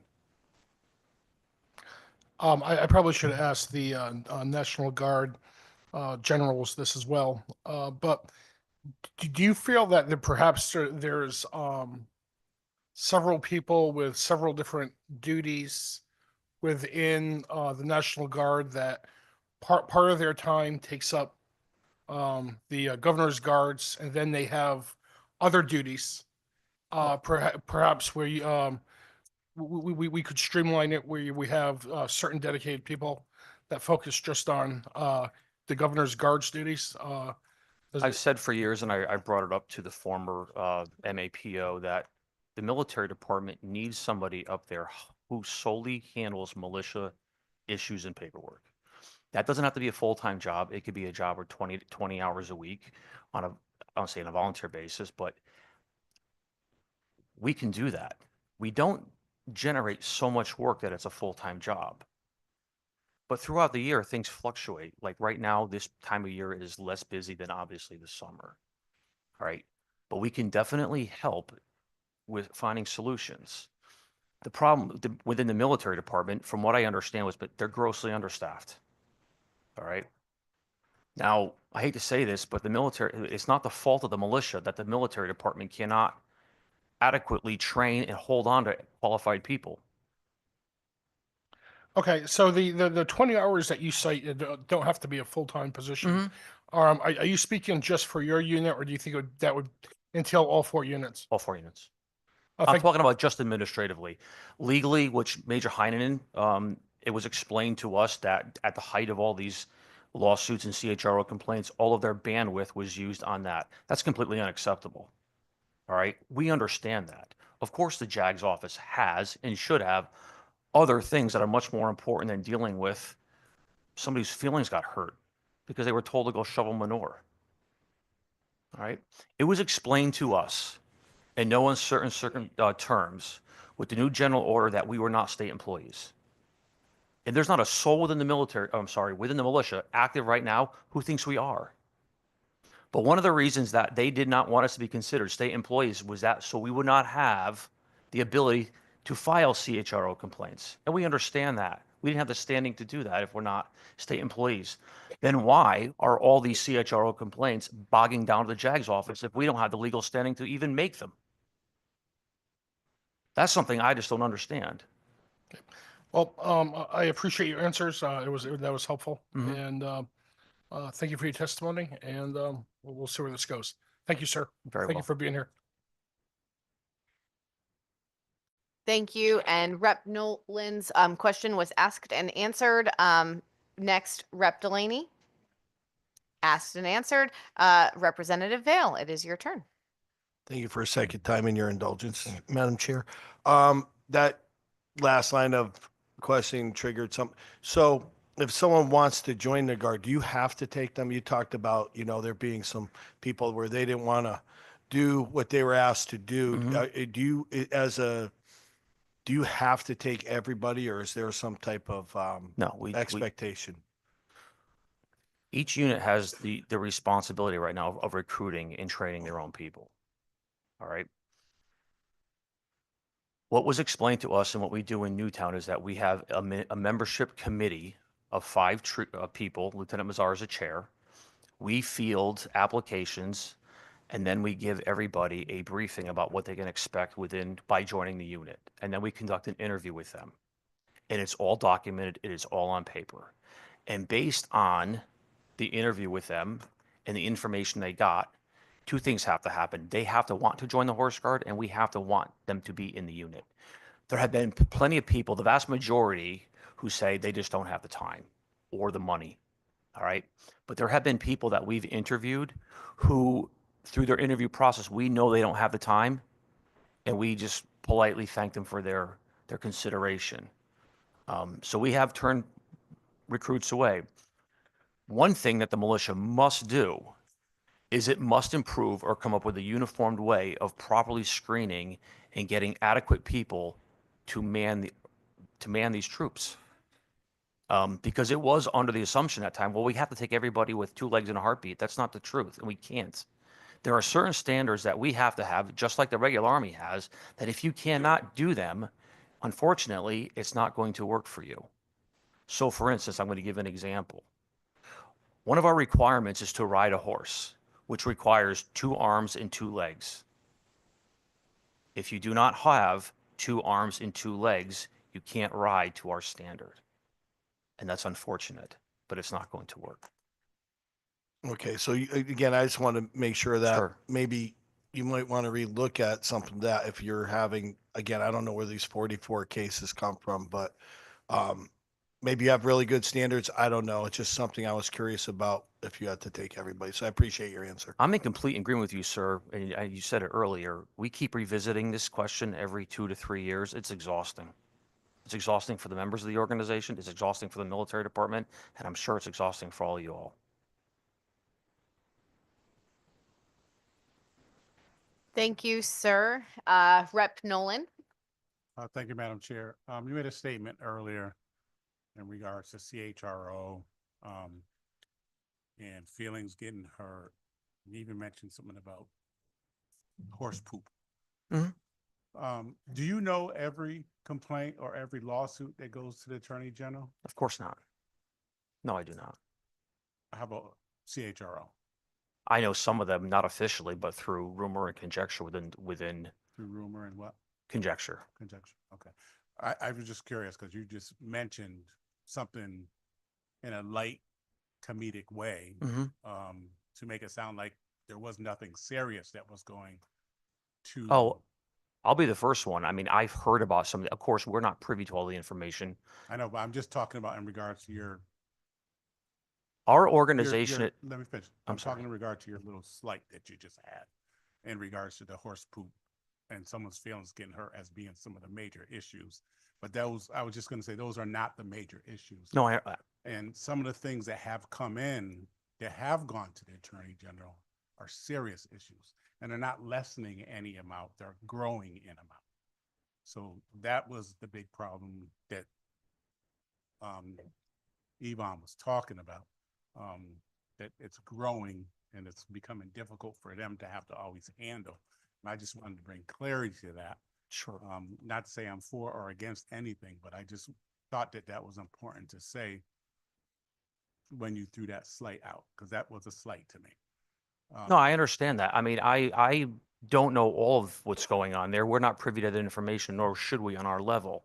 Okay, but we do hear stuff coming down from the military department. Yeah. Okay, and I do But it's understand. not just feelings hurt because of horse poop. No, I understand. I understand there's some very serious allegations, and those Yeah. better be and should be entertained. Okay. Okay? Yeah. Now, if Thank somebody make, as you were, Thank you, Madam Chair. Roger. Thank you, sir, for joining us today. With no further questions from members of the committee, I'd like to call upon Allison Weir from Connecticut Veterans Legal Services. Good evening, Senator Honig, Representative Foster, Representative Anderson, Senator Gordon remotely, and members of the committee. My name is Allison Weir. I'm the Executive Director of Connecticut Veterans Legal Center, a 20-year veteran of the active duty Air Force, and very proud to be here. I've submitted written testimony, so I won't go into a lot of length, but I'll just sort of highlight a few things. The Connecticut Veterans Legal Center provides free legal services to low-income veterans across the state of Connecticut. That includes also helping veterans apply for their VA benefits. I support raised Bill 1511. Non-service connected pension is available to veterans who are do not have a dishonorable discharge, have served during a period of war, are over 65 years old, determined to be permanently and totally disabled by the veteran of the VA, live in a nursing home or receive SSDI, and receive a very low income that is less than the maximum allowable pension rate, which is approximately just slightly over minimum federal poverty level. It's not a lot of money. And the only pension they receive is the difference between their income and the maximum allowable pension rate. That pension is intended to help with the expenses the veteran has due to the veteran's disability. Allowing veterans to exempt that income, which is not considered income by that pension, which is not considered income by the IRS, from eligibility considerations for medical savings programs, Medicaid, and the energy assistance program would help a lot of people who are on the edge. And I should qualify, a lot of people is actually a very small number. As of last year, fiscal year 2023, there were about 934 individuals in Connecticut receiving any sort of non-service connected pension. So we're not talking a lot of people, and some of these people may actually qualify for some of the DSS benefits already. I also support raise Bill 6441 to increase the number of veteran service officers on the staff of the Department of Veterans Affairs. VSOs help veterans navigate the complicated VA benefits application process to get service-connected benefits they are due, and do so free of charge. As of 2022, there were 131,000 veterans in the state of Connecticut. The number of accredited VSOs and veteran attorneys, including my staff, is not enough to service the state's veterans, leaving veterans open to accredited claim sharks who will promise to obtain disability benefits in exchange for a fee or percentage of the veteran's benefits. In some cases, claim sharks will file incremental benefits, incremental claims for the veterans, charging a large fee with each filing, thus delaying the veteran's receipt of the fully owed benefits and taking unlawful profits. Having more VSOs available to veterans will help ensure that veterans do not have to turn to claim sharks to help in filing claims. As a woman veteran, I would be remiss in not supporting also the Committee Bill 721, an act designated Women Veterans National Recognition Day. I too have been dismissed because I do not wear, I'm not a white man with wearing a funny hat. And I fully support the resolution HJ6 honoring the member of the 6888 Central Postal Battalion, Those Women Rock. I'm happy to take any questions you might have. I just appreciate you saying on the record, those women rock. That makes me very happy today. Thank you. Representative Anderson and then Representative Delaney. Thank you, Madam Chair. Ms. Weir, this wasn't a bill yet, but I think we're going to have one in the future. You mentioned the claim sharks. Is that a problem in Connecticut? Yeah, it is actually. We're getting we had one, they tie people up in these contracts so that they're always having to pay a portion of their benefits to these folks. And they're advertising everywhere. You know, with the PACT Act, it became that much more, those advertisements became that much prolific. So people don't know where to go. And, you know, they can't get a hold of the VSO because there aren't enough VSOs because they're all overworked. And so they turn to these claim sharks and the guy says, yeah, I can get you benefits and I'll, you know, just take a portion of your, it'll be no money up front, but it means they don't get all the money they are owed. Thank you. Thank you, Madam Chair. Thank you so much, Rep Delaney and then Rep Pulo.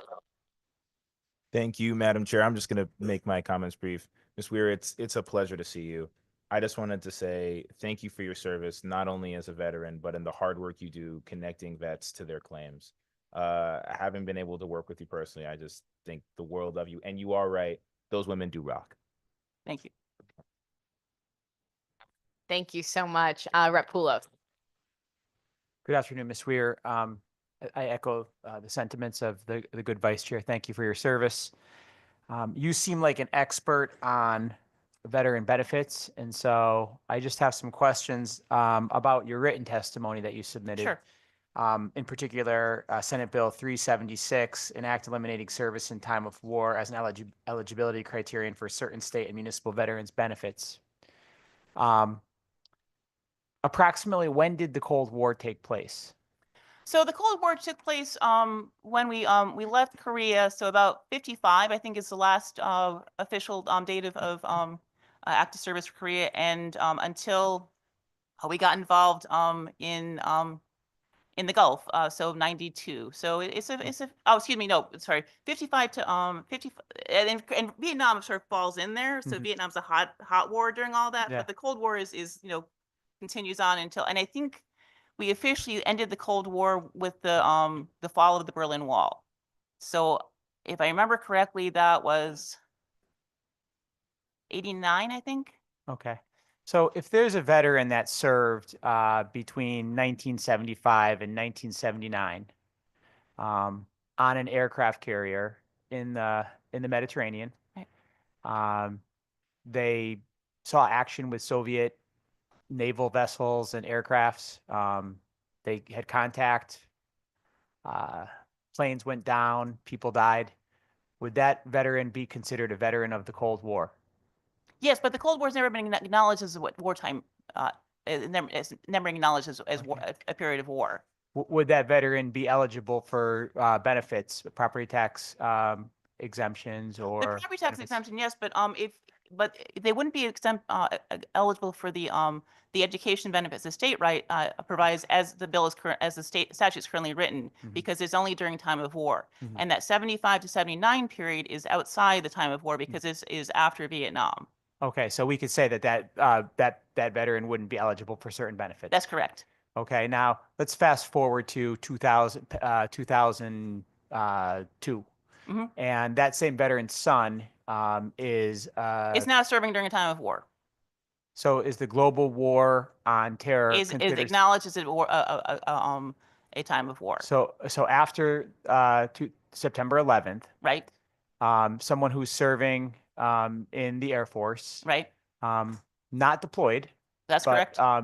considered on active duty, serves 4 years and is deployed.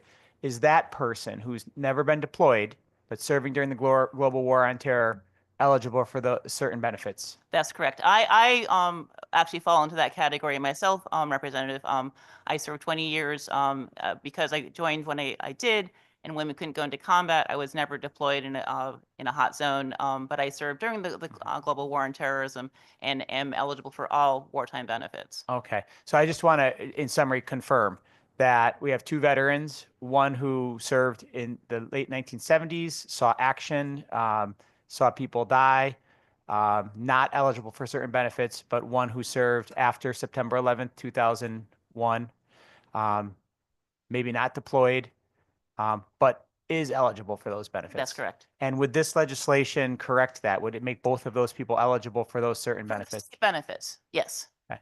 Thank you very much. Thank you for You're your. welcome. Representative or Senator Honig, my apologies. Hi, good evening, and thank you for your service. I'm just curious, back on the subject of claim sharks. Sure. Is there like a typical like fee structure that goes with these folks? So, I mean, I think it depends. A lot of times it's contingency. It's contingency of the idea of no money up front, and we'll just take a percentage of your benefits, or a set amount depending on what kind of percentage rating they get. Okay, thank you. And the committee will have a bill on claim sharks, and that will be getting a public be hearing. happy to So come we will back. see, we will see you back then, I hope. Any other questions from members of the committee? Seeing none, I you would for your like to, service. thank you so much. I appreciate you. I would like to call on Travis Board.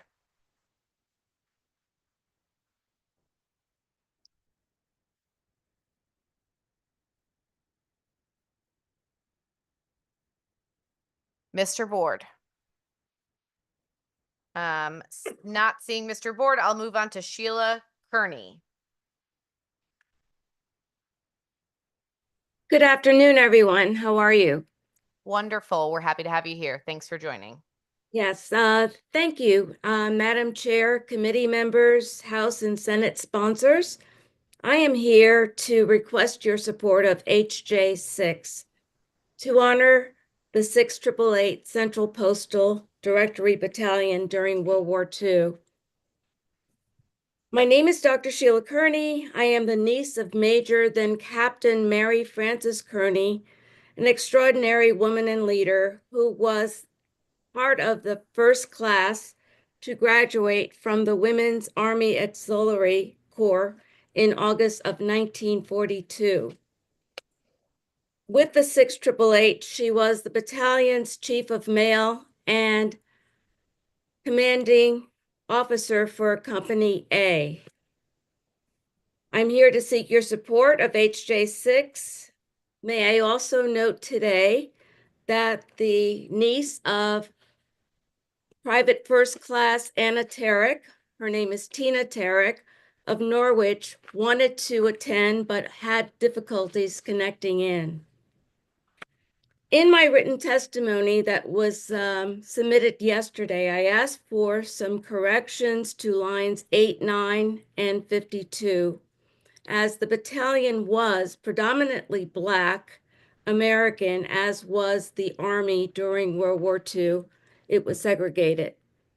And I'm also asking to include the names of the 10 Connecticut women who successfully organized years of mail sent from families to their service members who were fighting across the ETO during the war.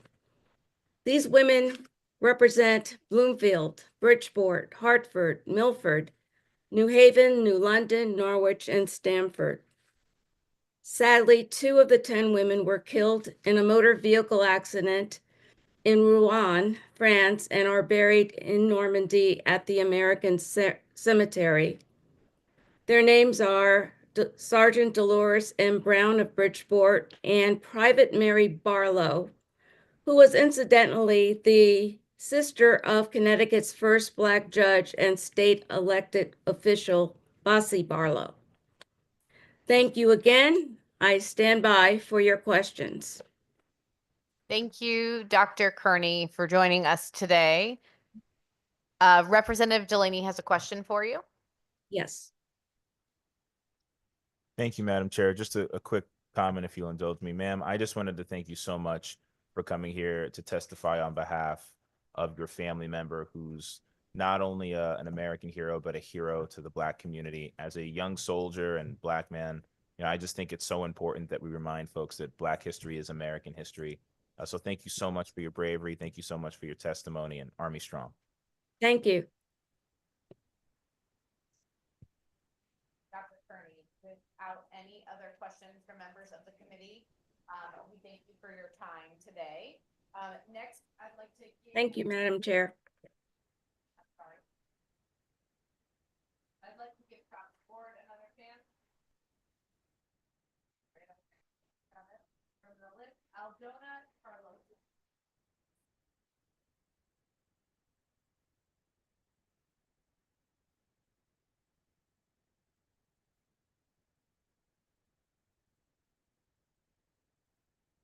Good afternoon, distinguished chairs and members of the committee. My name is Aldona Charlowski. I'm a resident of Simsbury, and I'm here in opposition to Race Bill 6440. I was a trooper of the 1st Company Governor's Horse Guards for 6 years. Approximately 4 years ago, this troop was thriving. We had new leadership which motivated and led us with such vigor that we doubled our membership and increased our herd by 50% in 1 year.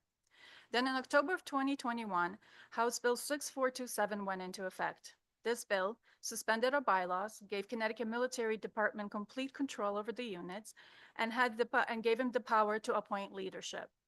This is where things started to deteriorate rapidly for us.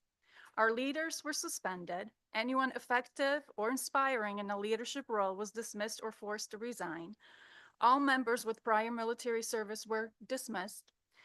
And dedicated and knowledgeable troopers that have been in the unit for many years were pushed down and out. As a result, many troopers resigned. Some, having no other recourse, sought remedy and protection from outside agencies. This brings us to today. Here we are considering Bill 6440 to privatize the units. This bill, if passed, will be the second and final blow to the militia units. These units are not prepared or structured to sustain themselves. So why should we care if these units survive or perish into history? In preparation for today, I really asked myself that a lot. So a couple of days ago, I was watching an old Western movie, and the cavalry just rode into the screen, and I realized I rode in that saddle. I used the same wool blankets to put on the horse. I put my feet in the same old wooden hooded stirrups. These units are actual living history, as opposed to something displayed behind a glass in a museum. The same cavalry traditions are still practiced on the drill fields of Avon and Newtown. These cavalry traditions have been passed down from trooper to trooper like a chain since the birth of our nation to this very day. I humbly ask the committee to reject Bill 6440, to revoke House Bill 6427, but more importantly, I ask you to protect and preserve something of great value that once gone will never be revived again. A plan for the future of these units should be thought out and planned carefully for long-term viability. And the land, which may I point out, was purchased by the troopers and gifted to the state for $1 with the understanding that it will be the home of the Horse Guard in perpetuity, should be preserved for the unit's affiliated 501c. I don't know how many states are lucky enough to have their very own cavalry units, but I do know that the oldest continuously mounted cavalry unit in the United States of America is right here in the heart of Connecticut. At least it is for now. You can answer any questions. Thank you so much, ma'am. Representative Vale. Thank you, Madam Chair, and I just want to thank you. You kind of summed things up pretty straightforward there. I warned about this 4 years ago. It is what it is. And I do agree with you that people didn't have the foresight to see that that was kind of the beginning. And to hear you say that, because I didn't know where recruiting went after that or anything like that. And I do think that this bill is probably could potentially be the nail in the coffin if there's not some type of compromise reached. And I think we do miss out on that storied history, and it's part of our state. And I have those concerns, but it's the same thing I was advocating or against 4 years ago. And now hopefully my colleagues will listen and do the right thing and at least try to find a reasonable solution, or just table this until we have a good solution. But I think if we do it now, I think what you're saying could very well happen. So I share your concern.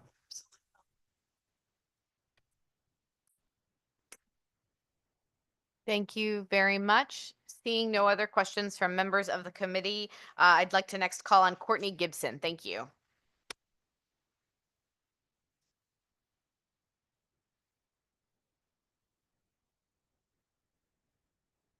Thank you to the honorable co-chairs and committee that we are currently meeting with.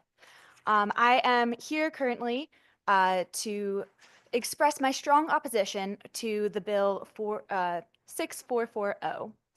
I respectfully urge the committee and the Connecticut General Assembly to ensure that these historic units remain in their current positions of esteem within the Connecticut State Military.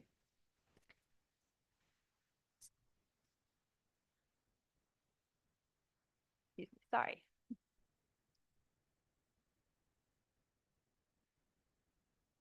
While the horses in public service were an exceptional draw to joining the Horse Guard, a key influence in my joining was the aspect of military involvement and training. As the daughter of a retired Lieutenant Colonel fighter pilot in the U.S. Air Force, being involved in the state militia has provided me with a connection to military life that I deeply cherish in my civilian life. These units offer unique opportunities for citizens to learn about our state's revolutionary history and receive military education, fostering patriotism and the greater appreciation for the armed forces. I have a great respect for the generals and members of the National Guard who have spoken today, but I implore you to recognize that the state militias are not merely well-intended, civic-minded volunteers, but we're proud representatives of our Connecticut Military Department. During our 16-week recruit training period, we are taught to understand and employ military values, principles, and military bearing. After this training, we are equipped to serve as effective military ambassadors to the public at every event which we attend. I urge you to not dismiss us as merely a ceremonial unit, but appreciate and utilize the fantastic network of trained troopers these state guards supply. The troop involvement in the community allows me to see the benefits of the 2nd Company Governor's Horse Guard come full circle, not just as an honorary guard at parades, but as a working force in the community. In my teenage years, I annually competed at the Frost and the Pumpkin Hunter Pace event, where the Horse Guard volunteered as court marshals and event support. During that time, I noted and respected the Horse Guard's poise, professionalism, and horsemanship, especially during an instance when a trooper was able to help me safely cross a busy road on a nervous horse. In my written testimony submitted, there's also more personal experiences like this that I had with the Horse Guard growing up in Connecticut before ever becoming a trooper, and the things that led me to aspire to become a trooper someday. It is a fulfilling experience to now be a part of the unit I've consistently encountered during my time living in Connecticut. I cherish the opportunities I've had with the 2nd Company Governor's Horse Guard, both as a spectator throughout my childhood and now as a trooper, being able to continue the unit's legacy of assistance, inspiration, and creating impactful memories, which have been such an important part of my life in Connecticut.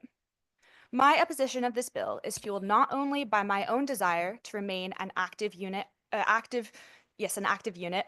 also for the children and the public of Connecticut to have the same opportunity of interaction, admiration, and respect for this historic unit that I was blessed to experience as a Connecticut resident. If there are any questions.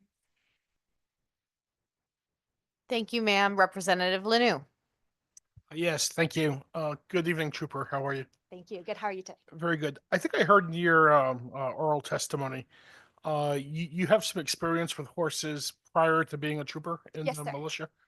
Um, how much experience? Can you kind of elaborate on that a little bit? How many years? To what extent? So I started riding in kindergarten. I showed in eventing, gymkhana, barrel racing, and also assisted in the training of various horses through my start in my horse career in kindergarten until present. Well, that's pretty extensive. I guess where I'm going with this is if the proposal stands as is, and these horses that are state-owned um, in the state capacity, if it became a private entity, privatized in some way, um, how do you think that would affect the training of the horses for what they need to do in the capacity of the horse guard? Are you able to kind of share that experience a little bit? Yes, so luckily, most of our horses, they come to us fantastically trained. We actually have different units or different departments within the organization who take part of different tasks. Our stable department is in charge of the acquisition and training and upkeep of the different horses in our herd. I luckily have been able to recently join this unit or this department, and it's been fantastic. So with that, we are able to, we select our horses based off of their training abilities and that they're able to perform the duties. I'm not quite sure what that would mean if we were to privatize, or actually if we were to privatize, we would not be able to continue to have these horses. We wouldn't be able to maintain the facility or their care and upkeep. So therefore, we would have to either relinquish them to the previous owner. Most of these horses were not donated, which is what that program looks like. So instead, we would need to sell them back to the last buyer. Right. So the your years prior to being in the militia, um, with your experience with horses, and then when you became a trooper, did you have to learn different skill sets that related specifically to your duties as a trooper in the militia? Yes, sir. So I come from a military family and have a love for the military. I said I never learned the official different military statutes, values of the Army, etc. Also different training in how to be a trooper, how to march, how proper hierarchies to follow, etc. Within military standards. So that was new training for me in the capacity of the military. I also had new training in the capacity of cavalry drill. I had never taken part in cavalry drill. I had done other types of drill, but learning the types and skills used in cavalry drill, the specific maneuvers for these different types of maneuvers, etc. So yes, that was a new level of knowledge, which I learned through this training. Also now as a member of the stable department, I'm receiving more training on how to manage the entire herd of horses and what that looks like, which is a bit different than the typical 1 or 2 horses I previously would be working with. And that's part of what I was curious about. So thank you. That's certainly very helpful. And of course that's a concern I have. I mean, you already have acquired these skills.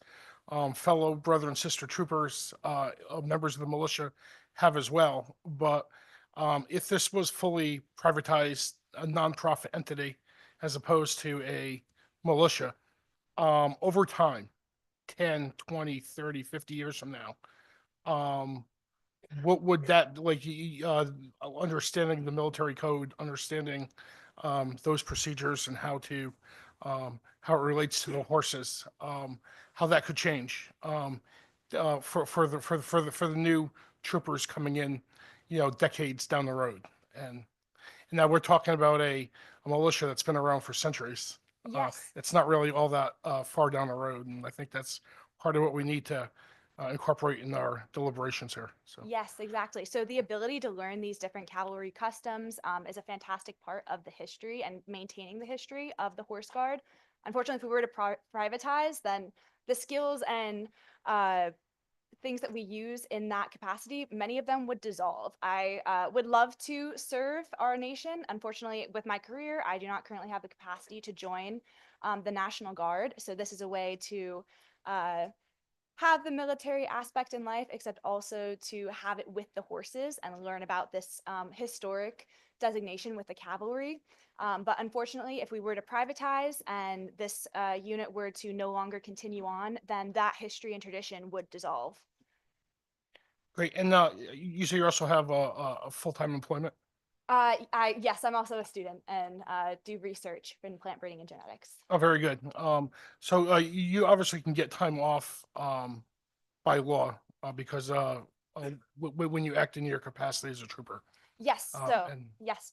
And that may not necessarily be there if we want privatization. Yes, we would no longer have the ability to do that. For example, also our annual training, which is a week long. I know that is a time when many troopers are able to utilize their orders to be able to come and attend our training, in which we do intensive military drill, intensive cavalry drill. And it's really a fantastic time each year for our unit to connect and refresh these skills which we are learning. That information is very helpful. Thank you, Trooper. Thank you so Appreciate much, it. sir. Thank you. Thank you, Madam Chair. Thank you, Representative Lanu. All right, I would like to call on our next person. I'd like to just give the members of the committee a heads up. We have about 20 speakers left to go, and I worry that people won't get the chance to engage the later past closing of business hours that we go. So I'd like to just encourage our membership to keep their questions non-redundant from speaker to speaker if possible. So next I'd like to call on Nathan Hackmeister. Okay. Good evening, members of the Veterans and Military Affairs Committee. Thank you for the opportunity to provide my testimony in strong opposition to House Bill 6440. I am a civilian and a material witness in my wife's traumatic experiences and her legal actions against the military department. I am not now, nor have ever been, a member of the Horse Guard or any other unit of the state militia. Notably, CTMD and the Governor's Guards are funded primarily by federal funds. Therefore, they are subject to Title VI of the Civil Rights Act and are not protected by the 11th Amendment.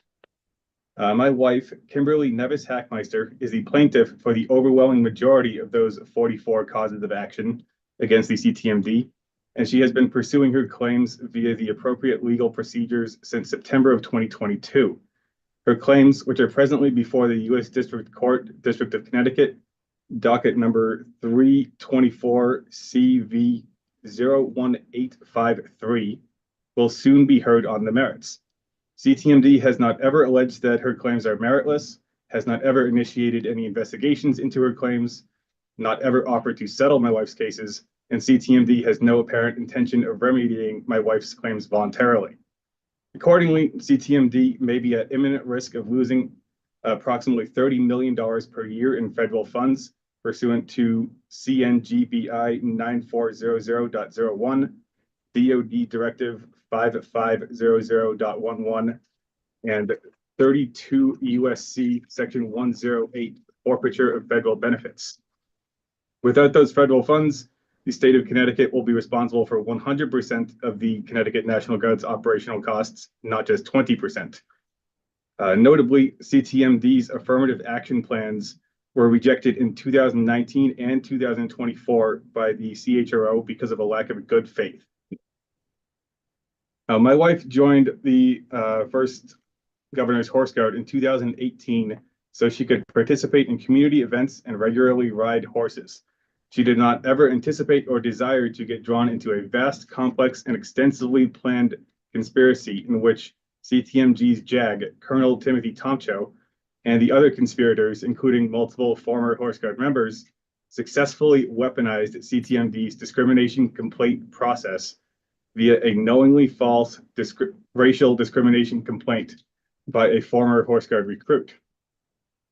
after the decorated veteran Major Dana Ravenberg was duly elected per 1GHG's bylaws to be 1GHG's commandant in 2021. Tomcho and his conspirators were, Apologies, sir. Do you mind wrapping your testimony up for time's sake? all right, well, let's see, Tomcho and his conspirators worked for well over a year planning, falsifying evidence in support of, and executing their self-described coup before Major Ravenberg was summarily suspended and then dishonorably discharged. I know this because I personally witnessed their many failed attempts to recruit my wife into participating in this abhorrent plot, attempting to convince her to weaponize her pregnancy. Sir, your testimony is online in writing, and so we certainly can read it there. And as a reminder, we've asked for there not to be personal testimony. This is not really the appropriate venue to navigate the interpersonal conflicts. We recommend that we can have a discussion offline about the appropriate avenues for dealing with that, but there's no action that this committee can take on the interpersonal conversations that you're raising here. And so we'd love to take that conversation offline for the purposes of the rest of this. And you've been asked to summarize. So I'll give you about 10 seconds to summarize your hearings, your Okay. testimony. So, well, the short answer is CTMD, then they threatened to retaliate against my wife for filing her legal claims against the department, and they did retaliate, including that they threatened to kill me. They threatened to kill my wife. They did kill my 2 dogs and 2 horses. They kidnapped me and my family in our home, and they explicitly threatened to torture, rape. We'll be moving on to the next testimony. The next testifier is Kyle Tripp.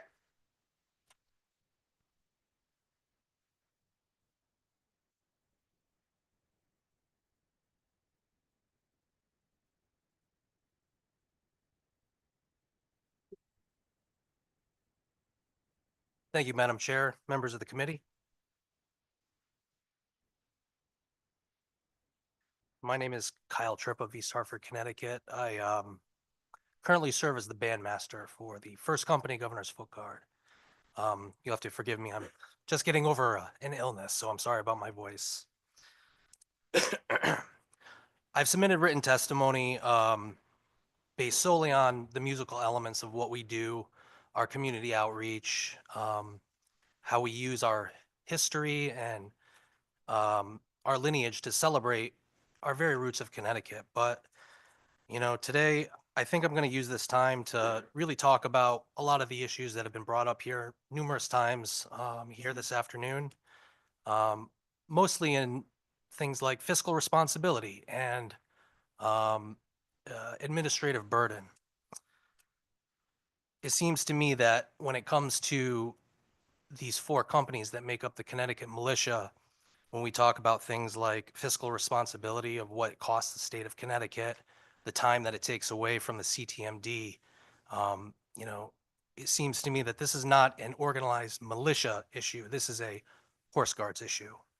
You know, the numbers that we were given as a foot guard, I believe $12,000. That's what it cost to operate both foot guard units of last year. I don't know how accurate those numbers are. Those are just the figures that we were given. In terms of the administrative burden, you know, we sympathize, you know, with the CTMD on that because we understand what type of amount of work and manpower and paperwork and time that takes. But again, a lot of that administrative burden comes from those 44 cases that have been brought up several times over the course of the day.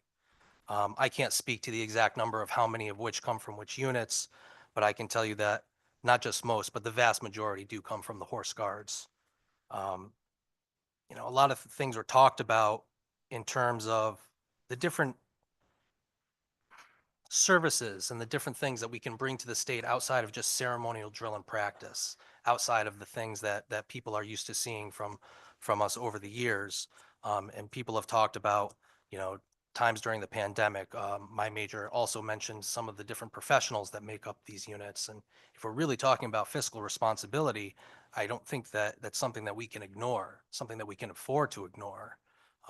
It seems to me that that's a very cost-effective way to bring that sort of professionalism in aid to whatever the state might call us upon to do. There have been many before me that have talked about the different services that could be brought upon. And over the years, we have asked several times, give us more to do. We want to help. We want to be there.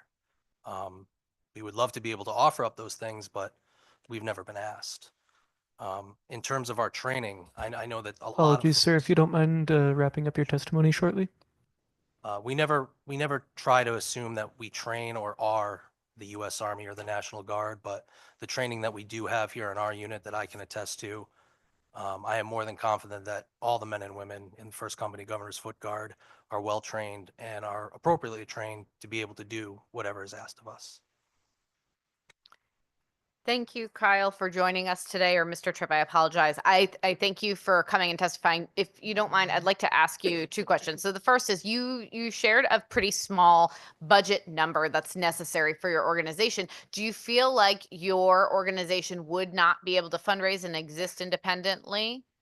So in terms of fundraising for the things that, were mentioned before, the purchasing of uniforms, the payment for training and, liability insurance, those things would be challenges. I'm not saying that they wouldn't be impossible, but they would certainly be challenges.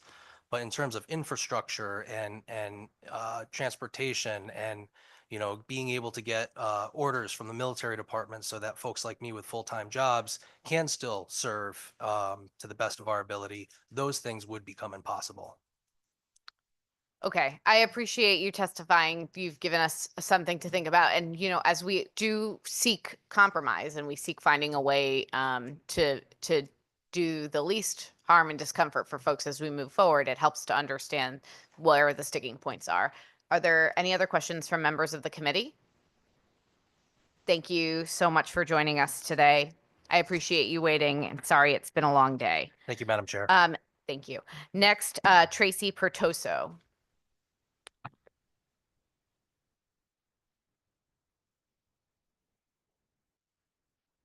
Good evening.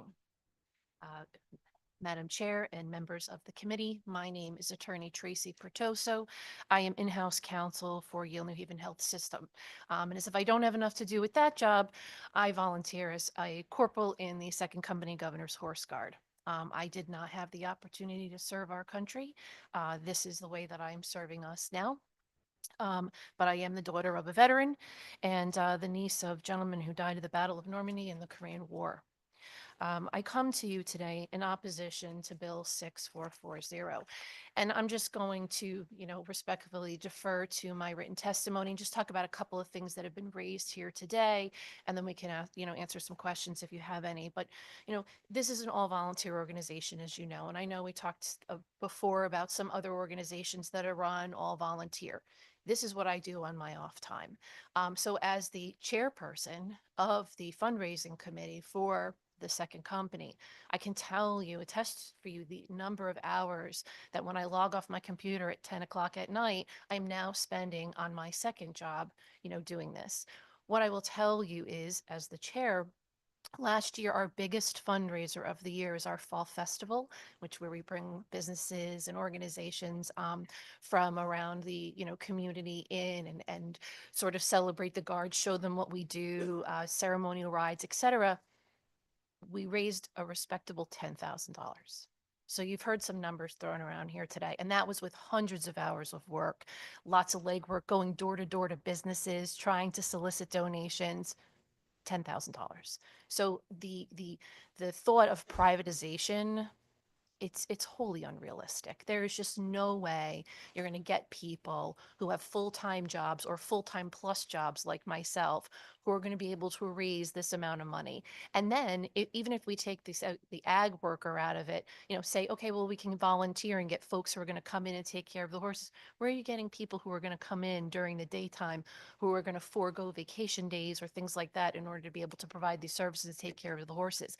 As it is now, we volunteer on the holidays. I've never been paid for one. We have a night crew that goes in the evening if the weather is going to be bad or too cold to let the horses in and make sure they have food and water. I mean, this is a massive undertaking, and it's all done with the best of intentions and with heart.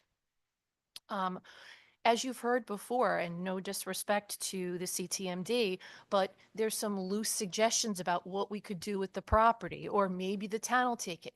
How do you put forth a proposal to defund us in less than 6 months from now and not have an idea about where we're going, where we're taking these horses, where we're taking our people? The bill was rushed through. I will tell you, the first I heard of it was December 14th, unfortunately, at our holiday party and our award ceremony. And the first draft that I saw of this bill had a revised date of September. So we know that at least as early as September of last year that this was underway, but we had no idea. So to push this through in such a limited amount of time is really unfortunate. It doesn't allow, as Representative Belinsky mentioned, for us to come up with any sort of plans. Representative Vale, you stole my Apologies, ma'am. Do you mind definition wrapping up your? Thank you. about compromise. I had it ready prepared, but you're right. A compromise is supposed to be people coming together. We're being told, and that's pretty much it. The other thing I just want to mention lastly is that we talked a lot about the 503C. This past year, our fall fundraiser, we were told that the money we raised had to go into the governor's account, the governor's horse account, and was not permitted to go into our 503C account. So as the bill is proposed now, that money that's in that account is going to escheat to the state as of July 1st of this year. So the money that us volunteers raised is going to go to the state, and we're going to have nothing. I'm open to questions. Thank you, ma'am, so much for your questions. It seems, I'm glad you shared your context of your external expertise. I think, as I've mentioned multiple times, that we're looking to find a compromise that people are comfortable and happy with. And it seems like as we pursue where we're going legislatively moving forward, it would be helpful. Hopefully we can get to a place where compromise language is possible and we can have some further consideration before we get to the point where we have a committee vote. And so it is the intention of this committee to continue to be transparent and continue to allow public engagement in where we are moving forward. And I think, it sounds, I'm trying to sort of break apart in my head what would be the barriers for your functioning as an independent 501c3 and how long it would take you to get operational. If the land was conveyed, it would be the ag worker's salary and the cost for the care of the horses are those things that you could fundraise for as an organization. Well, I think I need to back up and mention one other thing. It's not just about maintaining the property and the ag worker. As someone who sits on the Economic Development Commission for the town of Newtown, I can tell you there are concerns about even taking the property. The Fairfield Hills property, which this is all sort of part of, has been known to have contamination. And that is something that needs to be dealt with for Fairfield Hills. I am not confident that the area in which we sit on was the only place that there are no ground contaminants. So I don't know that just taking the property through conveyance would be feasible without a plan to ensure that the property we took has no issues. What is the contaminant of concern? I don't know for certain. I can tell you there's machines on the property, there's hydraulic fluid, there's oil, there's all sorts of things. Remember, this was part of the Fairfield Hills campus, which had been around for quite some time. Sitting in the town and living there, I know that it's costing the taxpayers, I think the rough estimate was about $6 million a building just to level it because of the things that were in there. So that's a building structure. I understand that. But my understanding is that there could be some issues with the property upon information and belief. But that being said, that's why I'm saying, like, you were talking about the plan for proposal, like, oh, we'll just convey the land, Newtown. Well, the Newtown taxpayers, myself being one of them, need to say, stop the line.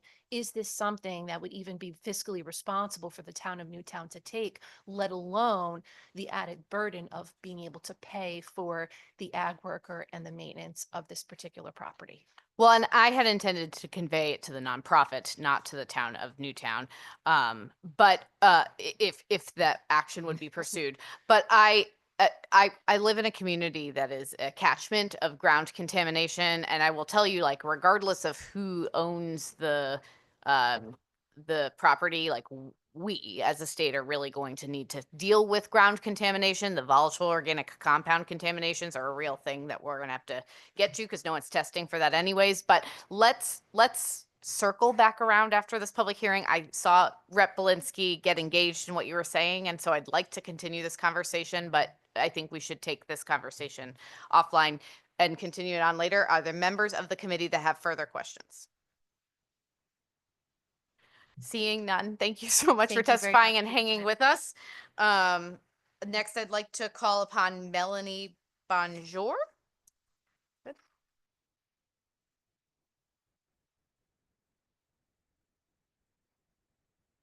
I'm testifying with Corporal Sipos. And just to save some time here, because we've had a long day. So good afternoon, Senator Honig, Representative Foster, and members of the Veterans and Militaries Committee. I'm not going to reiterate all that's been said today. I could talk to you about the fundraising. I could talk to you about the dedication. I could talk to you and ask you to, I do ask, I'm here to oppose the bill.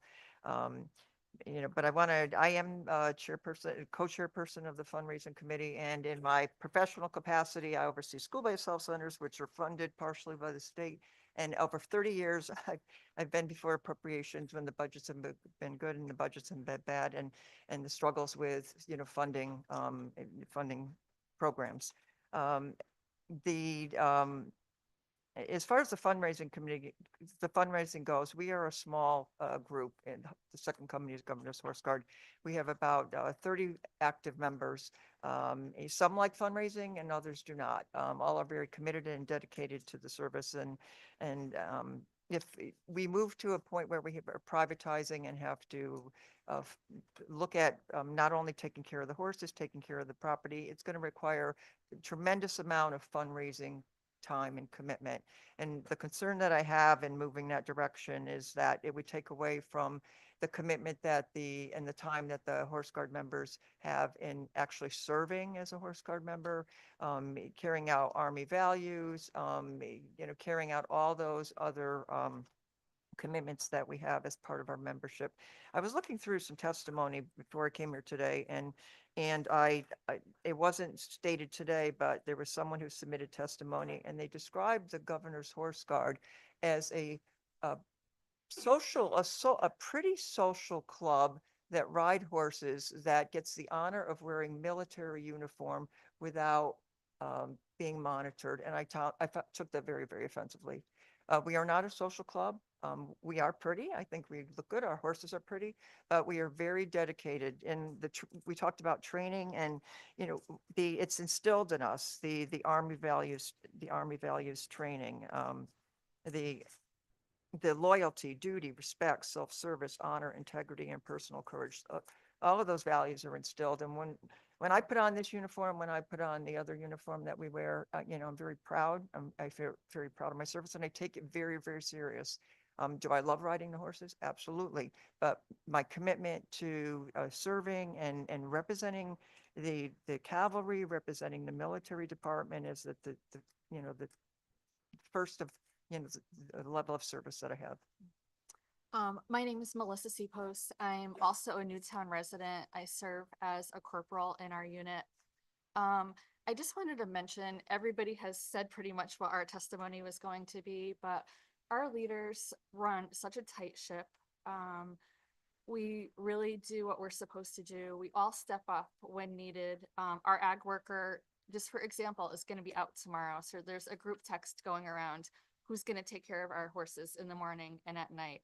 Like, that happens all the time, and we all step into these positions. We have members that can drive our trailers, that can fix our equipment, that can maintain our property when somebody is out. But to expect us to privatize, we have full-time jobs. Apologies, ma'am. Do you mind wrapping up your testimony? Sure. We have full-time jobs, and it's just not feasible to do this. Thank you, Madam Chair. Does anybody have any questions for us? Thank you for testifying. So first, for the record, I'm sorry, I didn't catch your name for the second person. Sure, it's Melissa Sipos. Okay, are you on the list for today? We did our testimony together. Okay, all right. I just wanted to make sure we have that understood. Rep. Delaney. Thank you, Madam Chair. I just wanted to thank you guys for being so patient and bearing with us to give your testimony tonight. I know it's been a long afternoon, so thank you. We thank you Thank for your you. time in, Yes. in hearing us also. We Cool. appreciate that. Cool. Roger that. Thank you so much. I appreciate you both testifying. The next person on the list is Cindy Paniotto.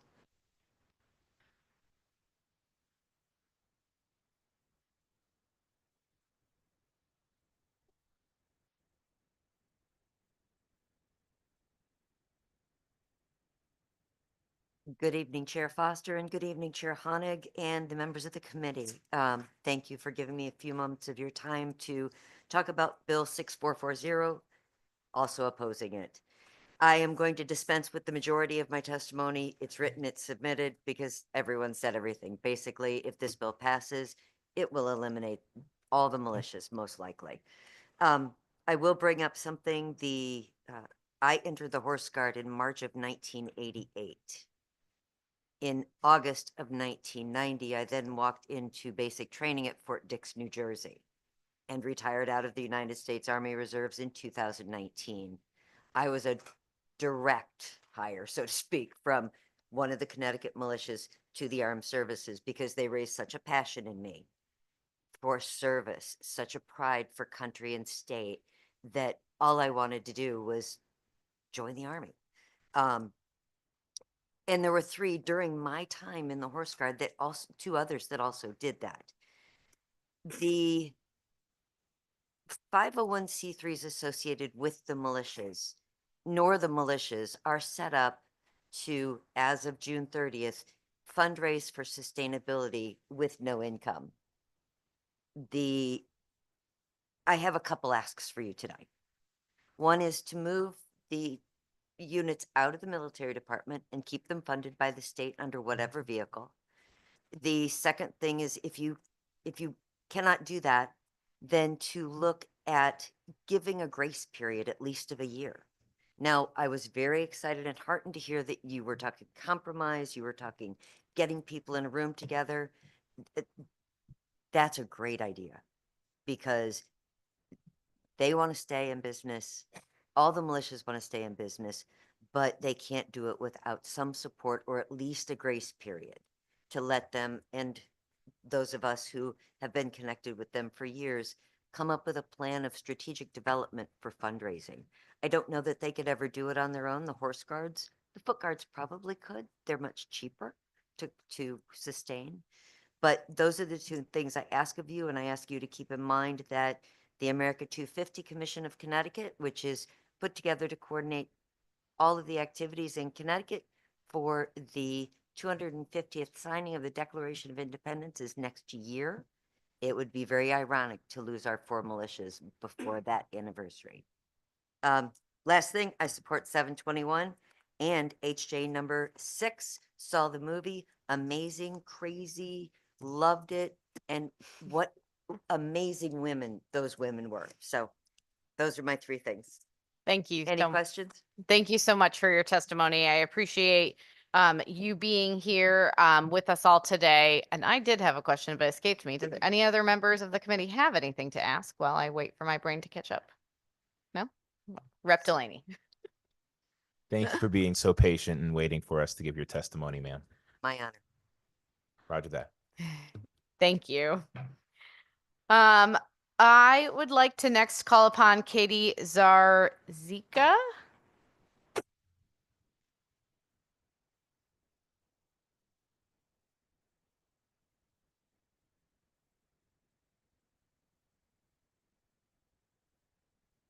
Good evening. It's no longer good afternoon now. So I'm just going to make my testimony brief. You already have my written testimony. My name is Katie Zarzicka. I am the current president of the National Guard Association of Connecticut. NAGACT is a nonprofit association with the stated mission of representing the interests of the current and former members of the Connecticut National Guard. We have over 3,000 active members on our rolls, and we advocate for the wellness and the readiness of soldiers and airmen within the Connecticut National Guard. I am here to support 4 bills. Senate Bill 1152 for the Joint Enlistment Enhancement Program, which has been a highly successful program that has allowed to help us increase our recruiting efforts and has allowed us to gain 100 members within the, over 100 members within the National Guard. The other bill that I'm here in support of is 1153, which will increase, which is going to increase the creating state awards to respond to changing circumstances in our state. With the different rising missions that we have, we would like to have the ability to be able to write our own state awards without having to pass legislation for each individual.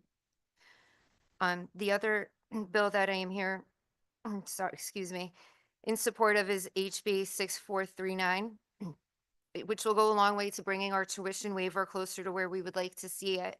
This does not eliminate all of the fees exempt from the tuition waiver.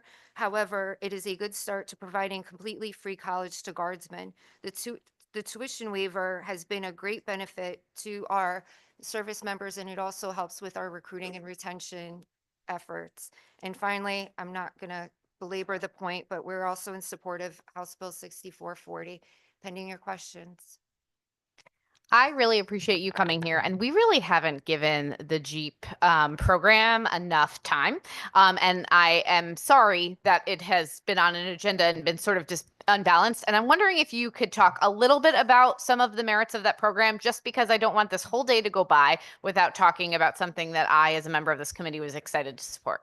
So the Jeep program definitely helps, especially our junior members, when they go out and they speak to other people within their community, talking about how great the Guard is, the opportunities that it has provided them.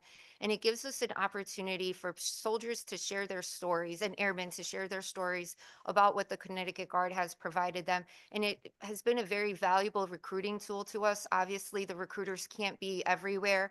And I'm sure you've seen in recent news that recruiting has been difficult for every branch of the service, but at least here in the Guard, we're able to help service members advocate for our organization and advocate to become to also join the service.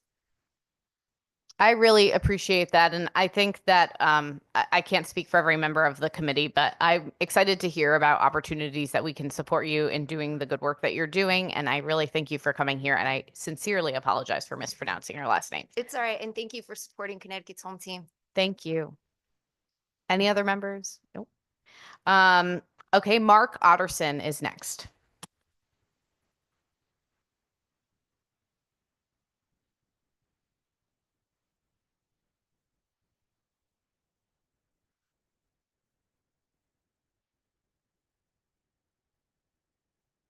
Thank you, Chairperson, and members of the Veterans Military Affairs Committee for the opportunity to speak in opposition to 06440. My name is Mark Otterson. I'm a small business owner. I reside in Connecticut, the current home of the 2nd Company Governor's Foot Guard. I serve as a captain and the executive officer, but today I'm testifying as a private citizen. I've been a member of the militia for 9 years, and I've participated in over 35 maintenance and deployments of the field hospital. But we've had a lot of discussion with regard to unintended consequences of this bill. I'm going to focus on one we haven't yet hit on today. In addition to my other responsibilities, I serve as a member of the Connecticut Military Funeral Honors Team. We have approximately 120 personnel that serve as members of various teams, of which 20 of those team members have ties to the organized militia. I did not serve in active military, but I wanted to recognize the service and sacrifice of our veterans, so I offered my services. And although I was not a veteran, I was able to join a team because of my status as a member of the organized militia. I have served as a member of the Funeral Honors Team for just over 2 years and provided a final military tribute to over 200 deceased members of our military. American Legion posts have had an increasingly difficult time recruiting members to the Military Funeral Honors Program, and many of our members are now in their 70s and 80s years of age. To be a member of the organized militia provides a source of recruiting for new members, but this bill would place this in jeopardy. It is the current opinion that to denote someone as a member of a private military force may not stand up to the present eligibility guidelines. Therefore, we lose a source of recruitment that provides for the continued support of this meaningful service. Each member of the organized militia is proud of the storied history. We volunteer to serve our state. We dedicate our time, talent, and money to forge ahead. We do this out of a gratitude for the opportunity to be part of something that can change lives, remember lives, and save lives. Thank you. Thank you, sir, for your testimony. Seeing no questions from members of the committee, thank you so much for your time. The next person on the agenda is Dana Ravenberg.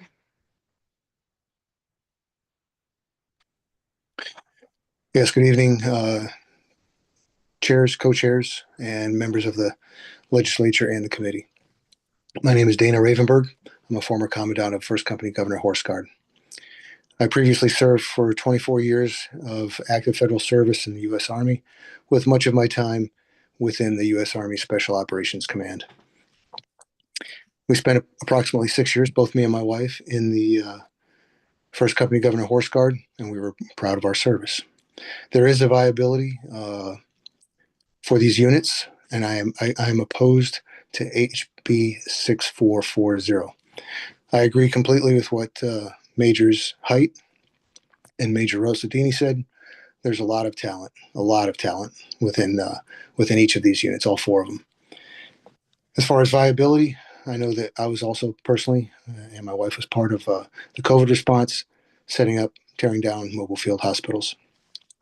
There's also an additional mission that we were part of in the cyber field. There was a request by the National Guard, a National Guard officer, to see if we had any talent within cyber. I fielded 5 soldiers to go to the regional cyber Yankee exercises, and eventually got to the point that my brother, Corporal Aaron Ravenberg, was able to actually not only participate, but also help set up the ranges. That's a joint exercise included active, Guard, Reserve, and civilian members for the New England region. So there is some viability. In terms of other state missions, I know the supporting document claims that we don't integrate or have not been able to integrate into state missions. I would say that during my time in the 6 years there, I never once saw any senior leadership coming down to offer any additional missions, although my unit was very motivated and would have been glad to do it. And I know that they can do it. So I don't see any advantage to losing this valuable state asset, and I will not belabor all the other points that those other commanders have made that are all valid. In terms of using ongoing lawsuits, et cetera, as an excuse to get rid of the Guard, I think that's a poor argument. I know that for myself, there was a discrimination claim made against me, and that person deserved to have been heard, and the procedures followed. I had no concern about really coming out in a negative fashion, because I requested everybody be honest about it, and this person had difficulty passing these tests that we had for final evaluations. I do know that the things I talk about, I have actual FOI evidence of. For instance, the Judge Advocate General, Timothy Tomcho, he personally coached the complainant. He also rewrote the final report of investigation. Actually, sir, I've asked members to focus not on interpersonal complaints and focus on bill feedback. This is Okay. really not the appropriate venue for that. Thank you. All right. Well, I'm giving you feedback on the actual mission, the viability of the mission. And I think that using co-opting the legislation into this scheme to remove the governor's guards is basically not valid. And I don't think the legislature should help General Evans solve his leadership problems. Subject to your questions. Thank you, sir. Any questions from members of the committee? Seeing none, thank you for your time, sir. Kenneth Nelson is next.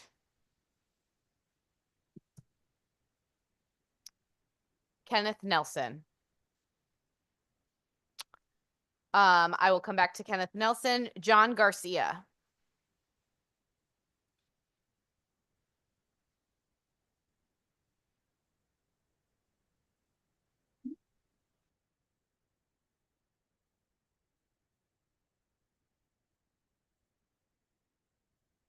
Good evening, honorable members of the Veterans and Military Affairs Committee. My name is John Garcia, a lifelong resident of Wallingford and a retired Major Commandant of the 2nd Company Governor's Foot Guard from 2021 to 2024. I ask you to reject Bill HB 6440 that I believe is fundamentally flawed. It was a privilege to serve the state of Connecticut during those difficult times in our nation. Our unit, along with 3 other militia units, provided the expertise, manpower, maintenance, and deployment of mobile field hospitals during the COVID outbreak, which has been mentioned many times today. I was made aware of the pending bill that would strip the Connecticut National Guard from the organized militia. We have been told that this is being done because our units are not cost effective. To the contrary, I believe that we are not only cost effective, but we are also an important insurance policy in case of natural disaster or deployment of the National Guard troops. As we approach in March of 2025, the 2nd Companies of the Governor's Foot Guard 250th anniversary, and in 2026, the 250th anniversary of our nation, our ceremonial contingent will attract tourists and showcase the revolutionary uniqueness of our state. We frequently receive requests to perform at historical and ceremonial events. As we perform in parades, color guards, and other celebrations during that time, local business and non-for-profit entities will reap the benefits and in turn return the taxes to the state's coffers. The 2nd Company Governor's Foot Guard is actually donate thousands of hours of the time at no cost to the state. This includes drills, readiness, training, and deal with potential state emergencies, ceremonies, events, and accepting assignments such as deploying the mobile field hospital. The units of military militia perform parades, color guard support, the governor's inauguration, and funerals at little or no cost, and free up National Guard units who are paid. I was proud of the men and women who served under me during the mobile field hospital mission. The 4 militias took the 4 tent units, along with trucks, generators, HVAC systems, from a state of disrepair and neglect to 4 usable units. This was only accomplished because of the unit's manpower skill set. The 2nd Company is made up of approximately 60 active duty members. Our unit contains the skill sets that are required for our state: electricians, plumbers, mechanics, CDL operators, etc., along with lawyers, judges, and teachers.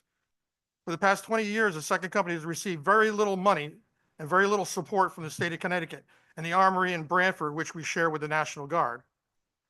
Our colonial red uniforms are worn out, and we are not able to uniform half our members, and the ones that have been in service for 30 or 100 years. We have purchased our own uniforms and supplies and supported ourselves through donations. In the P account, we actually used our money that was donated to us to equip our mobile field hospital. Apologies, sir. Do you mind wrapping up your testimony? Okay, and the necessary equipment such as cold weather gear. Okay, unfortunately, if we are moved from, we fear that 250 years of faithful service to our state will be lost.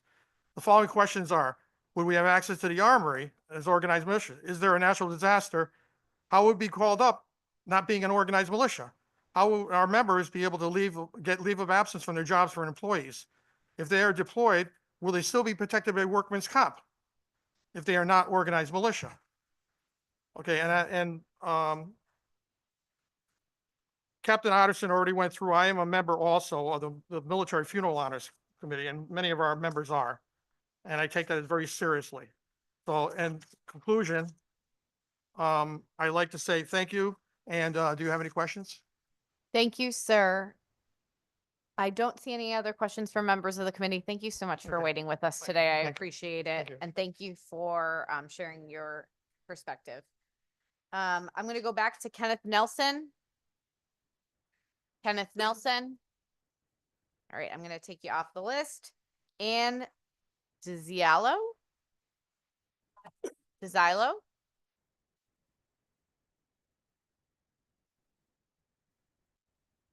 All right, I'll come back one more time. Julie Skull. I'm sorry, I'm here. I didn't unmute. Oh, thank you, Anne. I apologize. Nope, go ahead. Technical difficulties. Thank you. Good evening, ladies and gentlemen, esteemed colleagues, and honorable members of the committee. My name is Ann DeZilo, and I am from Canton, and I am here to oppose HB 6440. I come before you today to address a matter of profound significance, a matter that calls upon all of us to reflect upon our rich heritage, our values, and a legacy we wish to leave for our future generations. Since its founding in Hartford in 1778, the governor's independent volunteer troop of Horse Guards has stood as a symbol of honor, dedication, and unwavering service. Modeled after the Royal Regiment of Horse Guards of England, this esteemed unit has woven itself into the very fabric of our state's history. For nearly 250 continuous years, it has embodied the spirit of volunteerism, patriotism, and community service. 1GHG, along with the other militias, has a legacy that is deeply intertwined with the history of our nation, too.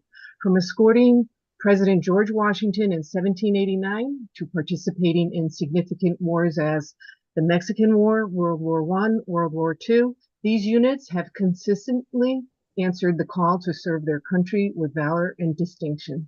Today, they continue to support the Connecticut National Guard, participate in parades and community functions, as well as other civic events, all done with unpaid volunteers. Eliminating the funding for these militias would not only erode a deeply rooted tradition and lose the continuous designation, but also will diminish the potential for these units to contribute to our state's well-being. 1GHG has had a presence in Connecticut even before the establishment of the Connecticut National Guard.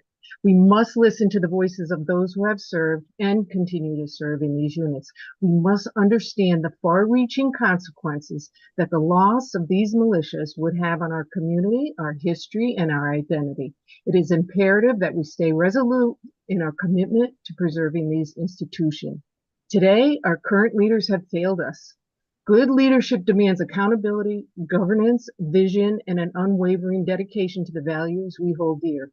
We must embrace and fight for the importance of these militias, recognizing the reputational damage that would ensue should we fail to act.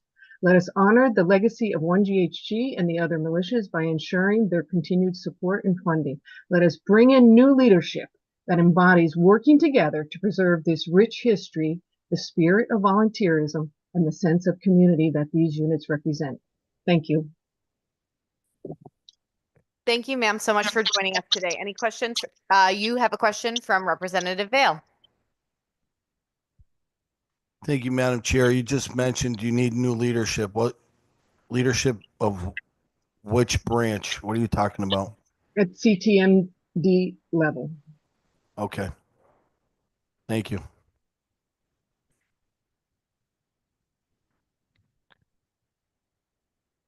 Thank you for your testimony.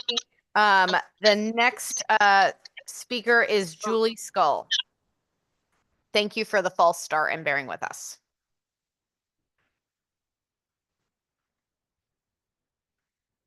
All right, in essence of all of the information in the late evening that it is getting to be, I have also kind of deferred my testimony. Good evening. Thank you, Madam Chair and Mr. Chair, and this honorable committee for all the work that you do.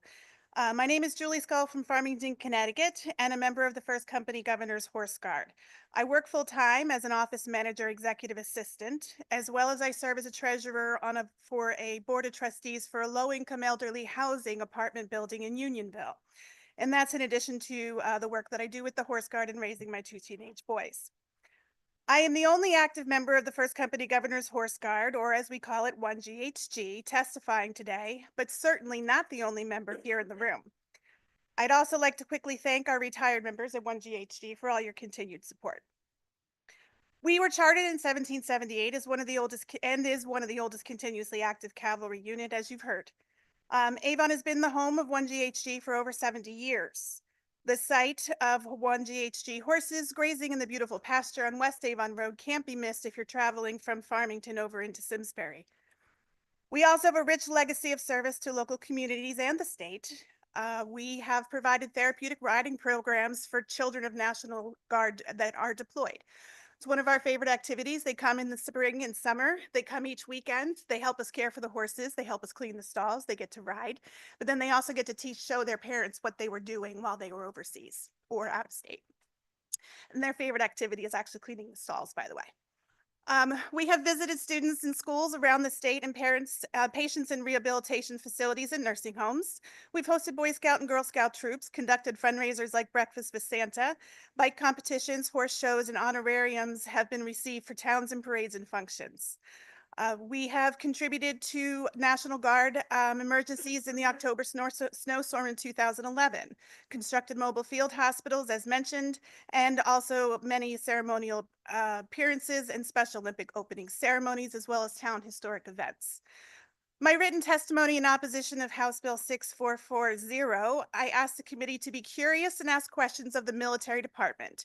This has been a privilege to be part of this legislative process. I am very pleased to hear all of the very important questions being asked of by the committee of the military department, the legislators, the members of the public, and the members of the units. A frequent theme has been raised is compromise. The active militia units heard from the military department late last year that this legislation was being proposed. There was no task force between the parties, just a unilateral decision as far as I'm aware. We are very open to coming to the table and having a full discussion on moving forward. The First Company Governor's Horse Guard in Avon will not be able to move forward as a private organization. If this bill is passed as it's written today, unfortunately on July 1st, 2025, we will begin assisting the state in looking homes for our horses. What's going to then happen to the property in Avon? As you'll see in the town manager from Avon, the property is owned by the state and in Apologies, ma'am. perpetuity. Do you mind wrapping your testimony up shortly? Absolutely. And the Horse Guard will not be there any longer. Will the property go into disrepair or will it be sold to a developer? So again, I want to thank you for all of your time today. It's been a long day, but it's been a privilege to be part of this process, and I'm very happy to answer any questions. Thank you, Julie. I want to raise a question really quickly. As we've had a lot of these conversations, there's been the sense that like the militias need a home in state government. It seems like consensus that maybe the military department mutually is not the preferred location for it. And a couple of suggestions have been made for the Department of Agriculture and UConn College of Ag Health and Natural Resources. I'll just say as like a big fan of one of those and an alumni of the other. Has anyone spoken to any of those agencies? No, we were just advised of this in December that this was happening. So unfortunately, to make all those plans and make all those changes in mere months, it just seems very unrealistic to us. As volunteers, we've reached out to our representatives, we've reached out to our senators for guidance in which direction to go. And that's the best we can do at this time is continue working with them for guidance. That might be something that I recommend folks do. Sure, that's a great idea. Yeah. Thank you for your time. Any other questions from members of the committee? Thank you very much. Thank you for your time. Thank you for your testimony. Tim Tomcho is next.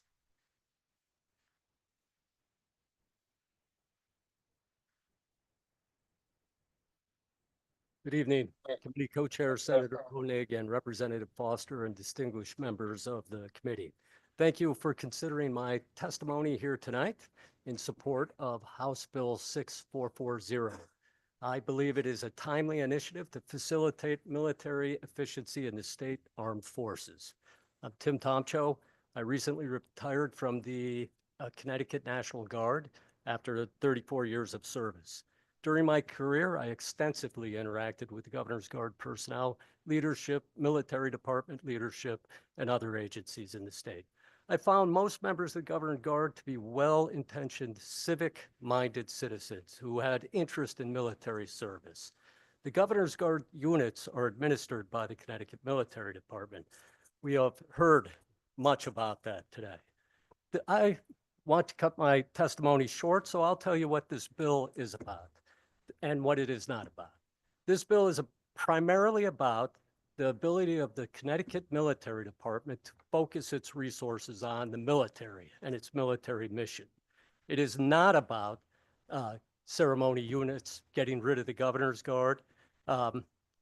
It's not about the USS Constitution, a fully funded military unit, ceremonial, that is paid 100% by the federal government.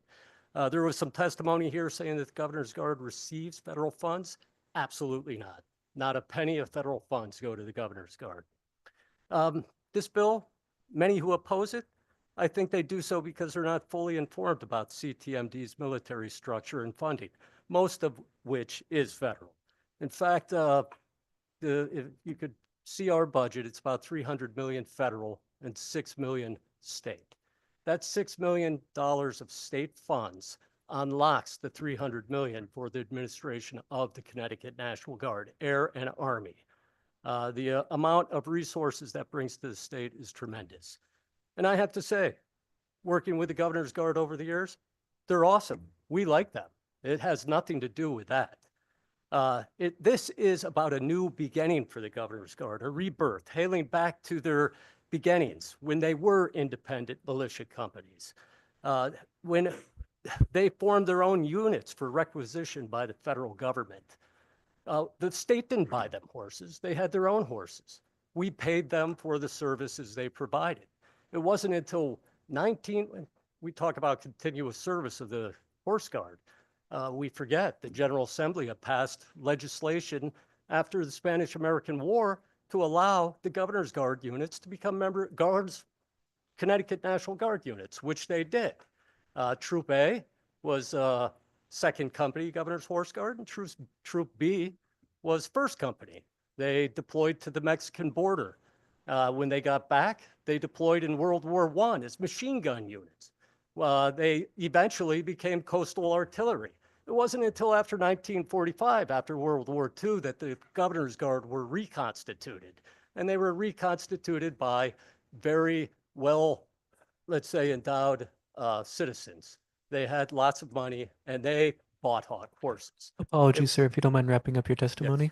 Yes, thank you very much. When it comes down to initiatives, the military department has had many over the years, turning them into mounted and unmounted riot control, transfer to Yukon to co-locate with the equine unit and the history department over there, logistic and admin support to the Connecticut National Guard, consolidation of the units at one location to save money. This is not about property. This is a state asset. Even though many of the units are historically located in Hartford and New Haven, they have moved around quite a bit over the years. This actually guarantees the Governor's Guard can continue as independent companies. As former Representative Cotu said, we believe that they can do it as private entities, and we're prepared to help them do it. I asked the Committee on Veterans Affairs to assist the Governor's Guard units, despite their testimony in opposition, to remain relevant, efficient, and viable well into the future, perhaps for another 250 years of charitable service to the state, by a joint favorable vote on this bill. Thank you.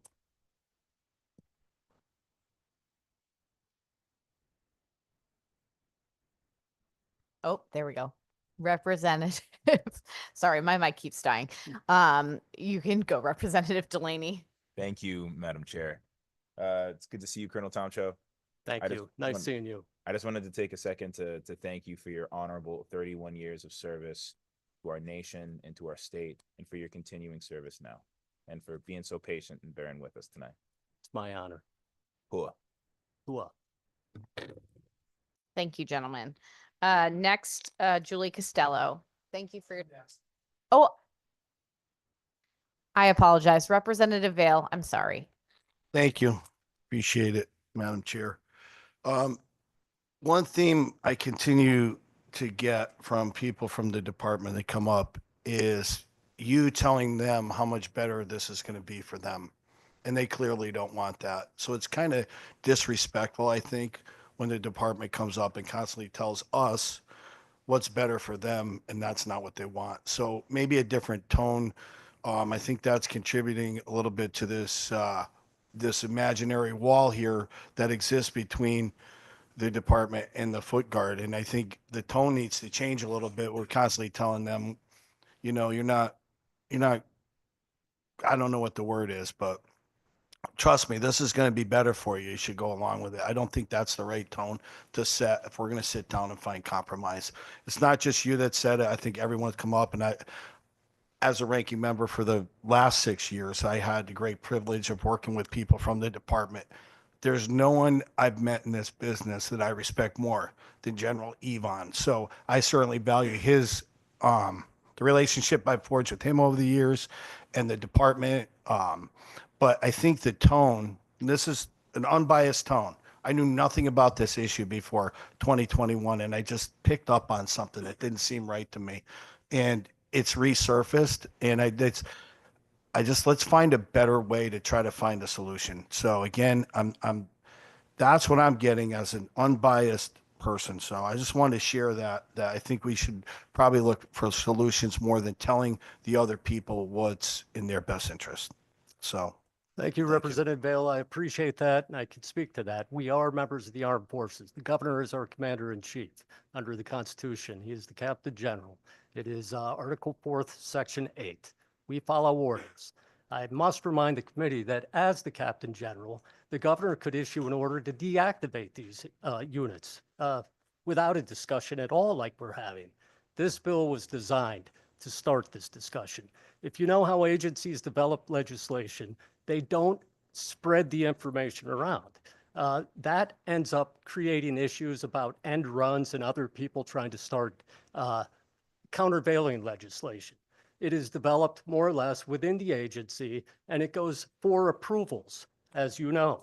It's not something that we're going to sit down with commanders of units and ask them, hey, how can the military department spin you off to some other agency? That's not going to happen that way. But now that the bill is out there, and as soon as it was approved and it was on the OPM website, we engaged the commanders. And that was just a couple of months ago. So even though there's been a lot of talk that we don't sit down and talk to them, we talk to them a lot. We have lots of ups and downs, but the command is totally aware of us discussing all sorts of matters with them, good and bad. Thank you for your comment. And again, in 2021, we had the same issue, and I do think it was a little bit of an end around. And I was part of leadership at that time, and I had concerns all the way through the whole process. And now I kind of see some things I was worried about to me are coming to fruition. I thought it was rushed through. I didn't think it was necessary.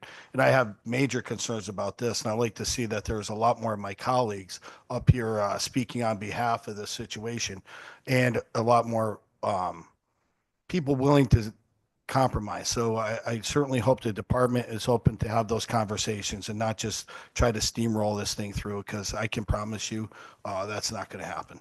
So thank you. As you said, General Yvonne is a very honorable and a wonderful, great leader. The state of Connecticut is lucky to have him, and I can assure you he would never let that happen. Representative Vale, I'd like to just also re-extend my commitment that we will be working on this bipartisanly and bicamerally, and we will look to find a solution that gets us somewhere where we can be comfortable with where we're going. We obviously have zero intention of bringing a bill out onto the floor to fail. And so that means that throughout the legislative process, we'll seek compromise. So you have my commitment to continue to work with you on this. So thank you for your questions today, sir. And I apologize for skipping over you. Rep. Lanu, you had your hand up. Yes, thank you, Madam Chair. I just want to, I think it's important to point out as well. I appreciate what you said as far as us working together bipartisanly, bicamerally. But I also think we have to do this, if you want to call it bi-divisionally. Make sure that the militias as well as the National Guard is brought to the table and are talking to one another. So I think having them directly involved as well is important. I just have a couple of quick follow-ups. Thank you, sir, for your decades of service to your country and to your state, and we appreciate it. I want to start with that. You had mentioned that I think in your oral testimony, you said that if essentially we privatize these militias through endowment, they could be around for another 250 years. Based relying solely on private endowments and the like. But I think we also heard in prior testimony this afternoon, a lot of the troopers have other careers, other jobs. There was a specific testimony that mentioned they did some private fundraising where there was hundreds of hours of work to raise money this past year. They included door-to-door campaign, and they raised a total of $10,000. And I think the greater point in that testimony was that's just not sustainable and it's not realistic. And I think the point that Trooper was making in her testimony was if we do privatize, they're gonna cease to exist as a organization, as a militia. I just want to give you an opportunity to comment on that and what's your feelings in that testimony. I thank you for that question. I have to let you know offhand, I'm a very positive thinker. And I would have to defer to Gordon Johnson, who is the president of his Friends of the Second Company Governor's Horse Guard. He's done wonderful work raising funds. And I have to let you know, all 4 of the units have nonprofit organizations that the units can be under. In fact, the First Company Governor's Foot Guard had one of the first nonprofits in the state, which was enacted as a special act by the General Assembly in 1885. The Friends of, actually the trustees of the First Company Governor's Foot Guard. I believe that if they privatize, the state of Connecticut will engage in contracting with them, that they can sell their services back to the state. They could do the inaugural as private entities. First Company used to run the inaugural ball. They used to make hundreds of thousands of dollars doing that. But there were issues with their corporate status at the time as well. But I believe, without a question, were they privatized, and if they had the assistance of the military department, the General Assembly, and the governor's office, there'd be no question whatsoever they'd be able to get enough money. They may not be able to sustain 20 horses to begin with. Maybe they start with 5. But when it comes right down to it, they wouldn't need 4 separate nonprofits. They could all go under one if they wanted, and that would really minimize their administrative cost. But when it comes right down to it, I believe, as former Representative Coutu testified to, they can do it. It'll take a work, but they know how to work. It'll take a lot of volunteers. They know how to volunteer. They have a lot of nonprofit experience. They know how to raise funds. They're successful in what they do, and I believe they'd be successful as private entities as well. Okay, I mean, my concern is, does the data speak to that? As far as if you look at the hard dollars, we had sworn testimony here at $10,000 in 2024. That doesn't really get you too far when you have mentioned if you even cut back to 5 horses. I don't know. I think I don't think that's going to get you too far. As Major Mazzara testified to, when it comes down to raising funds and going to parades, they don't charge for many of the things that they do. In fact, the military department has been asking the commandants for many years, let's put together a brochure. What services do you provide? Can we raise funds by getting you to charge for the services you provide? We've been working with them on that. We've come a long way. In fact, during my tenure, the funds that were, the honorariums that were raised from parade committees did not go back to the state. That is definitely revenue to the state of Connecticut. It went to associated organizations. Well, I think if we just, well, as I mentioned earlier, I had an exchange with the general. I think if we start charging for events, the only ones that are going to be able to pay for those events are people that can afford it. And there's a lot of great organizations that have there are great movements, have a great mission, and they just don't have the funds available. And there's going to be a lot of people I think that'll be disenfranchised if that happens. So I think I think that we gotta be cautious with that. But I do appreciate your testimony. Madam Chair, thank you very much. Thank you. Thank you so much, Representative Lanou. Before I turn to other members, I would be remiss if I didn't share that your reputation preceded you because former Representative Ted Graziani, who was recently inducted to the Hall of Fame, is my seat predecessor 20 years ago and a good friend of our family. And so I just wanted to pass on that he is a wonderful man who speaks highly of you, which conveys much respect. So thank you very much for coming and testifying today. And if there are no other questions or comments from members of the committee, next, Julie Costello. Thank you so much.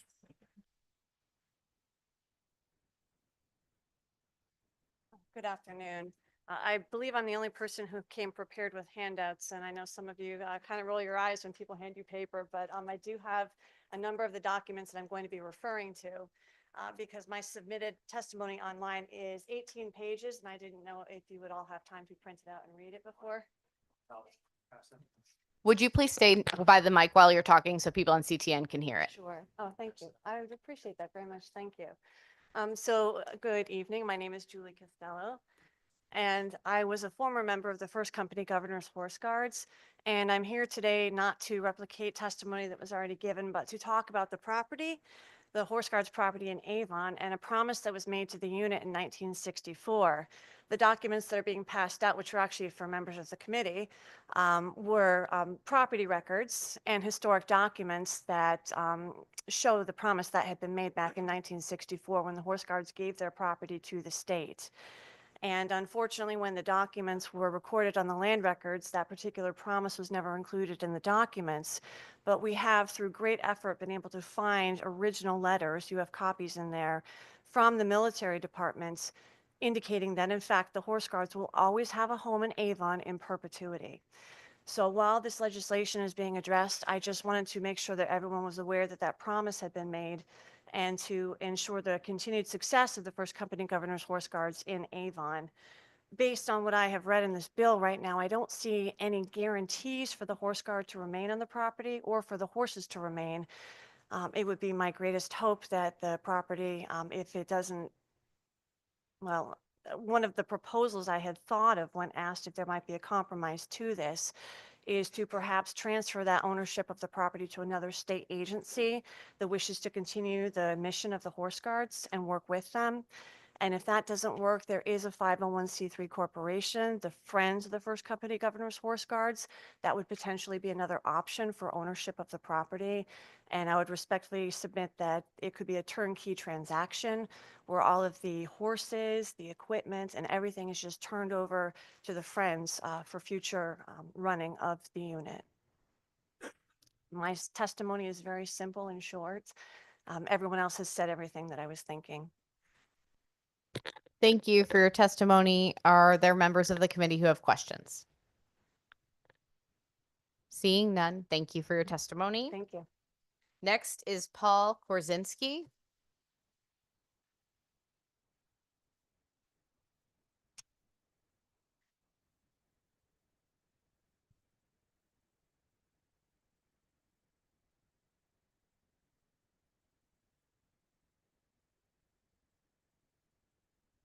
Good evening, Madam Chairman and members of the committee. My name is Paul Krasinski, and I'm from the town of New Hartford.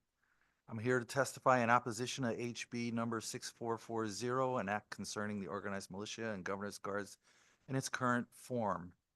I've read the proposed bill and I'm aware that it does not specifically call for the termination of the 4 historical military units, but proposes to have them organized or associate as a private military force.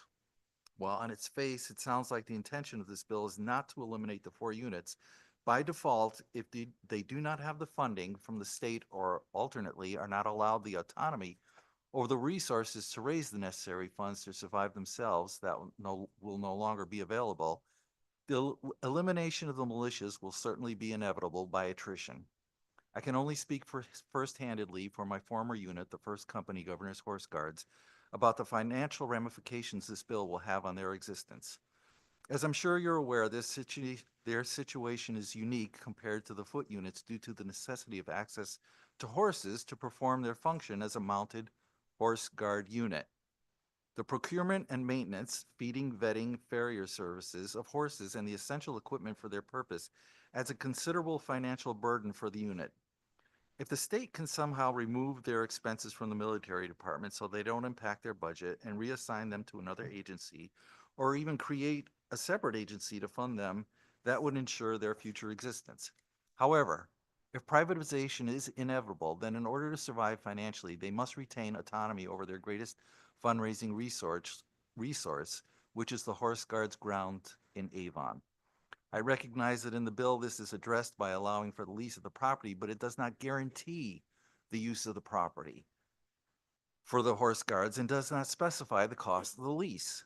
At the very least, we would respectfully request that the bill be tabled for a year so we can hopefully address these issues and resubmit the bill with the modifications necessary to ensure to its best ability the survival and continuation of the heretofore unbroken honorable service these priceless historical volunteer units have rendered for over 250 years to our great state of Connecticut and to the governor.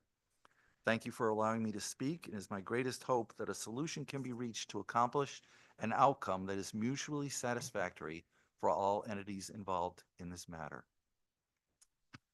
Thank you for your testimony. Paul, any other members of the committee with questions? Seeing none. Stephen Allenson, Thank you. thank you.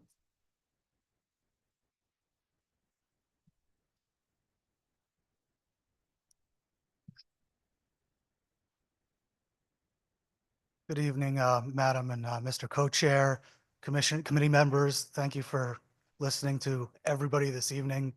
I've written a bunch of testimony. You can read it at your leisure. I'm not going to go into it.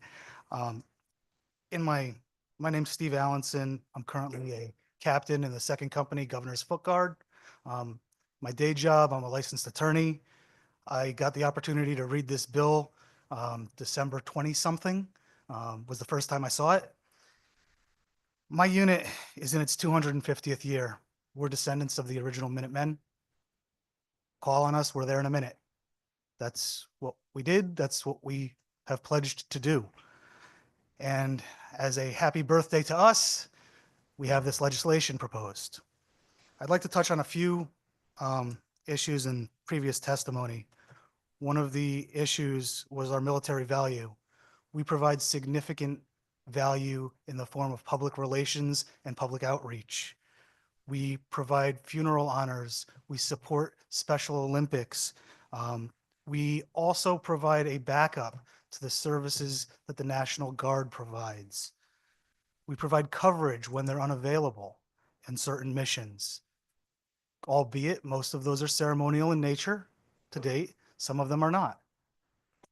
If the National Guard was federalized, Connecticut would be without a resource to rely upon.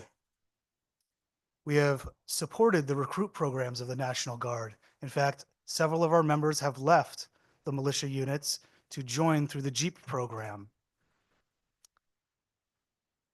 Our retention rates are significantly high. I would argue, and you can look up the records of this, our retention rates are probably higher than those in the National Guard. Feel free to do the research. I am convinced that we have significant retention. We have significant opportunities that have been proposed to us from agencies such as DEEP, DOT, DPH, DESPP, but we have not been given a lot of opportunity to pursue those. As far as the current bill is concerned, the language regarding the use of the facilities, our homes, that's permissive in nature. It is not mandatory. It states that they may authorize the use. That doesn't guarantee us a place to go. If this bill passes, they could then say, well, this bill passed, you're private. If you don't pony up some funds, we're kicking you out. From what we're being told, each foot guard unit takes about $6,000, which is nothing compared to the budget. We've been told today that this is not just financial, but administrative. I'd like to remind the commission that the current budget. Apologies, sir. Could you wrap up your testimony, please? Yes, sir. Thank you. I'd like to remind the commission that the current budget did include not only costs for the National Guard, but costs for the militia units. If that was insufficient, Appropriations Committee can be addressed with that.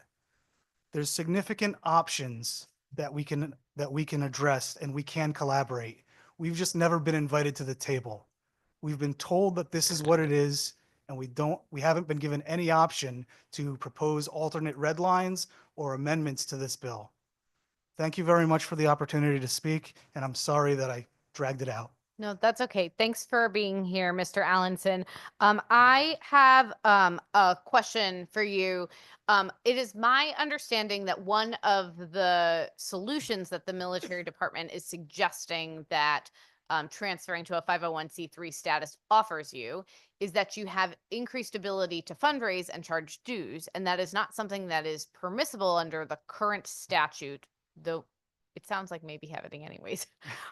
So can you talk to me about that? I sure can. Great. So first of all, when you start charging dues as an organization for volunteers that give up time away from their family, their jobs, and other money-making opportunities, you lose members. We're gonna suffer from attrition. That's going to happen. So dues is going to potentially bring some income, but we're gonna lose members, and it's gonna be hard to maintain. Our 501c3 exists. We get minimal donations to it on an annual basis. The majority of funds that we receive are from parades and ceremonial function honoraria. Those funds are deposited into the state's non-lapsing account, which this bill proposes to escheat back to the state. So we would lose the money we earned, as was previously stated. But the big point is, what do we make a year in those honoraria? $6,000, $8,000. Most of the folks that want us to do things for them, they can come up with a few $100s, maybe $1,000 at most. I don't think I've seen anything more than $1,000 check come to us for a service that we've provided. We're low cost, we're low maintenance, we're self-sufficient. And Madam Chairperson, I just want to bring up one other point that I think is important. Our unit has nothing to do with any of the litigation issues that are here. None of it involves our unit. Thank you. Thank you for sharing that. I think what I meant in particular was my understanding was that because you were part of the state budget, that you didn't have the ability to fundraise the way another 501c3 could, because we don't allow donations into the state accounts. And so I thought that perhaps your fundraising would be better or more easy. Unfortunately, I know your intention and I know what you're thinking, but we have retired members that service our 501c3, and they have a bunch of retired friends who have pensions and investment accounts and everything else that they've built up over the years.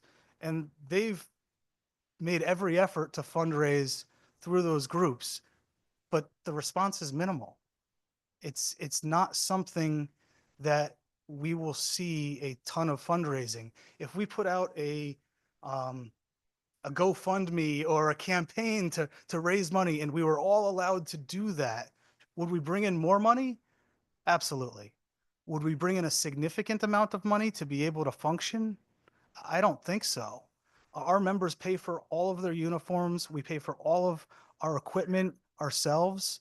We have not gotten any money from the state for equipment, supplies, or uniforms in, I would say, at least 10 years. And so when you ask people, hey, can you donate? Can you fundraise? Can you contribute something more? Well, I'm already contributing by buying all my supplies. Hundreds and hundreds of dollars a year go into this. So I understand your sentiment, Madam Chairperson, but I don't see it as being realistic, respectfully. Thank you. All right. Thank you. I appreciate you for answering my questions. Representative Lanu. I'll be very, very brief. I just, hello, Trooper and Counselor. Thanks for being with us tonight. And thank you for your testimony and your service. You had just mentioned that as a militia, you guys are low cost and self-sufficient. I just want to make sure we're clear for the record. That's under the existing model. If obviously state funding went away and you guys became privatized, that would be a different, totally different environment at that point, right? Yes, The thank you. game changer. Yes, thank you, Representative Lanu. That's a good point. We would have to maintain insurance, which would be at a significant cost. We would have to maintain supplies. Like I said, our home may not be continued in perpetuity. Certain parades and other functions that we go out to while we're currently operating under a military exemption, we have coverage. They might ask for specific riders and additional coverage. Most parades that exist, we used to have one vehicle. which was one of the old rideshare buses. It's long gone. It doesn't, it's been retired. Doesn't work. And it was a state vehicle. But that, to get a vehicle into a parade, like a lot of these parades want the old military vehicles, the Deuces, the Jeeps, all that stuff. You have to have specific insurance to even bring that into the parade because they're concerned of what can happen if that vehicle does something it shouldn't. So there's significant costs that would come in to this privatization that I don't think was contemplated at the drafting of this proposed bill as it sits. Okay. Thank you very much. And again, thank you for your service. Thank you, sir. Thank you, Madam Chair. Thank you, sir. Sirs. Anyone else interested in testifying, asking questions? Okay, thank you so much for your time. Thank you very much. I believe next on the agenda is Sean Trimboli. Sean? Might have stepped out. I can go chat. I'll circle back around to him then. Gordon Johnson.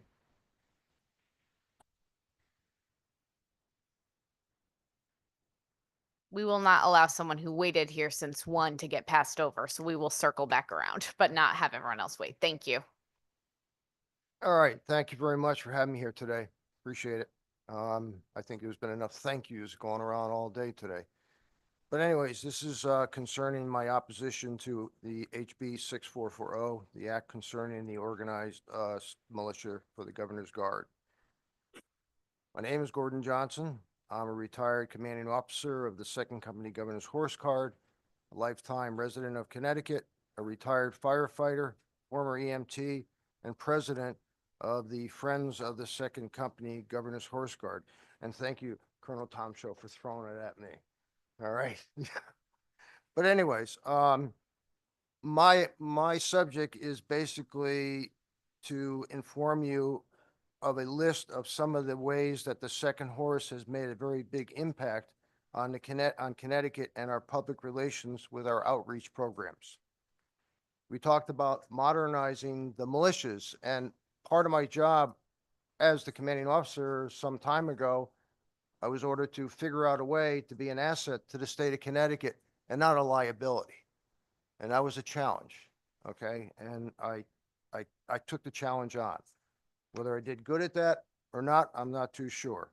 But we can talk about a lot of the parades that we've done. We've probably done a dozen parades probably every year and even more. Our resources are less than they were 20 years ago. So at times we were doing 2 parades at one time, but we can't do that anymore because we have a lot less horses.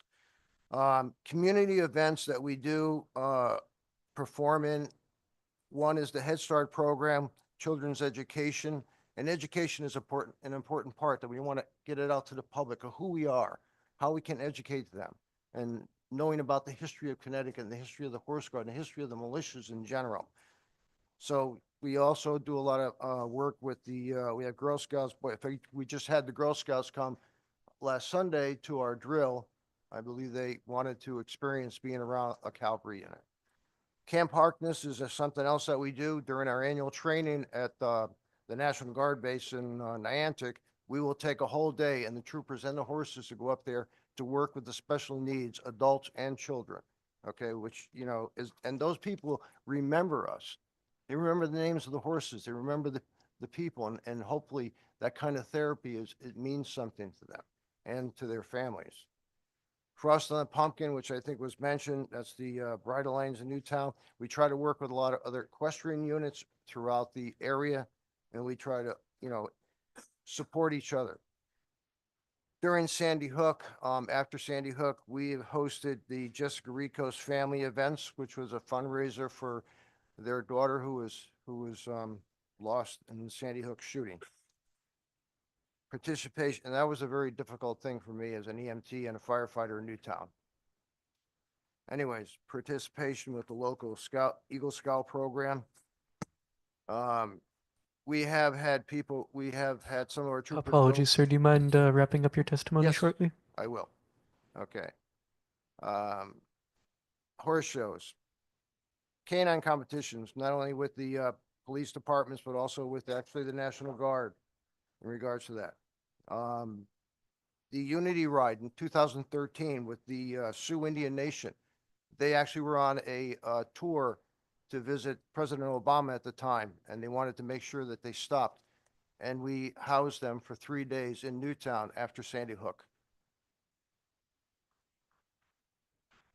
Some of our special events.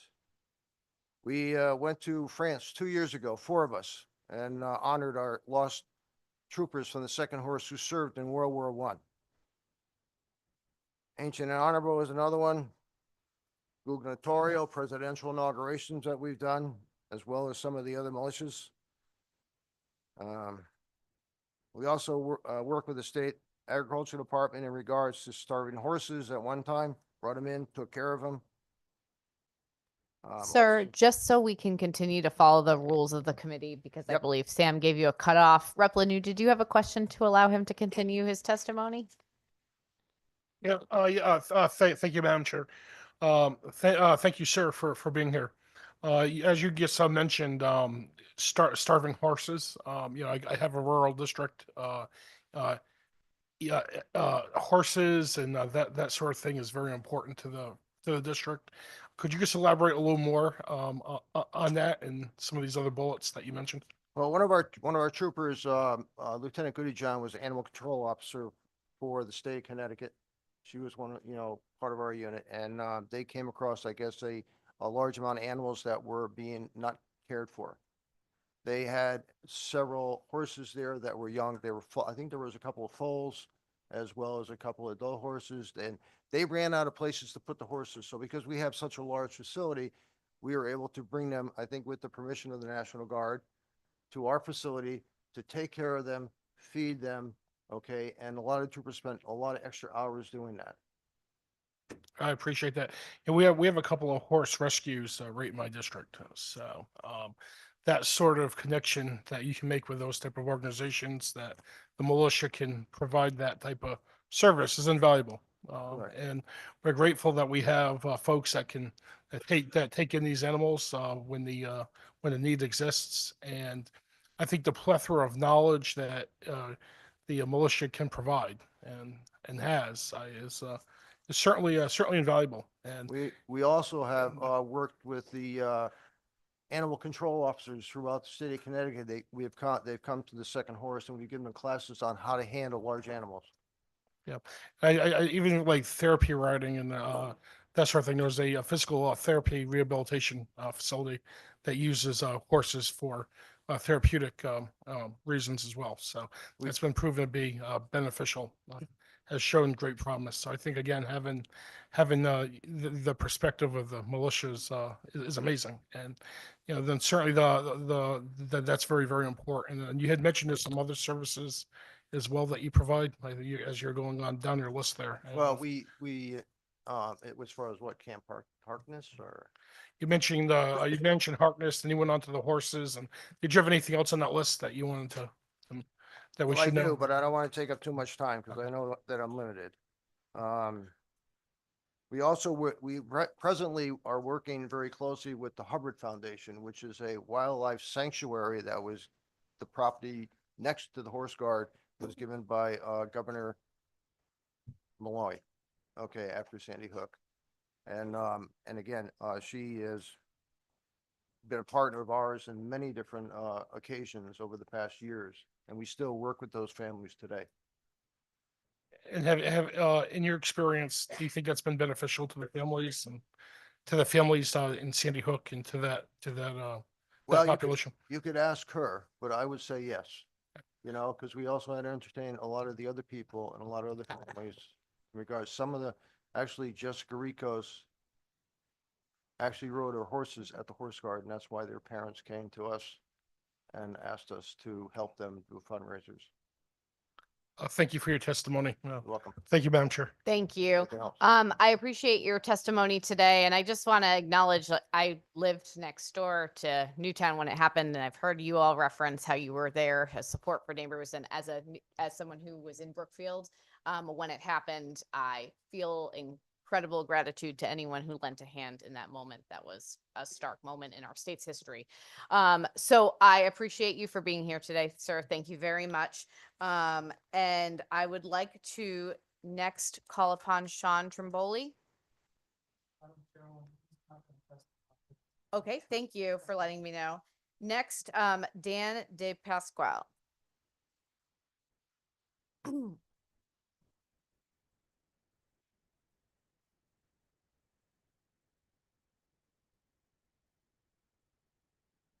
Good evening, committee co-chairs, Senator Honig, Representative Foster, and distinguished members of the Veterans and Military Affairs Committee. Thank you for the opportunity to allow me to to provide a testimony today. I know there were 12 bills in review, and I have written testimony submitted for Senate Bill 1152, Senate Bill 1153, House Bill 6440, and House Bill 6439, all of which I support.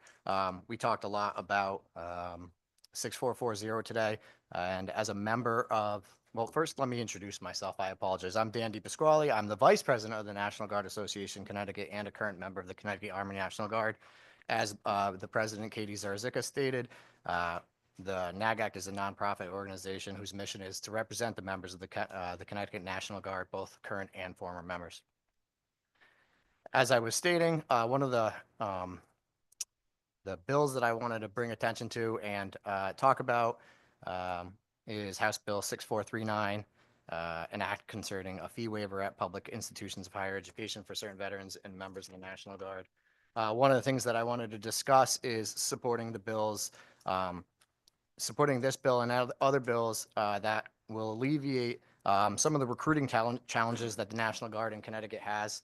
When we're competing for market share of the DoD with other components and branches, we constantly run into issues with what other branches may provide as incentives to join their branch. And one of the things that we can provide in Connecticut, being a member of the Connecticut National Guard, is the tuition waiver, but obviously it doesn't include fees, whereas other states it does, and that's something that we're looking to include.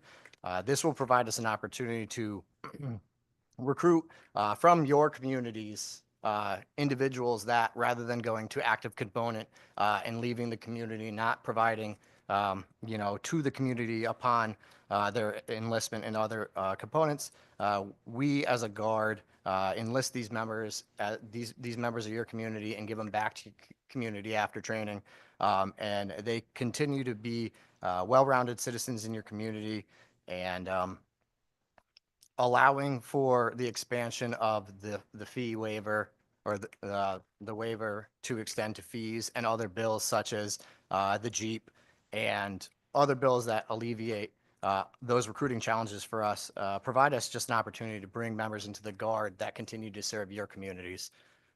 Pending any other questions or any questions, that's my testimony other than what I've already written and submitted.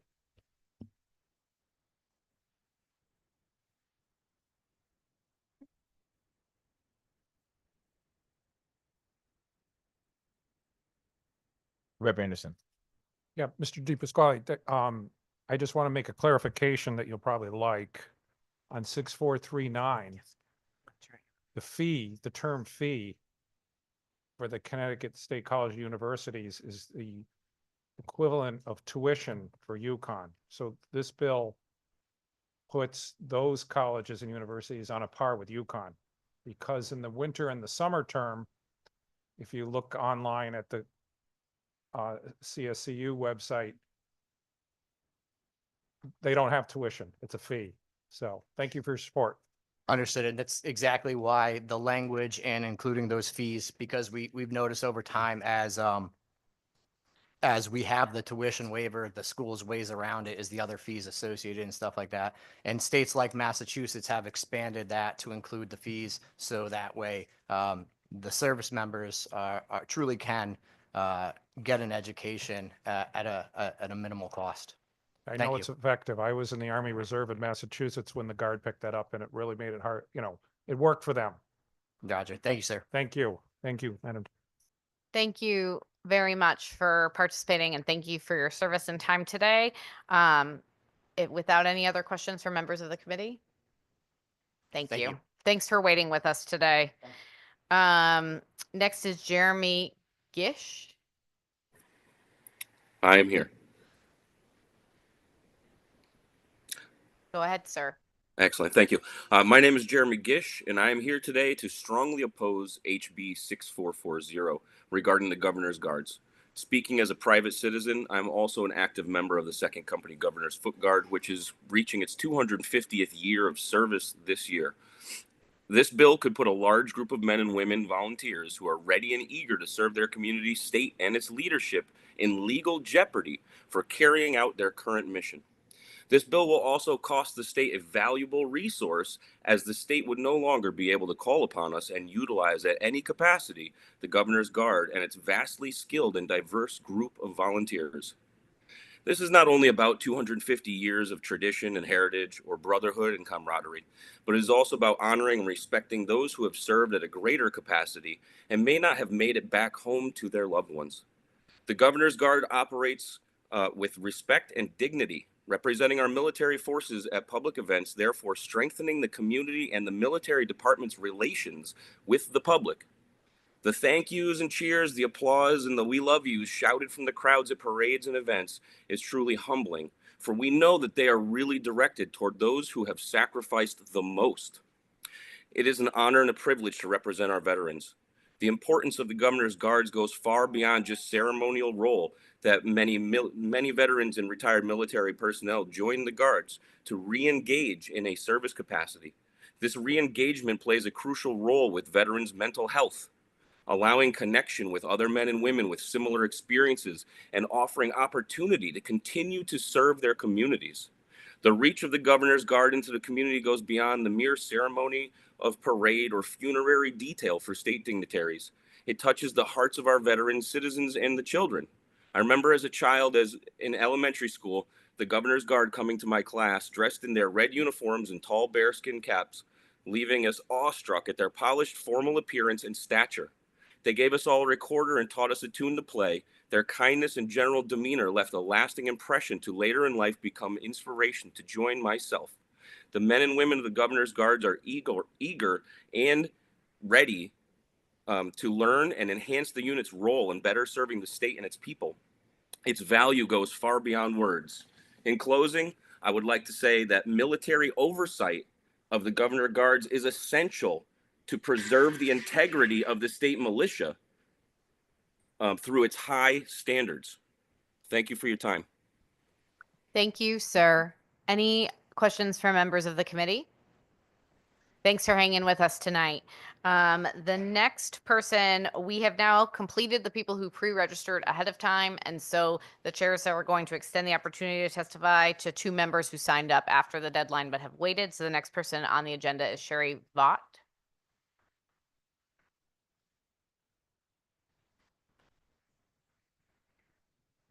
Thank you so much for the opportunity to testify today. I'm sorry that I didn't do it correctly, but I will next time. So I'm an Army veteran. I'm here as a private citizen. I live in the town of Brooklyn, and I am delighted to support and ask for your support on not only HJ6, that postal battalion was, I mean, just to see the trailer makes me cry. And when Dr. Kearney spoke earlier, I actually wept. I can't imagine what those ladies went through. I hope that you will support National Women's Veterans Recognition Day.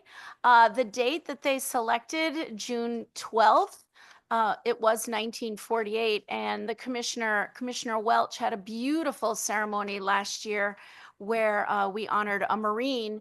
And it's just amazing that in my mother's lifetime, we went from being WACs and waves to full-fledged soldiers, airmen, Marines. And I hope that we can have that here in Connecticut. In the capacity that I have in my hometown of Brooklyn as the municipal veterans representative that was instituted under Governor Malloy, so that when our guardsmen came home, they could reach out and find resources. I really look forward to Raised Bill 6441, where the Connecticut Department Veterans Affairs Office of Advocacy and Assistance will report to the Board of Trustees, which I sit on as an appointment from the governor. I've been off and on the board for the last 15 years. And it is really important to understand the capacity that they're able to serve in. Those amazing 14 veteran service officers that we currently have. 14 was the number before the PACT Act, and the PACT Act opened up the possibility for thousands of claims. And so as much and as hard as they work, we really, really could use, and I say this as a private citizen, not as an arm of the Board of Trustees, but we really do need 6, 8 more VSOs. The elderly population that can't drive to one of the offices. So I live in Brooklyn, Connecticut. If somebody in Thompson or Putnam, if they are elder and they need a veteran service officer, they have to drive to Norwich City Hall. That's over a half an hour away. They have to have somebody that can drive them. And then there is also, coming back with the correct documents. You can't get it all done in one visit. So if you could please support 6441, and maybe while this bill goes through the sausage making process, if you added additional veteran service officers, there would be many, many thankful veterans that are elderly and can't get to those offices that would benefit from that. The other couple bills that I just want to say I think would be amazing. Apologies, ma'am, if you don't mind wrapping up real quick. I certainly will. 376, the dates removed for state benefits. That would be the wartime dates. I think that would help a lot of veterans. I meet with veterans who served after Vietnam and before Desert Storm, which is August of 1990. So we do have 15 years of peacetime veterans that are not eligible for certain state benefits. And they raised their hand, just like I did, just like the other veterans in this room, to serve. And they consider it disingenuous that we do not offer them the wartime veterans benefits. And so that would be lovely if we could do that. And stand down. So I sat next to General Leslie Nieves. She retired from the National Guard. She worked to build that stand down protocol, and it was her idea. She sat right here behind the speaker to include the DMV. So thank you, and I look for that expansion. Sure. Thank you so much for your testimony today. Rep. Delaney has a question for you. Yes, sir. Thank you, Madam Chair. Ma'am, I just want to say thank you so much for being so patient with us this evening and for coming before us tonight. Were there any bills that you came here to testify on that you didn't get a chance to mention to us?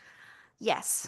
Thank you. Could you please tell us those quickly now? Yes, I certainly can. So the bill that Senator Gordon asked, that the eligibility determination for state programs. In my day job, I meet lots of veterans that need to qualify for QMB, which is the state of Connecticut paying for their Medicare.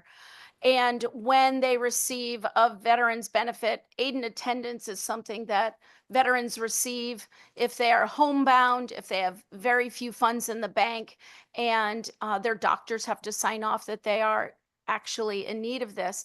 That benefit, they need to show the VA that they are currently paying for services that they can't afford to pay for. And so they're really in a rock and a hard place. If by chance they can pay for some care and demonstrate to the VA would give them $1,200, a little bit more per month if they're single, they qualify for it. And what that puts them over the limit. And those people specifically need to be able to pay for someone to come in and care for them so they can age in place. So if there's any way we can make sure that our veterans can qualify for all state programming, that would really go a long way to say thank you and honor their service. Thank you, Soldier. And I just want you to know that it is the intent of this committee to have a hearing on the Municipal Veterans Representative Program, and I would encourage you to come back and to give testimony then. I will. I'd also just like to speak briefly. as a veteran advocate myself at home in Stamford, I spent so much time working with our municipal veteran representative program, which is really, our first touch, boots on the ground, connecting vets to their benefits. So in addition to your service as a soldier, I just want to thank you so much for volunteering your time to square our guys away and get them connected to their benefits. So thank you so much, and thank you for being here tonight. You're welcome. It's my honor. Thank you. Thank you for hanging with us tonight. You're welcome. I am always afraid to say this out loud, but last but not least for the evening, Brian Horan.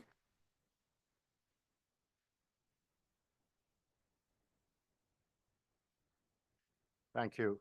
Good evening, members of the Veterans and Military Affairs Committee. I'm Brigadier General Brian Horan. I'm the command historian for the Connecticut Military Department. In civilian life, I'm retired federal administrative law judge. I think one of the things about testifying last is everything that can be said has been said. I've submitted written testimony, and I'll stand by it. A lot of it is repetitive and cumulative of what's been said, but I'll cut to the chase.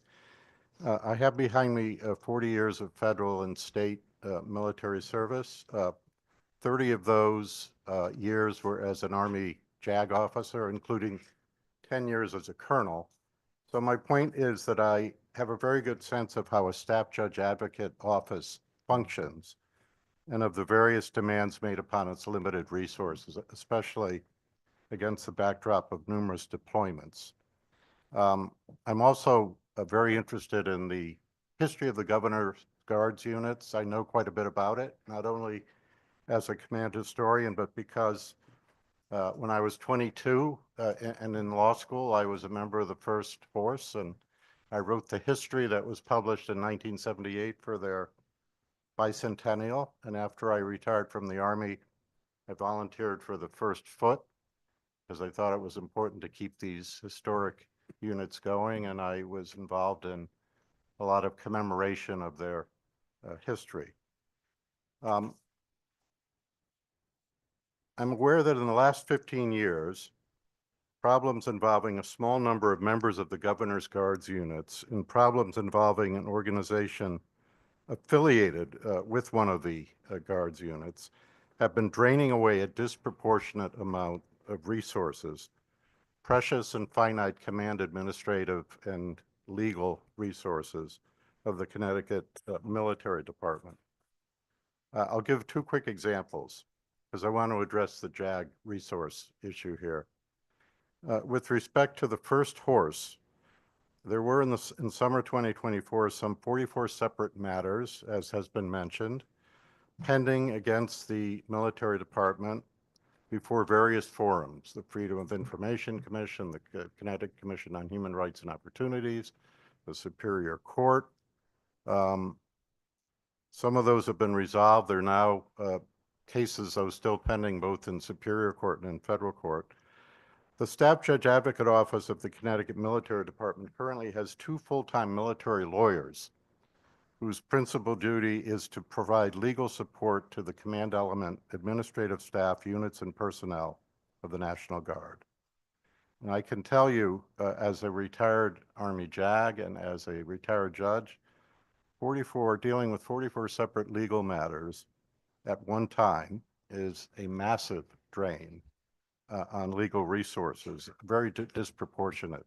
Apologies, sir. If you could wrap up your testimony, Yes, I please. will. Yes, I will. The other 3 Governor's Guards units are not involved in this problem at all. There's also been a long-running dispute with the trustees of the First Company Governor's Foot Guard that has involved years of litigation. So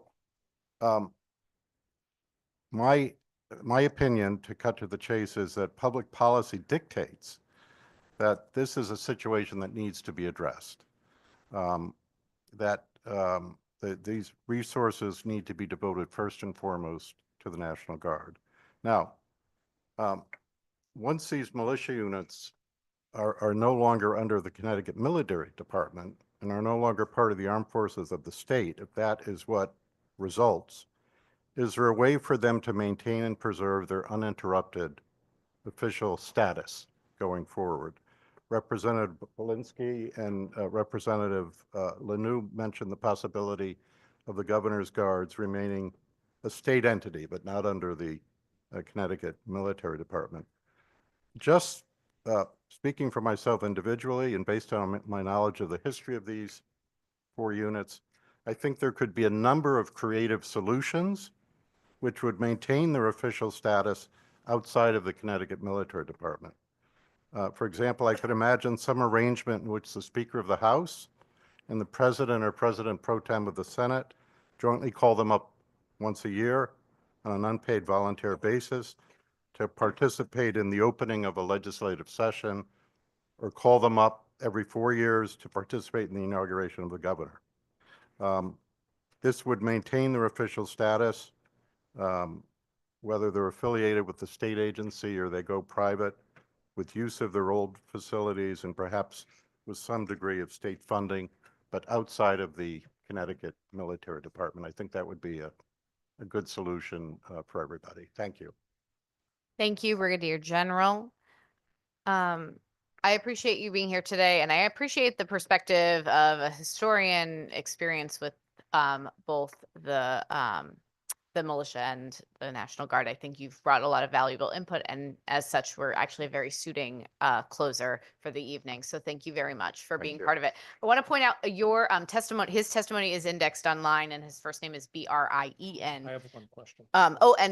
Sorry, Representative Anderson has a question, and there's a lot of detail in the testimony online, which I would like to direct my colleagues to. Representative Anderson. Thank you, sir. Thank you, Madam Chair. If the Governor's Guards were to stay in the military department, short-term or long-term, would a certain amount of money to hire staff, administrative and to take care of the horses, alleviate much of the concerns that have been raised? Well, I don't think I can speak to that, sir, the financial part of it, but my main focus was as a JAG officer and my awareness of the drain on resources that all this litigation has had.